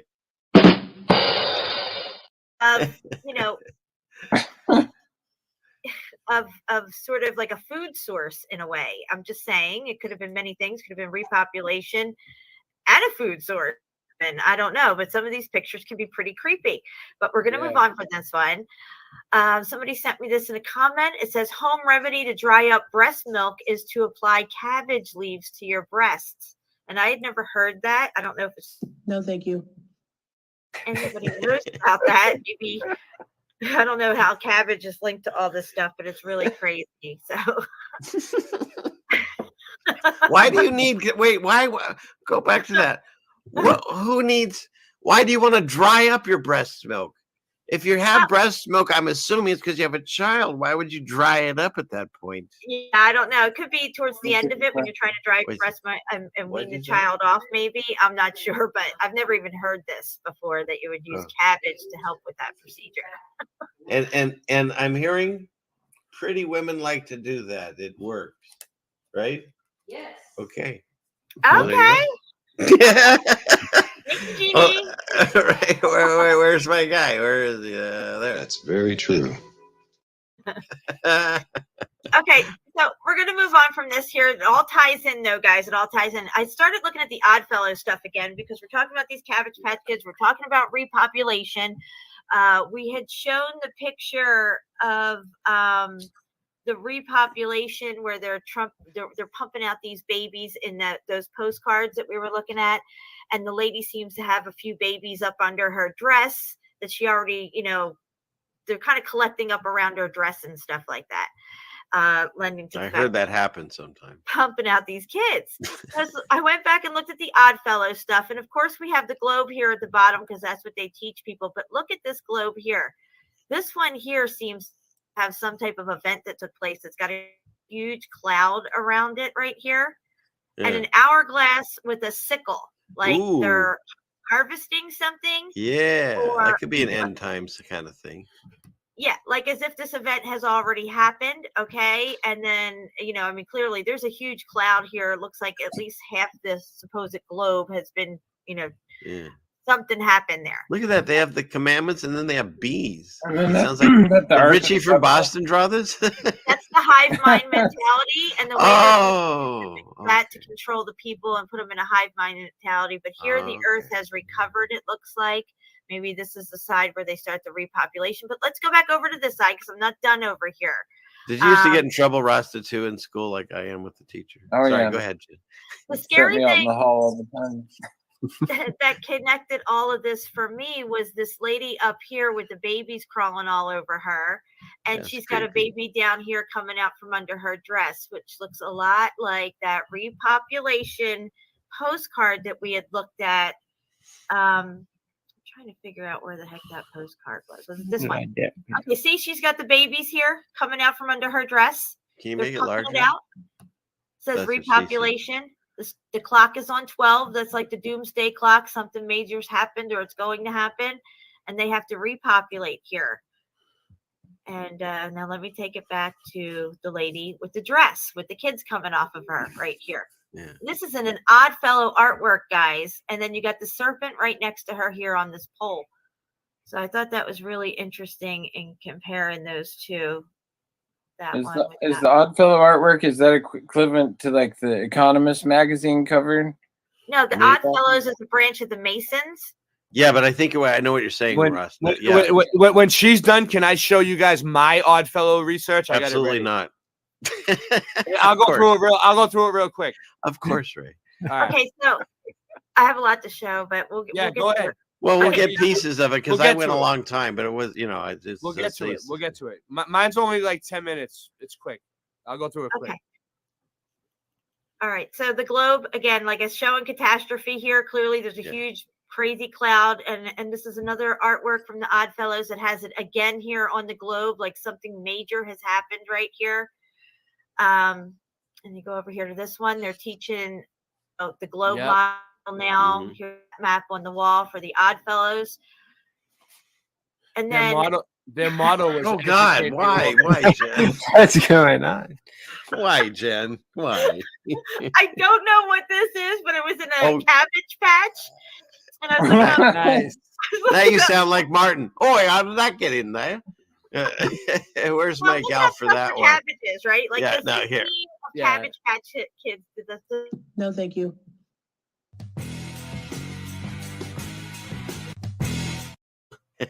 This picture came up. I don't know what the hell's going on here, guys. All right, move along. We don't need to see whatever that is. This guy. That's very creepy. Cabbage Boy, and he is from folklore.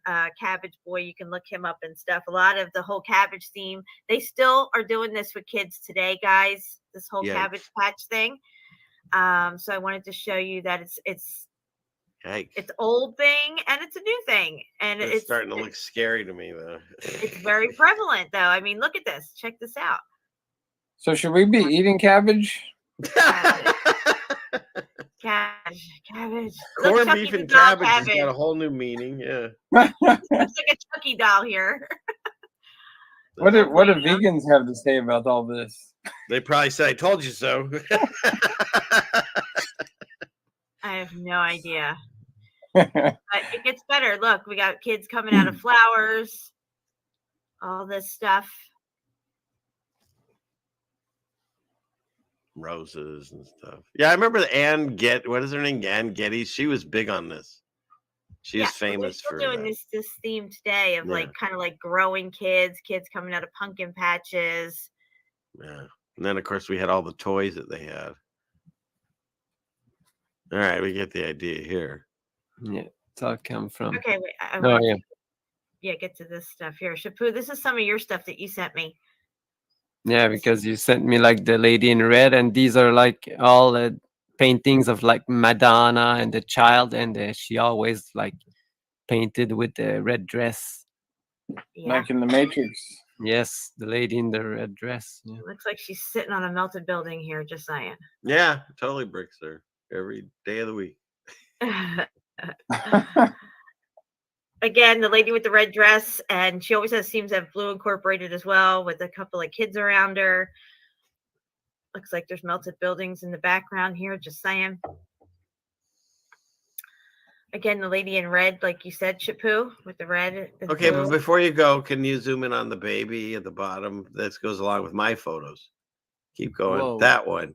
Yeah, you will see this. Yeah. That goes along with my photos. Why is their head shaped like that? I don't know. Is Big that ass what the head. actual royal blood looks like? Probably. Yeah. I mean, I'd how say many that's of these exactly people are what making these it's- same baby faces? So it's just weird to me. Yeah. And they do look like the Cabbage Patch dolls. They do in a way, yeah. In a way. And just a little more, yeah. Oh, here we go. Oh God, look at that baby. See, you were concentrating. It looks, you know what? That matches up with the one sucking on the breast on that one. That one looks like a garbage pail kid. Yeah, but like you were fixated on the fact that it's these creepy women with these babies, but you didn't see. Now you can't unsee the babies. They don't look like babies. Yeah, they're out of proportion. Their heads are weird. Maybe this is the day of the Nephilims and stuff. But again, this lady's always in red, and, Yeah. and it's always interesting that she's equated with babies all the time. Yeah, it's interesting. It's the same outfit. But see, that's where if you were to look at all these paintings, it's where the ones we saw, it'll say Madonna and Babino. Yeah. That's what it's not Maria. It says Madonna and Babino. So these are all supposedly paintings of Mary and Jesus, is what they're saying. Babino or Bambino? I think it's Babino. Because Bambino is baby in Italian, right? Oh, right? maybe I misread it. But maybe they spelled it differently. I'm just saying, like I don't know. I just know a few different languages. That's all. Yeah. Well. Oh no. Yeah. That's probably what it is. Look at that thing. What is that creature? Come on, people. Well, that's a natural. That's a natural thing, though. She's breastfeeding. That's but I'm talking about who's breastfeeding. It's not a baby.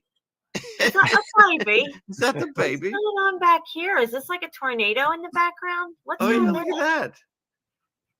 Oh, I don't know, like you can go through pictures of babies today too. And there's definitely some jacked up looking babies. Not that great looking. You know, even their mothers will be like, "Yeah, my baby was ugly when it was young." Yeah, you know, but like I'm talking these look alien. That one right there has the illumination around his head. You see that? Well, again, it's Mary, it's Madonna and Babino. These are all supposed to. Yeah.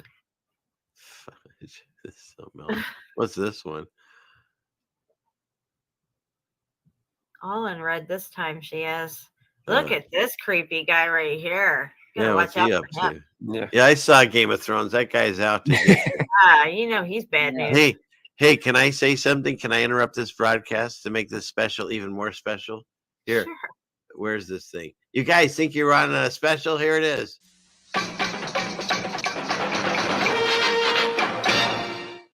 Shoot, where'd she go? Rose, come back. Rose was here. Okay, keep going, Jen. She left us. This one's breastfeeding too. Let's take a look. Yeah, let's look at that one. Come back, Rose, if you're there. Yeah, what a letdown. Sorry, audience. Look at her hair. Yeah. That's interesting. Interesting hair. Oops, sorry. All right, what else we got? Oh, we got that guy again. Oh, yeah. Got it for those ones. All right. You got my cat. All right. All right, so we're done. Okay.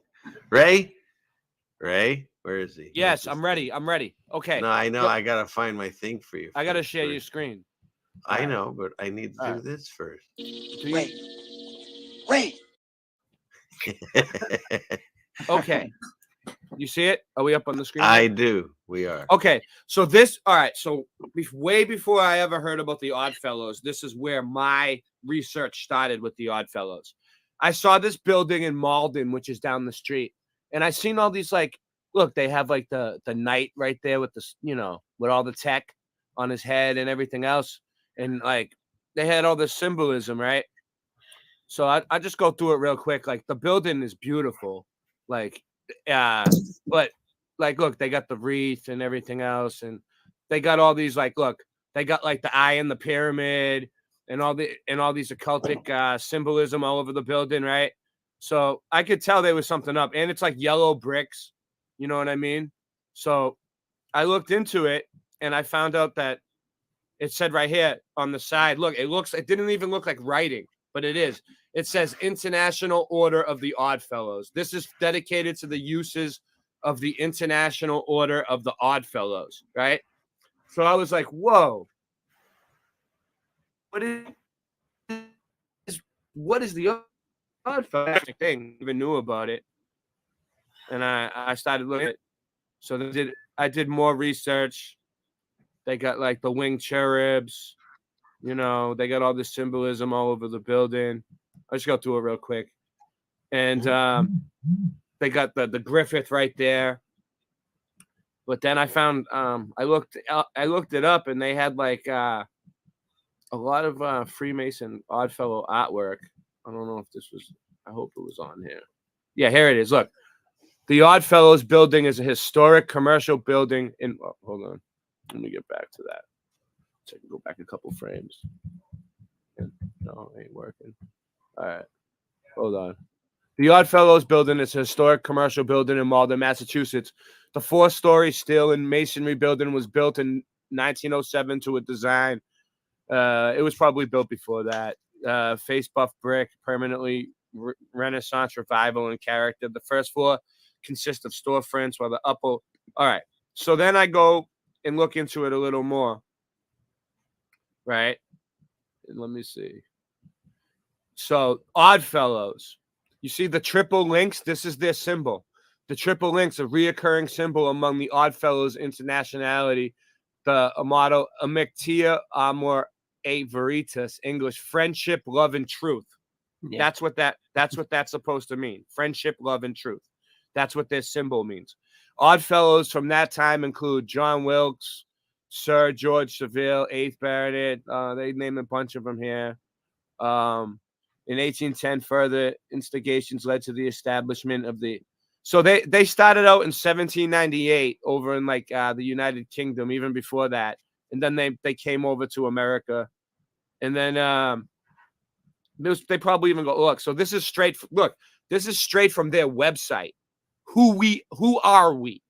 As an organization, the Independent Order of Oddfellows aims to provide a framework that promotes personal and social development for members. The degrees in Oddfellowship emphasize leaving the old life and the start of a better one, and of helping those in need. The command of the 100F is to visit the sick, relieve the distress, bury the dead, and educate the orphan. So that's what they did. They killed off. They killed off the sick and the distressed, relieved the distressed. They euthanasiaed them. They buried them. And then they brainwashed the orphans. That's what these people, that was their job. Repopulation. All right. Wow. They just straight up tell us. They tell you right on their website. It says it right there. This is from their website. Right. So then if you go back and then look, it tells you more. Like they try to make it seem like they're doing a good thing. Relieve the distress, bury the dead, educate the orphan. Right. Improve, elevate character of man. To improve and elevate the character of mankind by promoting the principles of friendship, love, truth, faith, hope, charity, and universal justice. To help make the world a better place to live in by aiding each other, the community, the less fortunate, the youth, elderly, and environment in every way possible. To promote goodwill and harmony amongst peoples and nations through the principle of universal fraternity, holding the belief that all men and women, regardless of race, nationality, religion, social status, gender, rank, and brothers and sisters. Like on the face, it looks good, right? Yes. But Bring then, people, yeah. But then, like you look at it, like, look up here, it says, "Look, educate the orphan. Look, we command you, visit the sick, relieve the distress, bury the dead, and educate the orphan." That's what it says right there. As an organization, the Independent Order of Oddfellows aims to provide a framework that promotes personal and social development, large degrees, and aim to improve the elevate. So they just basically killed people off, and then I even got pictures of them, like Jen just showed, like showing the orphans the globe. And this is what they did. Look, here they are. They're a bunch of Freemasons, and if you notice, their robes were more bedazzled than the normal Freemasons. It seems like they had like, I don't know, more fancier like robes and stuff like that. So maybe they were above them. Wait, that guy had the Illuminati eye and the 3 rings and stuff. It's right in the front. Yeah. You see what I'm saying? These guys are the ones that they're the ones who started this whole place, I think. And then like, look, here's another one. Look, it's got like I don't know, some antiquity with like some crazy like technology. The Sovereign Grand Lodge of the Oddfellows. It looks like they got the snake around the globe. Yeah, the caduceus was the medical thing, right? Almost. But that blows me. It's everywhere. Relieve the distressed, kill them, bury them, and then educate the orphan because we killed off the parents. I got all this. I got all this from their website. This isn't like bullshit. Look. I believe you. This is another one of their. There's roses there too. Roses. Is there any cabbage? I didn't. There's the hive mind that you keep showing me. I didn't see any cabbage. What's the heart? What's the heart in the hand? That's I like don't know. They show that a lot on like that's almost like Spanish the. things. It reminds me of the Jesus one when they show Jesus holding his heart on the Catholic stuff. And that is a fascist as a fasce, which Martin taught me. And there's the 3 rings right there. So there you go. That's them. And then there's even other artwork here that they got. Look at this. This is their whole thing. Look, they have the woman's side, which is the Rebecca's. Look, Rebecca's, REBEK. Here, let me try to make this larger. So If you can, I mean, I might be able to zoom in. Oh, well, no, I'm gonna try to go this way. I can't because it's a video. Oh, there. Oh wait, wrong one. Oh, yeah, I put the wrong one. Hang on. No, no. I can't see you it got on me the full screen. screen. I got the wrong one. Hold on. Hey! Let's see. Can I do that on this one? I can't make that one full screen. For Yeah, I don't know, but either way, it shows you one side is like they have like a women's section called the Rebecca's, ladies. It says and ladies encroachment auxiliary, ladies auxiliary, patriarchs militant, and then on this side it's the patriarchs militant, and this is the Oddfellows down here. So it's like, you know, Oddfellows degrees, Junior Lodge. They got the handshake going on right there. Down here, they got more pictures of them. Like, I don't know. Here's one. You can't really even tell the lot. You got to zoom in. Oh, yeah, up top. There you go. The right-hand corner. Look, educate the orphan, it says, right? Right there. Educate the orphan. That's what it says, right? And he's showing the 2 little kids the globe. Right there. In plain sight. That's what they're doing. Brainwashing the kids. And the other thing is all these signs and symbols that we've learned about on these channels. Like one of them is whatever when the flat earth people do, I've covered it, but I'm just going to say it out loud. It's a Freemasonic entry level position when you make that thing and you say this is like a sketch of them doing some sort of clown thing with the kids. Like, you know how they do like the I watched a guy that said that the Nephilims they talk about were clowns, or at least like in some way. So maybe that's a representation. And then they have like those clowns that come into like the kids' hospitals, like that they own, like the and they look like, you know, try to like make them happy when they're sick and stuff. And that Shriners. The Shriners, yeah, the Shriners and the Foundlings. Yeah, exactly. So that's connected. And then I don't know what this is. Manchester Unity, Independent Order of Oddfellows, Widows and Orphans Fund. Widows and Orphans Fund. So what does that mean? They had a fund for widows? What were they killing off the men or something? Like, what's going on with that? Like, I guess that's weird. And I can't read all that. And Johnny Cool said those look like gestures, which would coincide with, remember the Pope people? They were wearing gesture outfits too. So then I found this on there. This has something to do with them. It says Masks of the Nations. And then it shows like, that's weird. It shows like different cultures of people and the way they look. And it says like all the different like nations, which is like, hey, Rasta, is that Iris mask at the bottom right? This one up here is the English guy with the glasses. It's almost like they were mixing together different cultures trying to do some sort of gene editing. It could be. It sure looks like Ira. Oddfellows, here it is. Truth is our first light. What's that thing in the middle? Oof? Ioof? What does that say? I don't know. It said that 100F?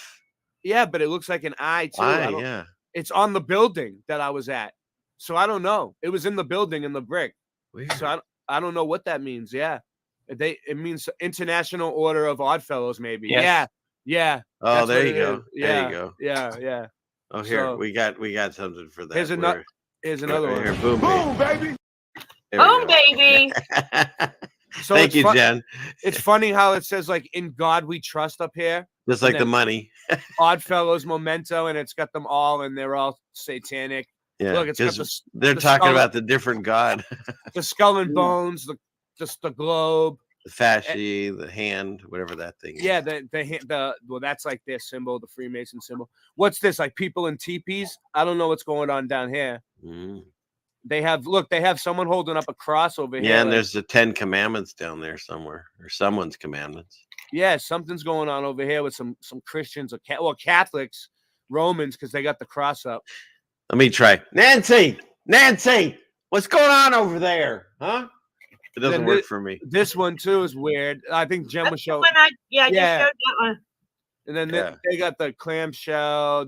I just took close-ups of some of the pictures on the building. This is cool. The Griffith. this thing looks like some sort of I don't know, like technology. Look, here you go.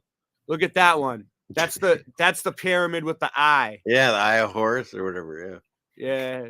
And then there was another Griffith.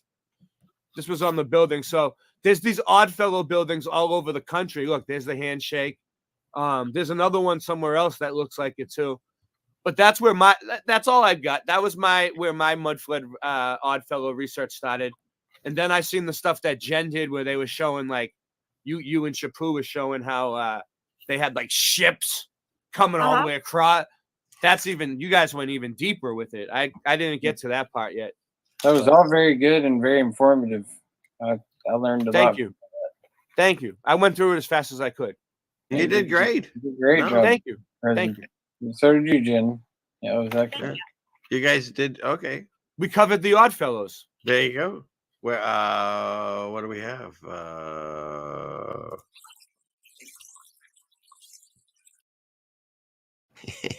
like that he says Richard too.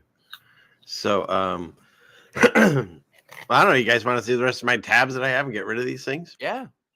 Okay. All right. Everyone's still having fun. 91 people here because you know why? I can tell you why. It's a Christmas special. It's a Christmas special, and I got nowhere else to go. I'm gonna be doing a 48-hour, 72-hour live stream starting after this. Nice. On the one you don't see. I'm gonna play every episode of Late Night Live back to back, starting at the first one. It's called The Lost History of Late Night Live. And there's gonna be some episodes that people don't like, but I'm still gonna play them anyway. I want to know if anybody's gonna. We're going through the whole history of we're going through the whole history of the show. So you should give somebody an award if they actually stay there Right. and watch the entire thing. 48 hours. I don't care. I'm just gonna let it keep going, and I'm just gonna keep track of it for days. It's gonna. I don't know how it was in everyone else's town, but when I was a kid, I remember what was it? It was either Christmas or New Year's, and they would play Twilight Zones like for 2 days straight. And I used to try to watch as many as I could. Those are some creepy ass shows, but good. So yeah, okay. Well, here we go. Well, I don't know what happened to Rose. God bless you. I'm sorry, Rose. She's traveling and stuff, so hopefully she'll come back. It would have been an extra special episode, but it's still a special episode because we're all special. She'll come back. Rose, come back. Come back, Rose. So this guy, Yuri Bezmenov, right? Is his name? Yeah. Yeah. Yeah, Yuri Bezmenov. I know Just about this guy. in case of people that don't know of this. Ideological subversion is the slow process, which we call either ideological subversion or active measures, активные мероприятия in the language of the KGB, or psychological warfare. What it basically means is to change the perception of reality of every American to such an extent that despite of the abundance of information, no one is able to come to sensible conclusions. Because Satan is the author of confusion. Right, Jen? Yep. Yep. In the interests of defending themselves, their families, their community, and their country. It's a great brainwashing process, which goes very slow, and it's divided in 4 basic stages. The first one being demoralization. It takes from 15 to 20 years to demoralize a nation. Why that many years? Because this is the minimum number of years which requires to educate one generation of students in the country. What's that? I'm sorry? One generation. Right? Well, yeah. Yeah. 2000 to 2020. The boomers. Yeah. Did you hear how he said to change the perception of a nation? Mm-hmm. It's a perception deception. And that's what they're demoralizing people, and they know exactly how long it takes for everything. And we're at the end of it now, guys. Oh, yeah. Yeah. He even explains it back when he did this, and this was several years ago. Country of your enemy, exposed to the ideology of the enemy. In other words, Marxism-Leninism ideology is being pumped into the soft heads of at least 3 generations of American students without being challenged or counterbalanced by the basic values of American. He says the soft heads. Yeah, the soft heads. We saw them in all those old pictures of babies. Yeah, they all have weird soft heads. What is going on with those pictures with the babies with the pumpkin heads? I'm telling you, man. That's what I'm saying. This is Like way the before movie- It's like the movie Pumpkinhead. What's going on? A horror movie. I couldn't stop taking pictures of those babies and all those photos. They remind me of the Hills Have Eyes, you know? Oh God, that was a scary one. That creature, Yeah. that dude. Yeah, all of them. Whoa. Yeah. I'm afraid to go to the mountains now. Jen goes into the mountains. I'm gonna stay around the brick buildings. Well, Jen has to watch out for. Jen has to watch out for Dogman because he's got a bone to pick with her, huh? Yeah. Oh yeah, she's been exposing him for a while. He's pissed. She's been exposing Dogman. Nancy, you got that? You got the facsimile from Dogman? Send it over to Jen. He's pissed. He's pissed. Dogman says, "If you love my bark, let me bury my bones." We should have ended the show an hour ago. 4 or 5 bad married bitches at home. My goodness. Let's hear what the rest of your smart man has to say. The demoralization process in the United States is basically completed already. For the last 25 years, actually it's overfulfilled because demoralization now reaches such areas where previously not even Comrade Andropov and all his experts would even dream of such a tremendous success. Wonderful. Most of it is done by Americans to Americans. Exactly. Thanks to lack of moral standards. As I mentioned before, exposure to true information does This not. is from 1984. Is okay? it? This Yeah. is from and that's the year I was born. So wow, make this me dude, this dude was talking about this stuff that's going on now. Yep. Back then, when I was a little baby. So. And how about that? He said in 1984, if that's when this came out, he said that they were already over and above what they needed to do to demoralize us. And that was how many years ago? There's more things on this guy. He gave lectures at colleges. There's a whole bunch of videos. They're like hours long on Odyssey if you look them up. But you got to be careful when you play this guy on your channel. But the thing is this guy, he says the true information doesn't matter anymore. And that's exactly what we were talking about. It doesn't matter what kind of documentation, what kind of numbers or information you have. They're beyond that point where they won't even list like you're speaking another language, like God says. He used to be KGB. He worked for the Russians. He defected. The United States or whatever gave him a safe place to go. And he came over and he ratted them all out. That's what happened, supposedly. That's the story. But again, they allow us to hear this because they have to tell us their plan. That's part of the way this works. They can mess with us, but they have to tell us in advance. That's because at this point, people are so dumbed down and entrenched in this brainwashing that the ones of us who do see it, but there's so small numbers of us that, popular opinion prevails. Right. Well, like he says here, true information doesn't matter anymore. A person who was demoralized is unable to assess true information. The facts tell nothing to him. Even if I shower him with information, with authentic proof, with documents, with pictures, even if I take him by force to the Soviet Union and show him concentration camp, he will refuse to believe it until he's going to receive a kick in his fat bottom.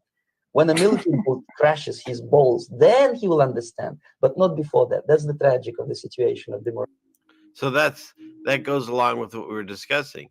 Is why does God allow this tribulation to happen? Because there's some people, as this gentleman says, won't even realize something's happening until they get crushed in the balls. Even if you show them genuine information, proof, you could shatter them with proof, shower them with proof, and they still won't see it. No. They don't even look at it. They get mad at you. They get triggered, and they run out the door. Yeah, and that's what we see in real time, because the proof is in the pudding. We've got so much proof and evidence, pictures and documents that are. And they just ignore us. They ignore us. It's real research that they adhere to science, but it doesn't matter because they're blind. And this is what I was looking for earlier, Rusty, because you mentioned you watched this guy. Yeah. And back in the day when I used to watch all these, I did like him. Sometimes, you had this guy, and he was like the feel good, have a cup of coffee, sit and have a chat with you. And then you had Sean Hannity who would yell at you and tell you to buckle up and stuff. Then he changed. Then he changed a little bit. No, he I did stopped change a little watching at bit, that but point. I still, out of all of them, I do Yeah. have some respect still for Well, Tucker. I like him. Like The funny thing about this, Sometimes I enjoy watching him. well, the reason I brought this up was there's a guy we read on Twitter, and his or her name is Cat Turd, and this guy Fox ended up doing a whole story because this foreign affairs White House guy got upset at this post that Cat Turd posted, and so Tucker Carlson, goofs on this guy because he says this is literal evil, and if I met you in real life, it would not end well. He's literally yelling at a guy who's called Cat Turd. Okay. And that's why I think it's hilarious, because Jeannie and I actually follow Cat Turd, and he's actually really funny, or she. But the fact that it became a Fox News article because this guy, Lamb, got all upset with Cat Turd. So I'm not going to play it and get a strike on that, but isn't that funny? You don't know where the Onion News stops and the real news starts anymore. And here he is, Cat Turd. And of course this is Photoshop, but freaking hilarious. And the reason obviously it's Photoshop, but look at the length of this monkey arm, okay? But that's basically what America's doing to this dude. That's what they're doing in real life, yeah. Exactly. So this is a real photo, just this one's Photoshop, but that's what we're doing. Zelensky's probably been here in D.C. the whole time, in front of the blue screen or whatever. Absolutely, right? He's probably hasn't even been in Ukraine one day. No, he's been staring at Osiris's penis. And yummy.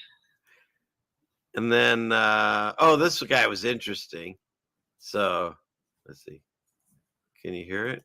I don't hear anything. No. Oh, because the sound's up there. All right, let's do this. Have you ever wondered why Moses and Elijah talk with Jesus on the Mount of Transfiguration? Then Peter says, hey, look, it's so good that we're here. If you want, I'll make 3 tents, right? One for you, one for Moses and Elijah. Peter sees Jesus on equal footing with Moses and Elijah. Now remember, Moses represents the law and Elijah represents the prophets. And if you read Exodus 19, Moses meets with God on the mountain, right? And then if you read 1 Kings 19, Elijah meets with God on the mountain, okay? So then this is what God says. A bright cloud overshadows them, and a voice from the cloud says, God speaking, this is my beloved son, with whom I am well pleased. Listen to him. That sounds a lot like when Peter quotes Moses in Acts chapter 3, saying, the Lord God will raise up a prophet like me from your brothers. You shall listen to him in whatever he tells you. So God is saying, listen to my son, who is the substance and fulfillment of the law and the prophets, because Jesus is on an entirely different level. He's a better word and a better revelation of God than the law and the prophets. Have you ever? So I like that. Yeah. Yeah. Right? What's the new covenant? The old covenant and the new covenant. Yeah. All right. And we covered that guy. That's the one you got to rewatch this, Ray. You'll have to see. He talks about the people on the crosses. This I just wanted you to guys, Shapu and you, Jen. This is in the Baltic Sea. There's this weird anomaly. Do you know of this thing? Shapu, I'll let you handle this one. No, man. I don't. Oh yeah, I've seen it some time ago. Okay, I didn't know about this thing. I don't know if it's real. I can't tell if it's real or not, but it's definitely not natural. Yeah. Whatever this they thing do is. call That's it like an the Millennium anomaly. Falcon. Yeah. That's I just said it. There it was. You said it right as the picture showed up. That's wild. Yeah. So, anyways, okay, moving on. Then, let's see. I just want to get to where is it? Let's see. And we did Scary Space News, sort of, kind of. We'll do that another time. I just don't feel like going through all these. Where is it? Well, actually, I kind of have to do it here. I want to do the. You can't skip Scary Space. Oh, right, Ray. You're always in a.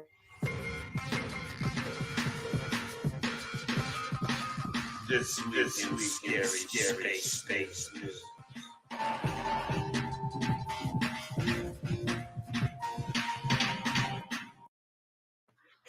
Okay, Ray. Nancy, can we skip scary space news this week?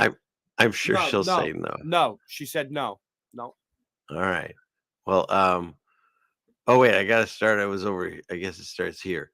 So, there's new NASA satellites to map Earth's rising sea. So there, I think I covered this a little bit, but that's how they're going to come after us with the climate thing, because now they'll have these satellites supposedly that monitor flooding, drought, and many other water woes. That's what the article says. The thing just doesn't even look like it does anything. Like, I know. What is it? Is it like it's like a paper mache project that they did, right? I don't know. I don't see how that thing would work or do anything. I don't either. It looks like a spaceship. And then these are the guys that shot that we saw that. Okay. So anyone hoping the aliens will contact Earth will have to wait at least 400 more years. So there's that. I mean, they just make up anything they want. How are you going to argue this? No, I disagree. You know what I mean? Like, what's the point? Aren't they going to shoot an asteroid here soon too? Oh, we got all kinds of things. In fact, you want to talk? It's like you're reading my tabs without knowing it. Here's asteroids can be spun into Manhattan-sized cities in space, theories say. So now they're going to have us connect, like glob onto an asteroid and then live in this 2001 spinning city. It's like a rock tumbler. Yeah, that's basically what it's going to be. But hey, we're spinning on a flying ball in space now. We'd probably never notice it, right? So there's that. What else? There's real footage of a volcano eruption on Jupiter's moon. Yeah, real footage. Da, da, da. That's it. There it is. That's great. Isn't that great? It's just wonderful. Millions of dollars of your tax dollars are spent on these. I can't even watch it. Okay, what's next? This do you guys know about this? This is news to me. Do you know the pole of inaccessibility? No. Anyone? No? Okay, here we go. Where's my guy? Da-da-da. Here he is. Breaking news with Ceiling Fan Man. Take it away, Ceiling Fan Man. Thank you, Ceiling Fan Man. Yeah, the pole of inaccessibility. It's a place that marks the most challenging place to reach according to whoever. And it's basically, why is it important? Because it's where NASA sends all of its junk, supposedly. So here's the northern pole of I'm not kidding. That's what they say. Here, let's see. They're gonna throw what's that one? ISS is gonna go there. This sounds like some double speak to me. No shit, right? Yeah. Let's see. Where does it talk about what's going there? They go over how they calculate it. I got something better on here. Let's see. Yeah, here we go. Eerie facts. They call it Point Nemo. It's the most remote location on planet Earth. 1,000 miles from civilization in all directions. So there it is. And it's called the middle of nowhere. And inaccessibility because it doesn't exist. Well, there you go, getting all technical, Jen. Oh, don't spoil it for the rest of us. Where's Point Nemo? It's officially known as the pole of inaccessibility. Blah, blah, blah. Where is it? Right next to the nation of Nunyon. Right. And none. Oh my God. None your business. Anyways. Neighbor, Deception Island over there. Right. But here's the thing. First of all, I can't find the article, but it's in here. This is where NASA sends all their stuff because it's not near anyone. If it crashes, it doesn't kill anyone, supposedly. Besides the Bermuda Triangle, I totally believe a lot of their things in Florida go right in there. That's why we're not allowed there. I think so, too. I saw, if it's still online somewhere, there was a video of some students. Of course, it's always students, right? The World Trade Center students got to take pictures of all the CO2 or whatever they in there. And the same thing with this. There were students. They were able to give an access to film and they saw a bunch of rocket shells and stuff under the water. I don't think you can find it online now. But so anyways, oh, here we go. In fact, NASA and other globe space agencies have designated Point Nemo as their underwater space graveyard for falling debris. And in 2031, if we're all still alive, when the International Space Station comes crashing down, it'll do so here. So, okay, that's Point Nemo. But you think that's the weirdest thing about it? I say nay, nay. Check this out. There's H.P. Lovecraft. He put the home of the legendary monster Cthulhu eerily close to the coordinates of Point Nemo, even before they were calculated. So he knew where Point Nemo was before we did. Wow. And if that's not enough, and you go, well, can't get any weirder than that, Ceiling Fan Man, I say nay, nay. Check this out. The bloop. Do you know what the bloop is? The signal. They say now it's the ice breaking off of Antarctica. But originally they were saying it's like the Call of Cthulhu, or some people were saying Behemoth. But guess what? Because you were on my show, I have the bloop. And this bloop, which they said was not man-made, and it was heard thousands of miles away. They don't know what caused it, but here you go. The bloop. 5,000 kms away, whatever that equals in English. Pretty far, right, Chapu? Here we go. Bloop. Yes. Bloop. Oh, wait, you didn't hear it. We'll do it again. Bloop. Did you hear it? That was bloop. That's the whole thing. I think they do it again with like that Mr. BBB. Yeah. Now we've got it in a red filter. Now here it is in a blue filter. I'll zoom in a bit and we'll hear it again. Here we go. Hang on. Did you hear that? Look right about, Jen, when you farted in the water. listen right about, I'd say here, Okay. somewhere between here and here. Not back there. No, Right not back here. And here. Now we're I going to got play it again. I've got it in the blue filter. Put a little resonance to it. The Schumann resonance is going on. Then we'll Sounds like check God the. farted underwater. I don't know. I'm on that Nextdoor app, and like you see people posting on there every other day. Did you hear that loud boom the other night, or the loud explosion? And like there's some real booms that are happening. Yeah. Like this thing doesn't sound like anything compared to.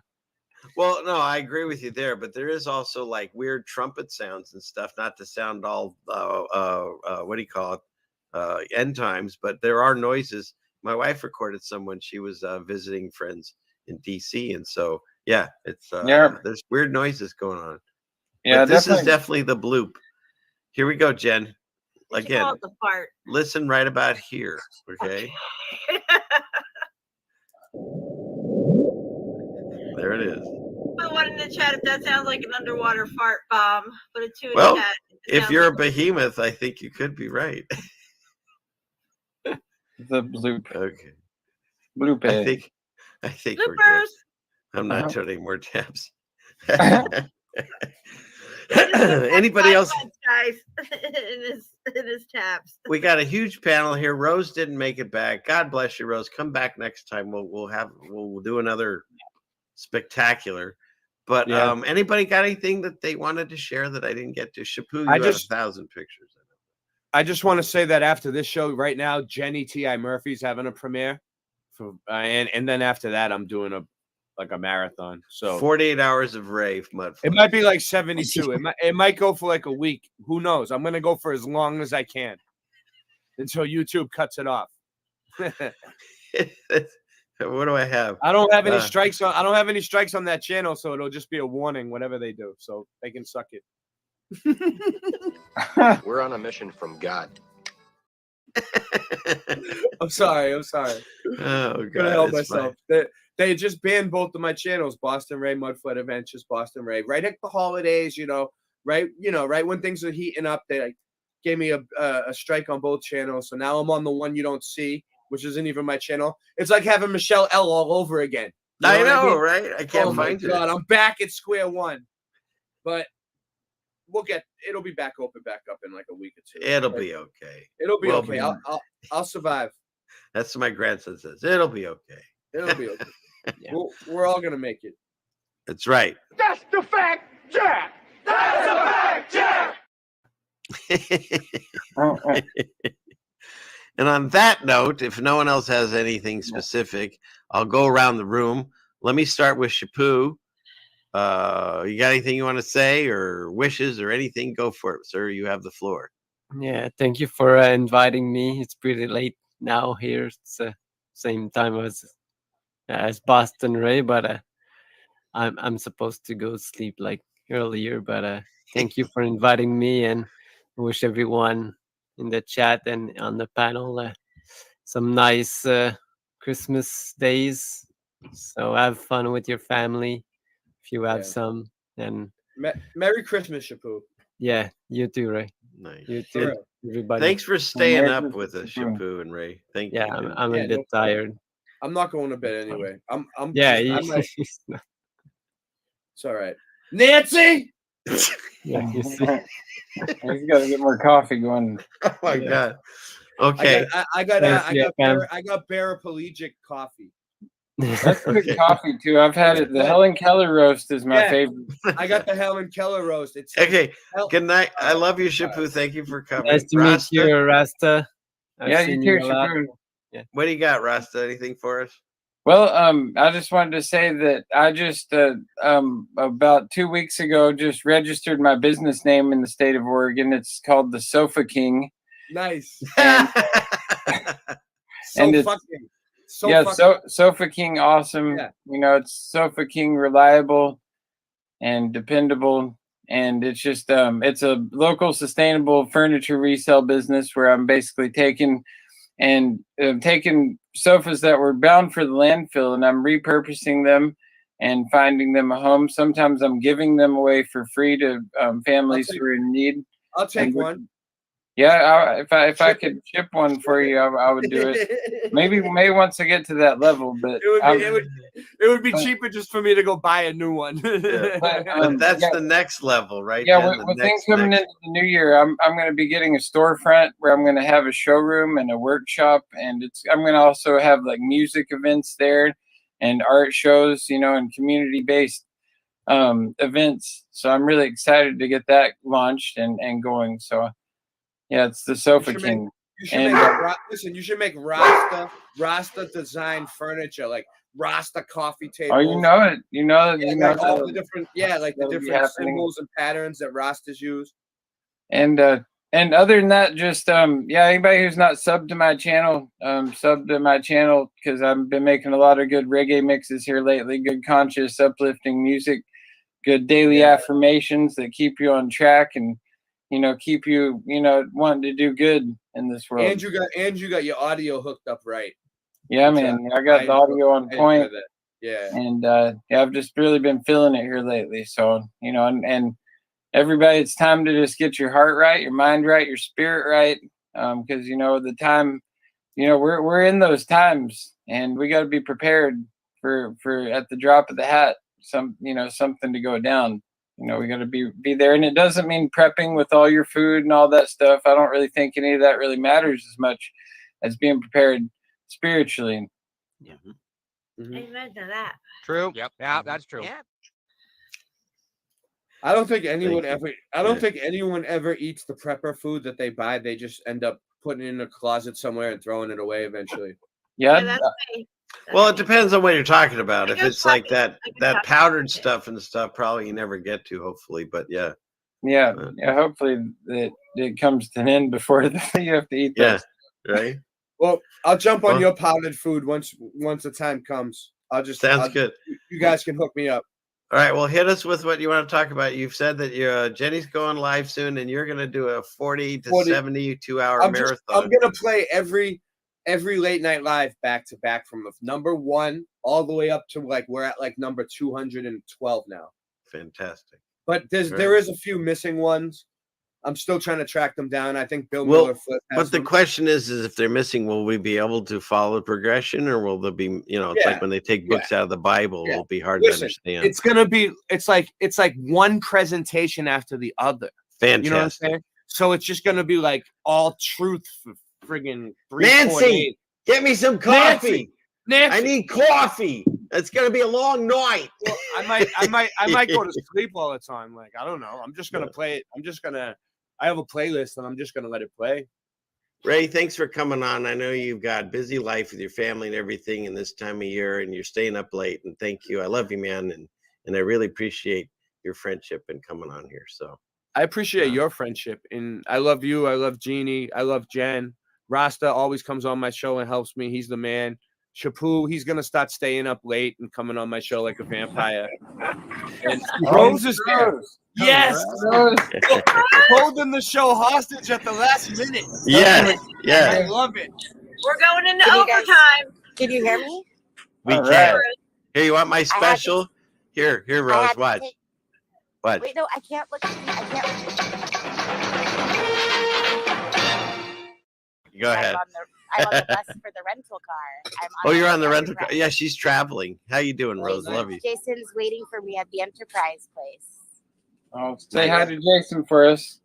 I will, but since I have the phone on my ear, who am I talking to right now? Who's on the panel? Can All everyone right, say so hello? you got me, of course, CFM. Yeah, well, I knew it was you. Then you've Who got else? then you got Jen, the Truth Seeker, Boom Baby 69. You've Okay, got so my Boston favorite. Ray. You I'm can't sorry. get better than that. Okay, keep Right. going. Then you got Boston Ray, Mud Flood Adventures. Okay. Then you've got Shavu. And then you course, have Shapu, I love you, Rastabear. Shapu. Hi, Rose. Who's the last person? Rastabear. Oh my gosh, Rasta Bear, I saw that you were hanging out with your children for Christmas. That's wonderful. Yeah, it's so good to see you. Good to talk to you.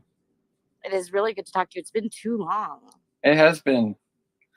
Okay, so what have you guys been talking about on this show? Oh my God. Well, let's my rewind. We'll start at the beginning. Let me get the tabs back. Okay. We're going for a marathon, Ray. Tell Nancy. We're going into for overtime. Nancy. Nancy. Yeah, we've talked about it all tonight. We've gone deep. From Cabbage Patches to the Vatican to Yuri Bezmenov. The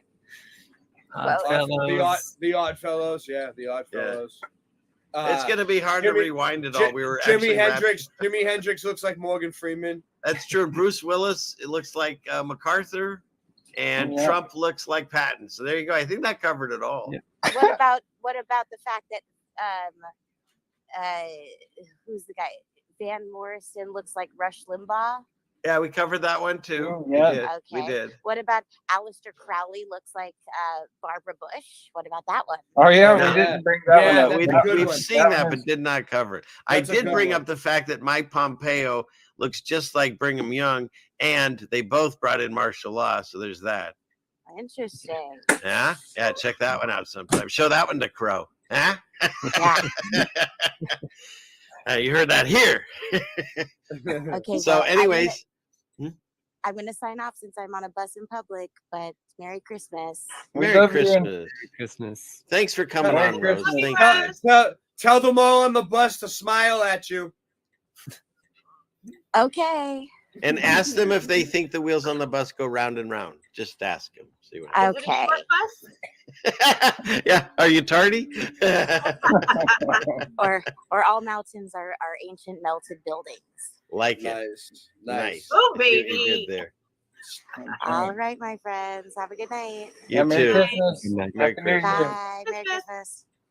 Merry Christmas. Well, that was fun. That was Right. cool. Right? The Yeah, last, what a at the pleasant last way to minute. end it. So Yes.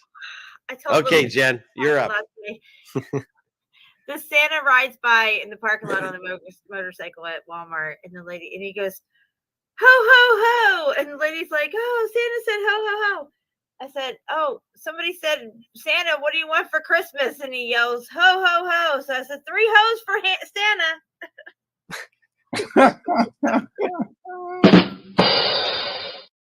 I'm so tired. Why don't you say your good nights, love? What do you got for us? Say you got any shows coming up or whatever? I'm gonna go live Christmas Day. I think.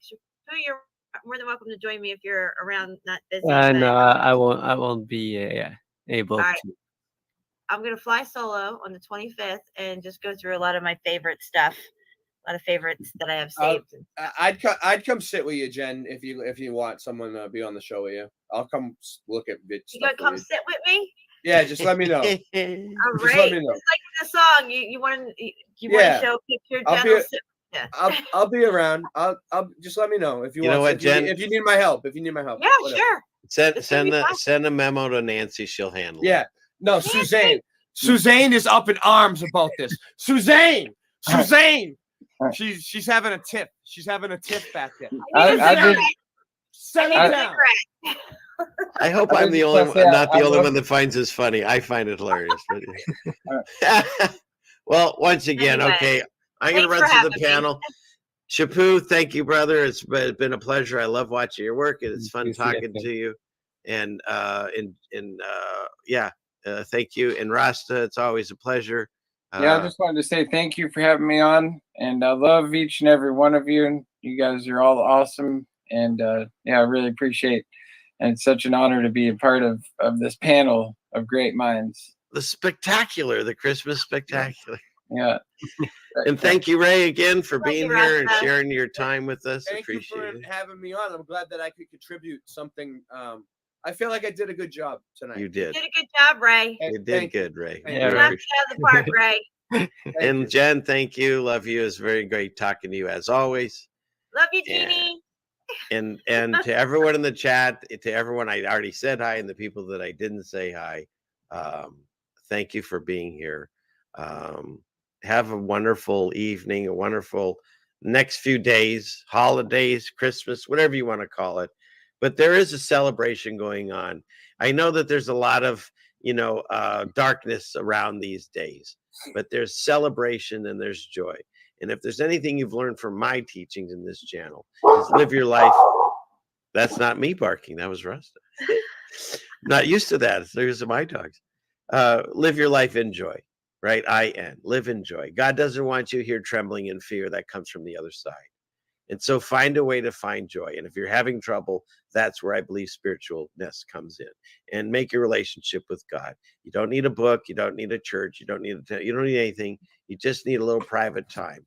And you can't just come up with it. You have to make time and talk to God and tell him your problems and ask your questions and ask for help. That's what he's there for. And so I guess at the end here, I would just say to anyone the sound of my voice, either live now or later, please, Father in heaven, watch over everyone that's here tonight. Guide us through these times, no matter how terrible or whatever happens. See us through this. And if we can't find our way around it, walk us through it or pick us up and carry us. But help us in these times. Help us learn the love and the compassion and the patience and the forgiveness that we were wanting from you when it comes to our judgment. Help us be able to use that same idea towards all of our friends and neighbors and loved ones, to truly understand how to love thy neighbor as thyself, and to love ourselves, and to find the love and understand God exists. I ask this in the name of Jesus. Thank you for everyone being here. God bless you all. Merry Christmas, happy holidays, everything under the sun. I thank you. So, amen. Hallelujah. Amen. Yes. All you have said. All right. With that, I am talked out and everyone's falling asleep. Thank you again for being here. We have this guy. Class is dismissed. Now we got the outro, and we'll see you, God willing, next Friday or whenever. Good night, everyone.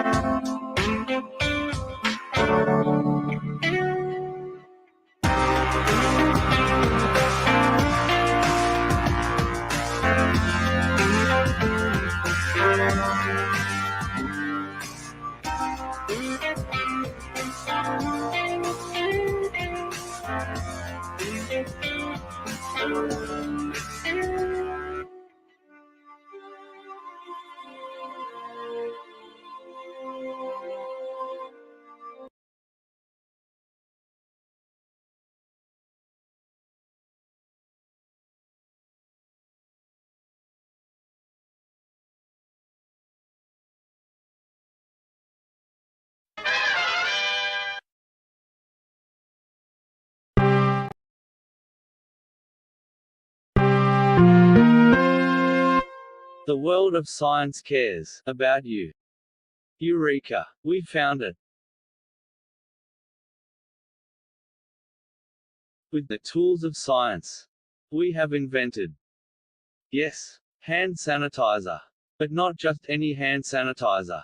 This hand sanitizer was developed and approved by the Dark One himself. Here are a few of the things our product can bring you.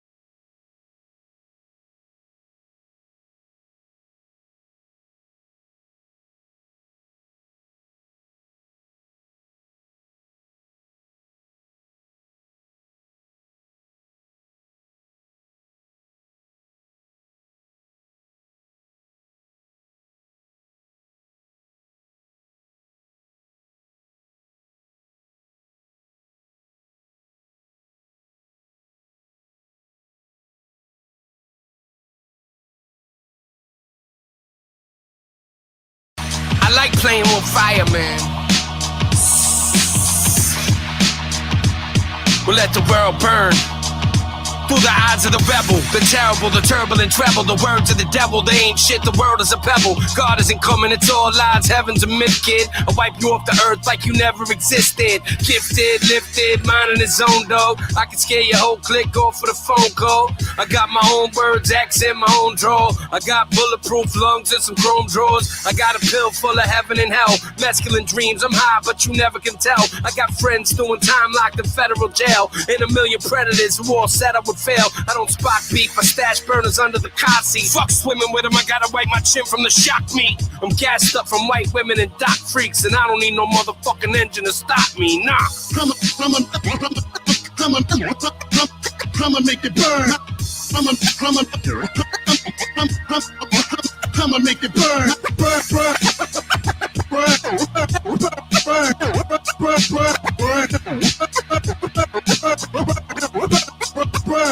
Come from kicks, kill you with a drum loop, bitch. 1, 2 spit, something I can gun you with. Once you bit by a zombie that's too quick, my cannon is loose. Unorthodox, Confucius, spark the flip. Oh, we gon' start some shit. Amadeus, I beg your pardon, bitch. Yeah, this be the hardest spit. Chemical imbalance, terrible with talent, no one dark as this. Coffins and graves, big stain, the boss of brigade. So often we blaze, never getting armed to behave. No control, overdose, hold the smoke, blow and choke. I can hear him calling, I ain't falling for the okie doke. To the death of him, setting fire to Bethlehem. Full of testosterone, surrounded by the estrogen. Get your next again, circumcise him like some extra skin. I'll burn this motherfucker down before I'm exiting. Come on, make it burn. Come on, make it burn.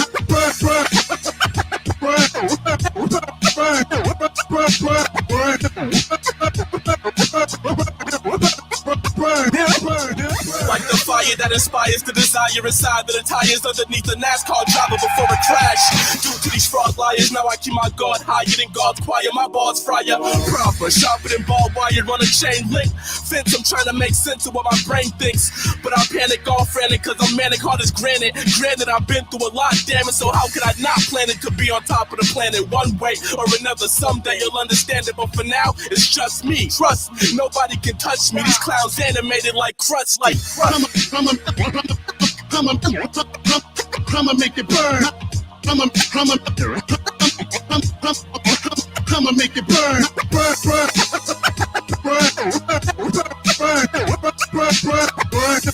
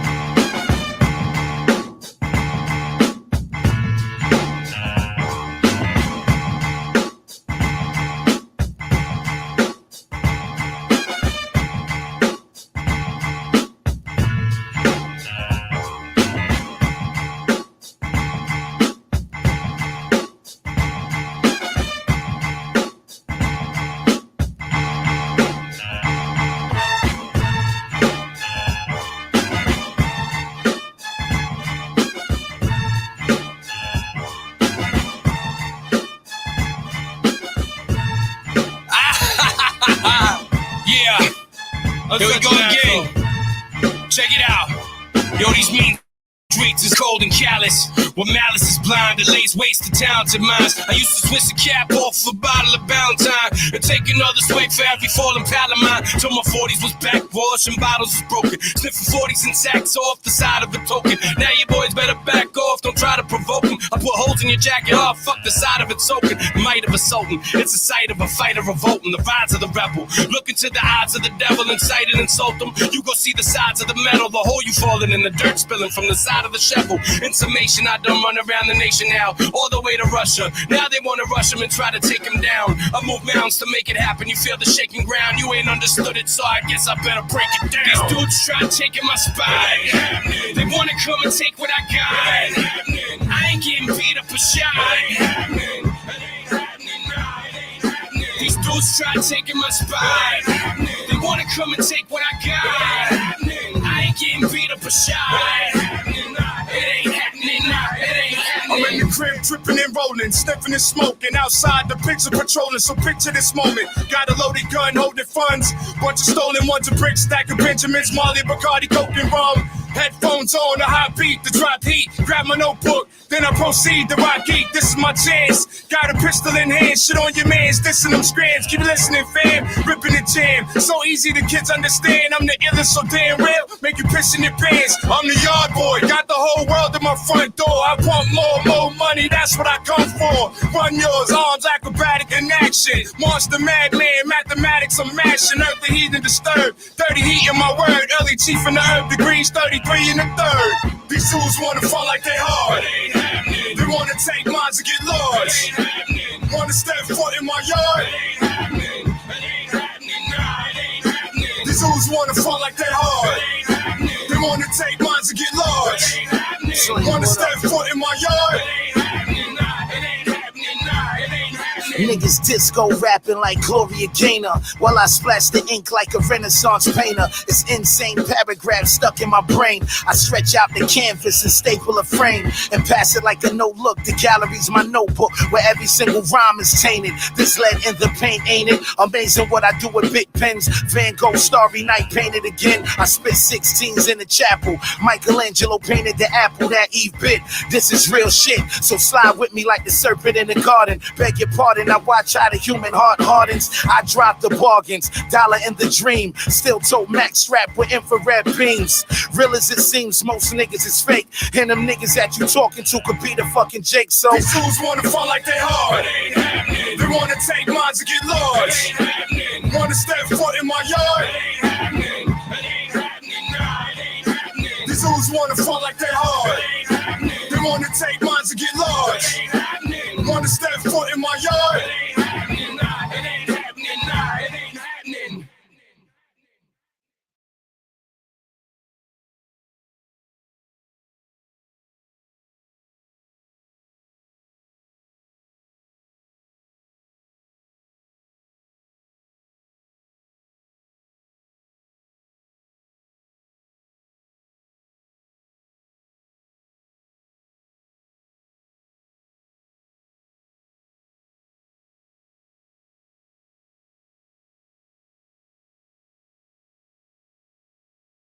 Juvederm lips say it all.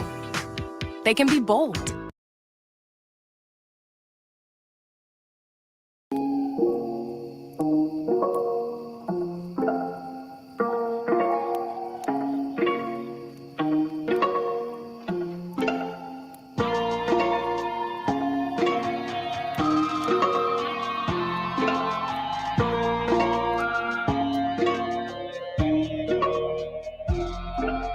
Chase the high until it fades.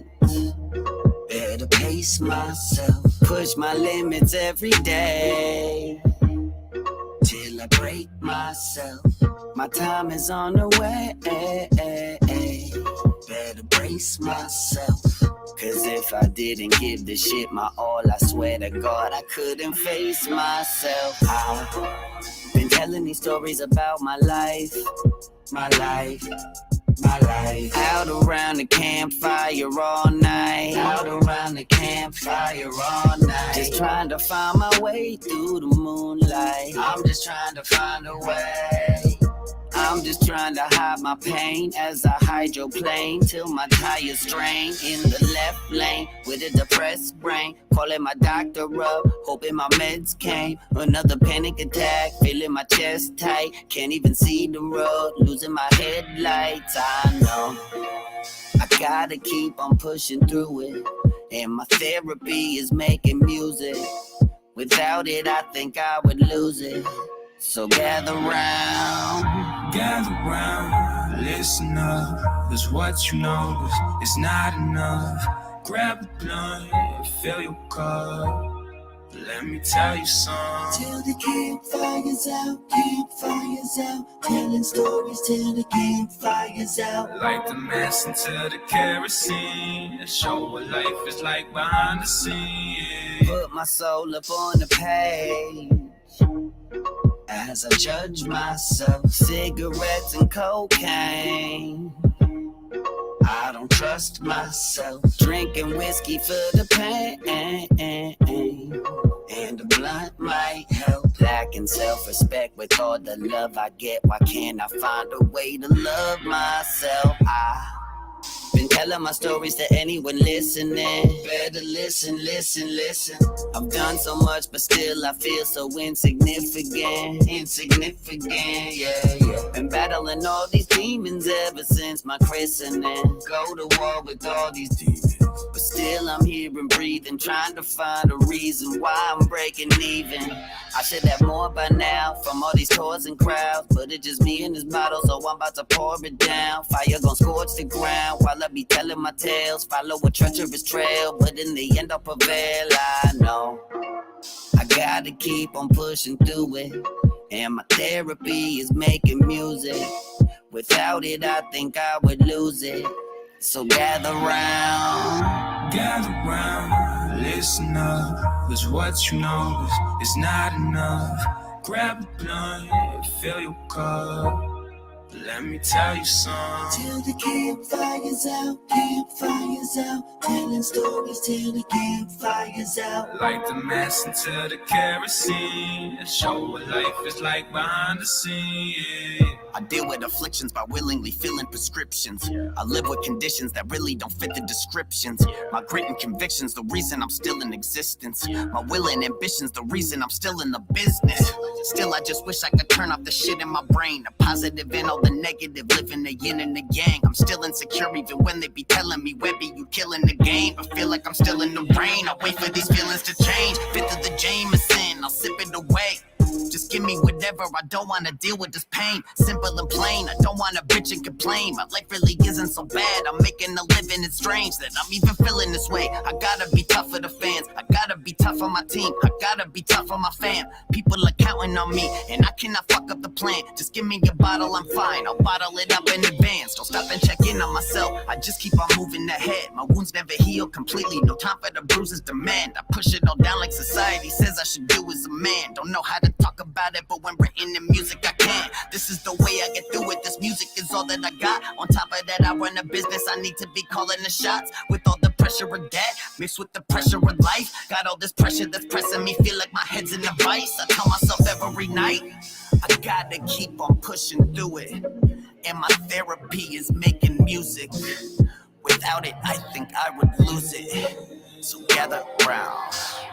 Gather round, listen up, cause what you know is not enough. Grab a blunt, fill your cup. Let me tell you something. Till the campfires out, telling stories till the campfires out. Light the mess into the kerosene and show what life is like behind the scenes.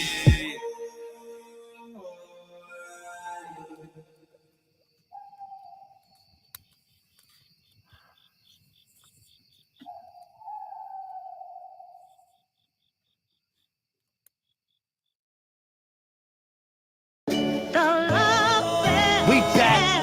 Thought it was over, stupid? Never. Twinning. You're always fucking late. You're late for your own fucking funeral. King of the projects, he broke the walls down. His crib was both apartments, double living rooms, shining under both couches. Schwarzenegger been dead for sexual crazy forever. A studded glove made of Mediterranean leather. Bitches in every bed, incidents involving system vibes. Kitchen knives, slime, get your bitch in line. Make a shit fat enough and like a savage does. Walk up to the biggest bing bong, bing, stab him up. When guns blast, blood splash, ash the front. The plug had a mustache like Captain Crunch. Young Pesci Pompadour, El Mágico with the cowboy hat like Pablo Moore. Speaking cross between coca products and tokenomics, so bionic. It's ultrasonic, how I smoke the chronic. Pistolero, call me Billy Bolero. Barrel wrapped in aluminum foil like a meatball hero. Oh, you better smarten up, what you know's not enough. Bite 'em up, saw the shot in your half, shot 'em up.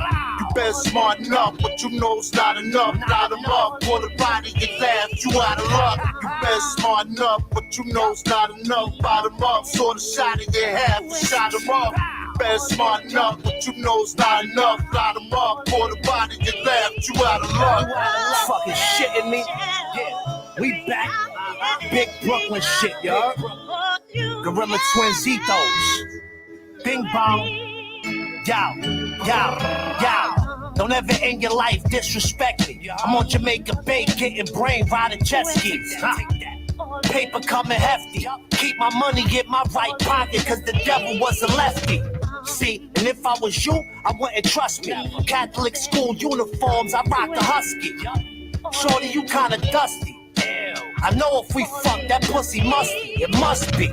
I know your mother, she a custody. Gave her credit when she was sick and now she loved me. Now we getting awards and setting up tours. My Avarex in 98 was better than yours, that's a factory. Took it back and put the battery. Walking up and down Mermaid, who wanna battle me? You don't know no rap as hard as us. Put the barrel to your forehead, you better smarten up. Know the fucking vibes. Gorilla Twins is back. Like we never left, stupid. Brooklyn. Yo, Bill, let's get it.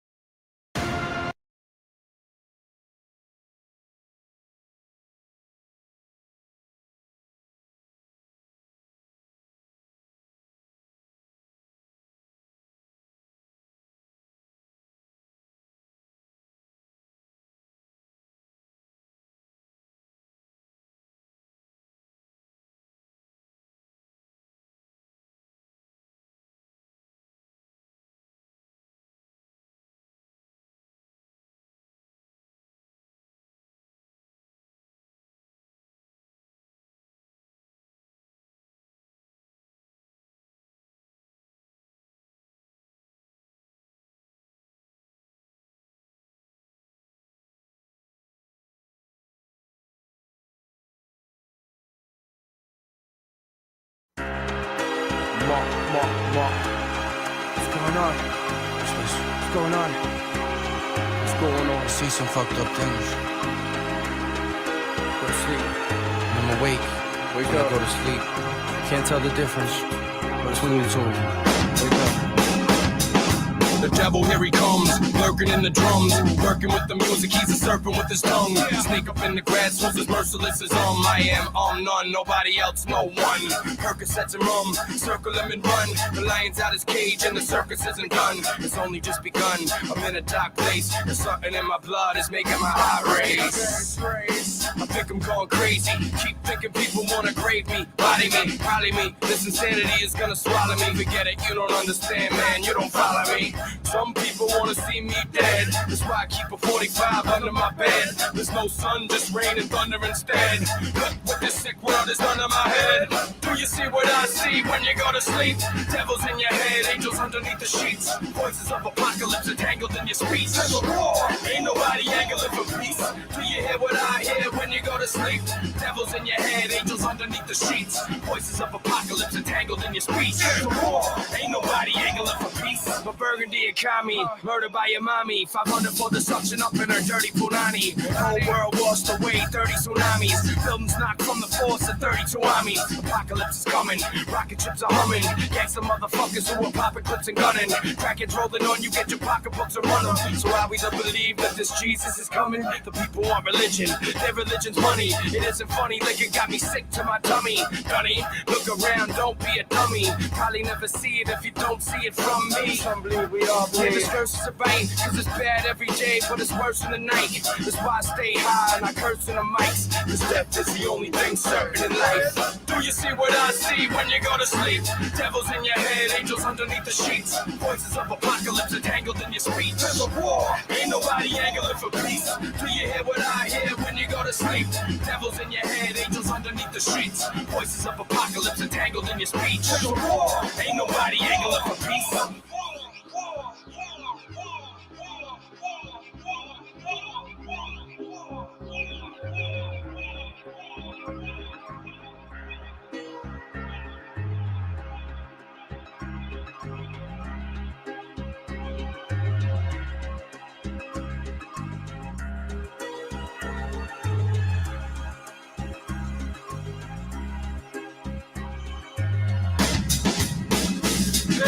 Do you see what I see when you go to sleep? Devils in your head, angels underneath the sheets. Voices of apocalypse entangled in your speech. There's a war, ain't nobody angling for peace. Do you hear what I hear when you go to sleep? Devils in your head, angels underneath the sheets. Voices of apocalypse entangled in your speech. There's a war, ain't nobody angling for peace.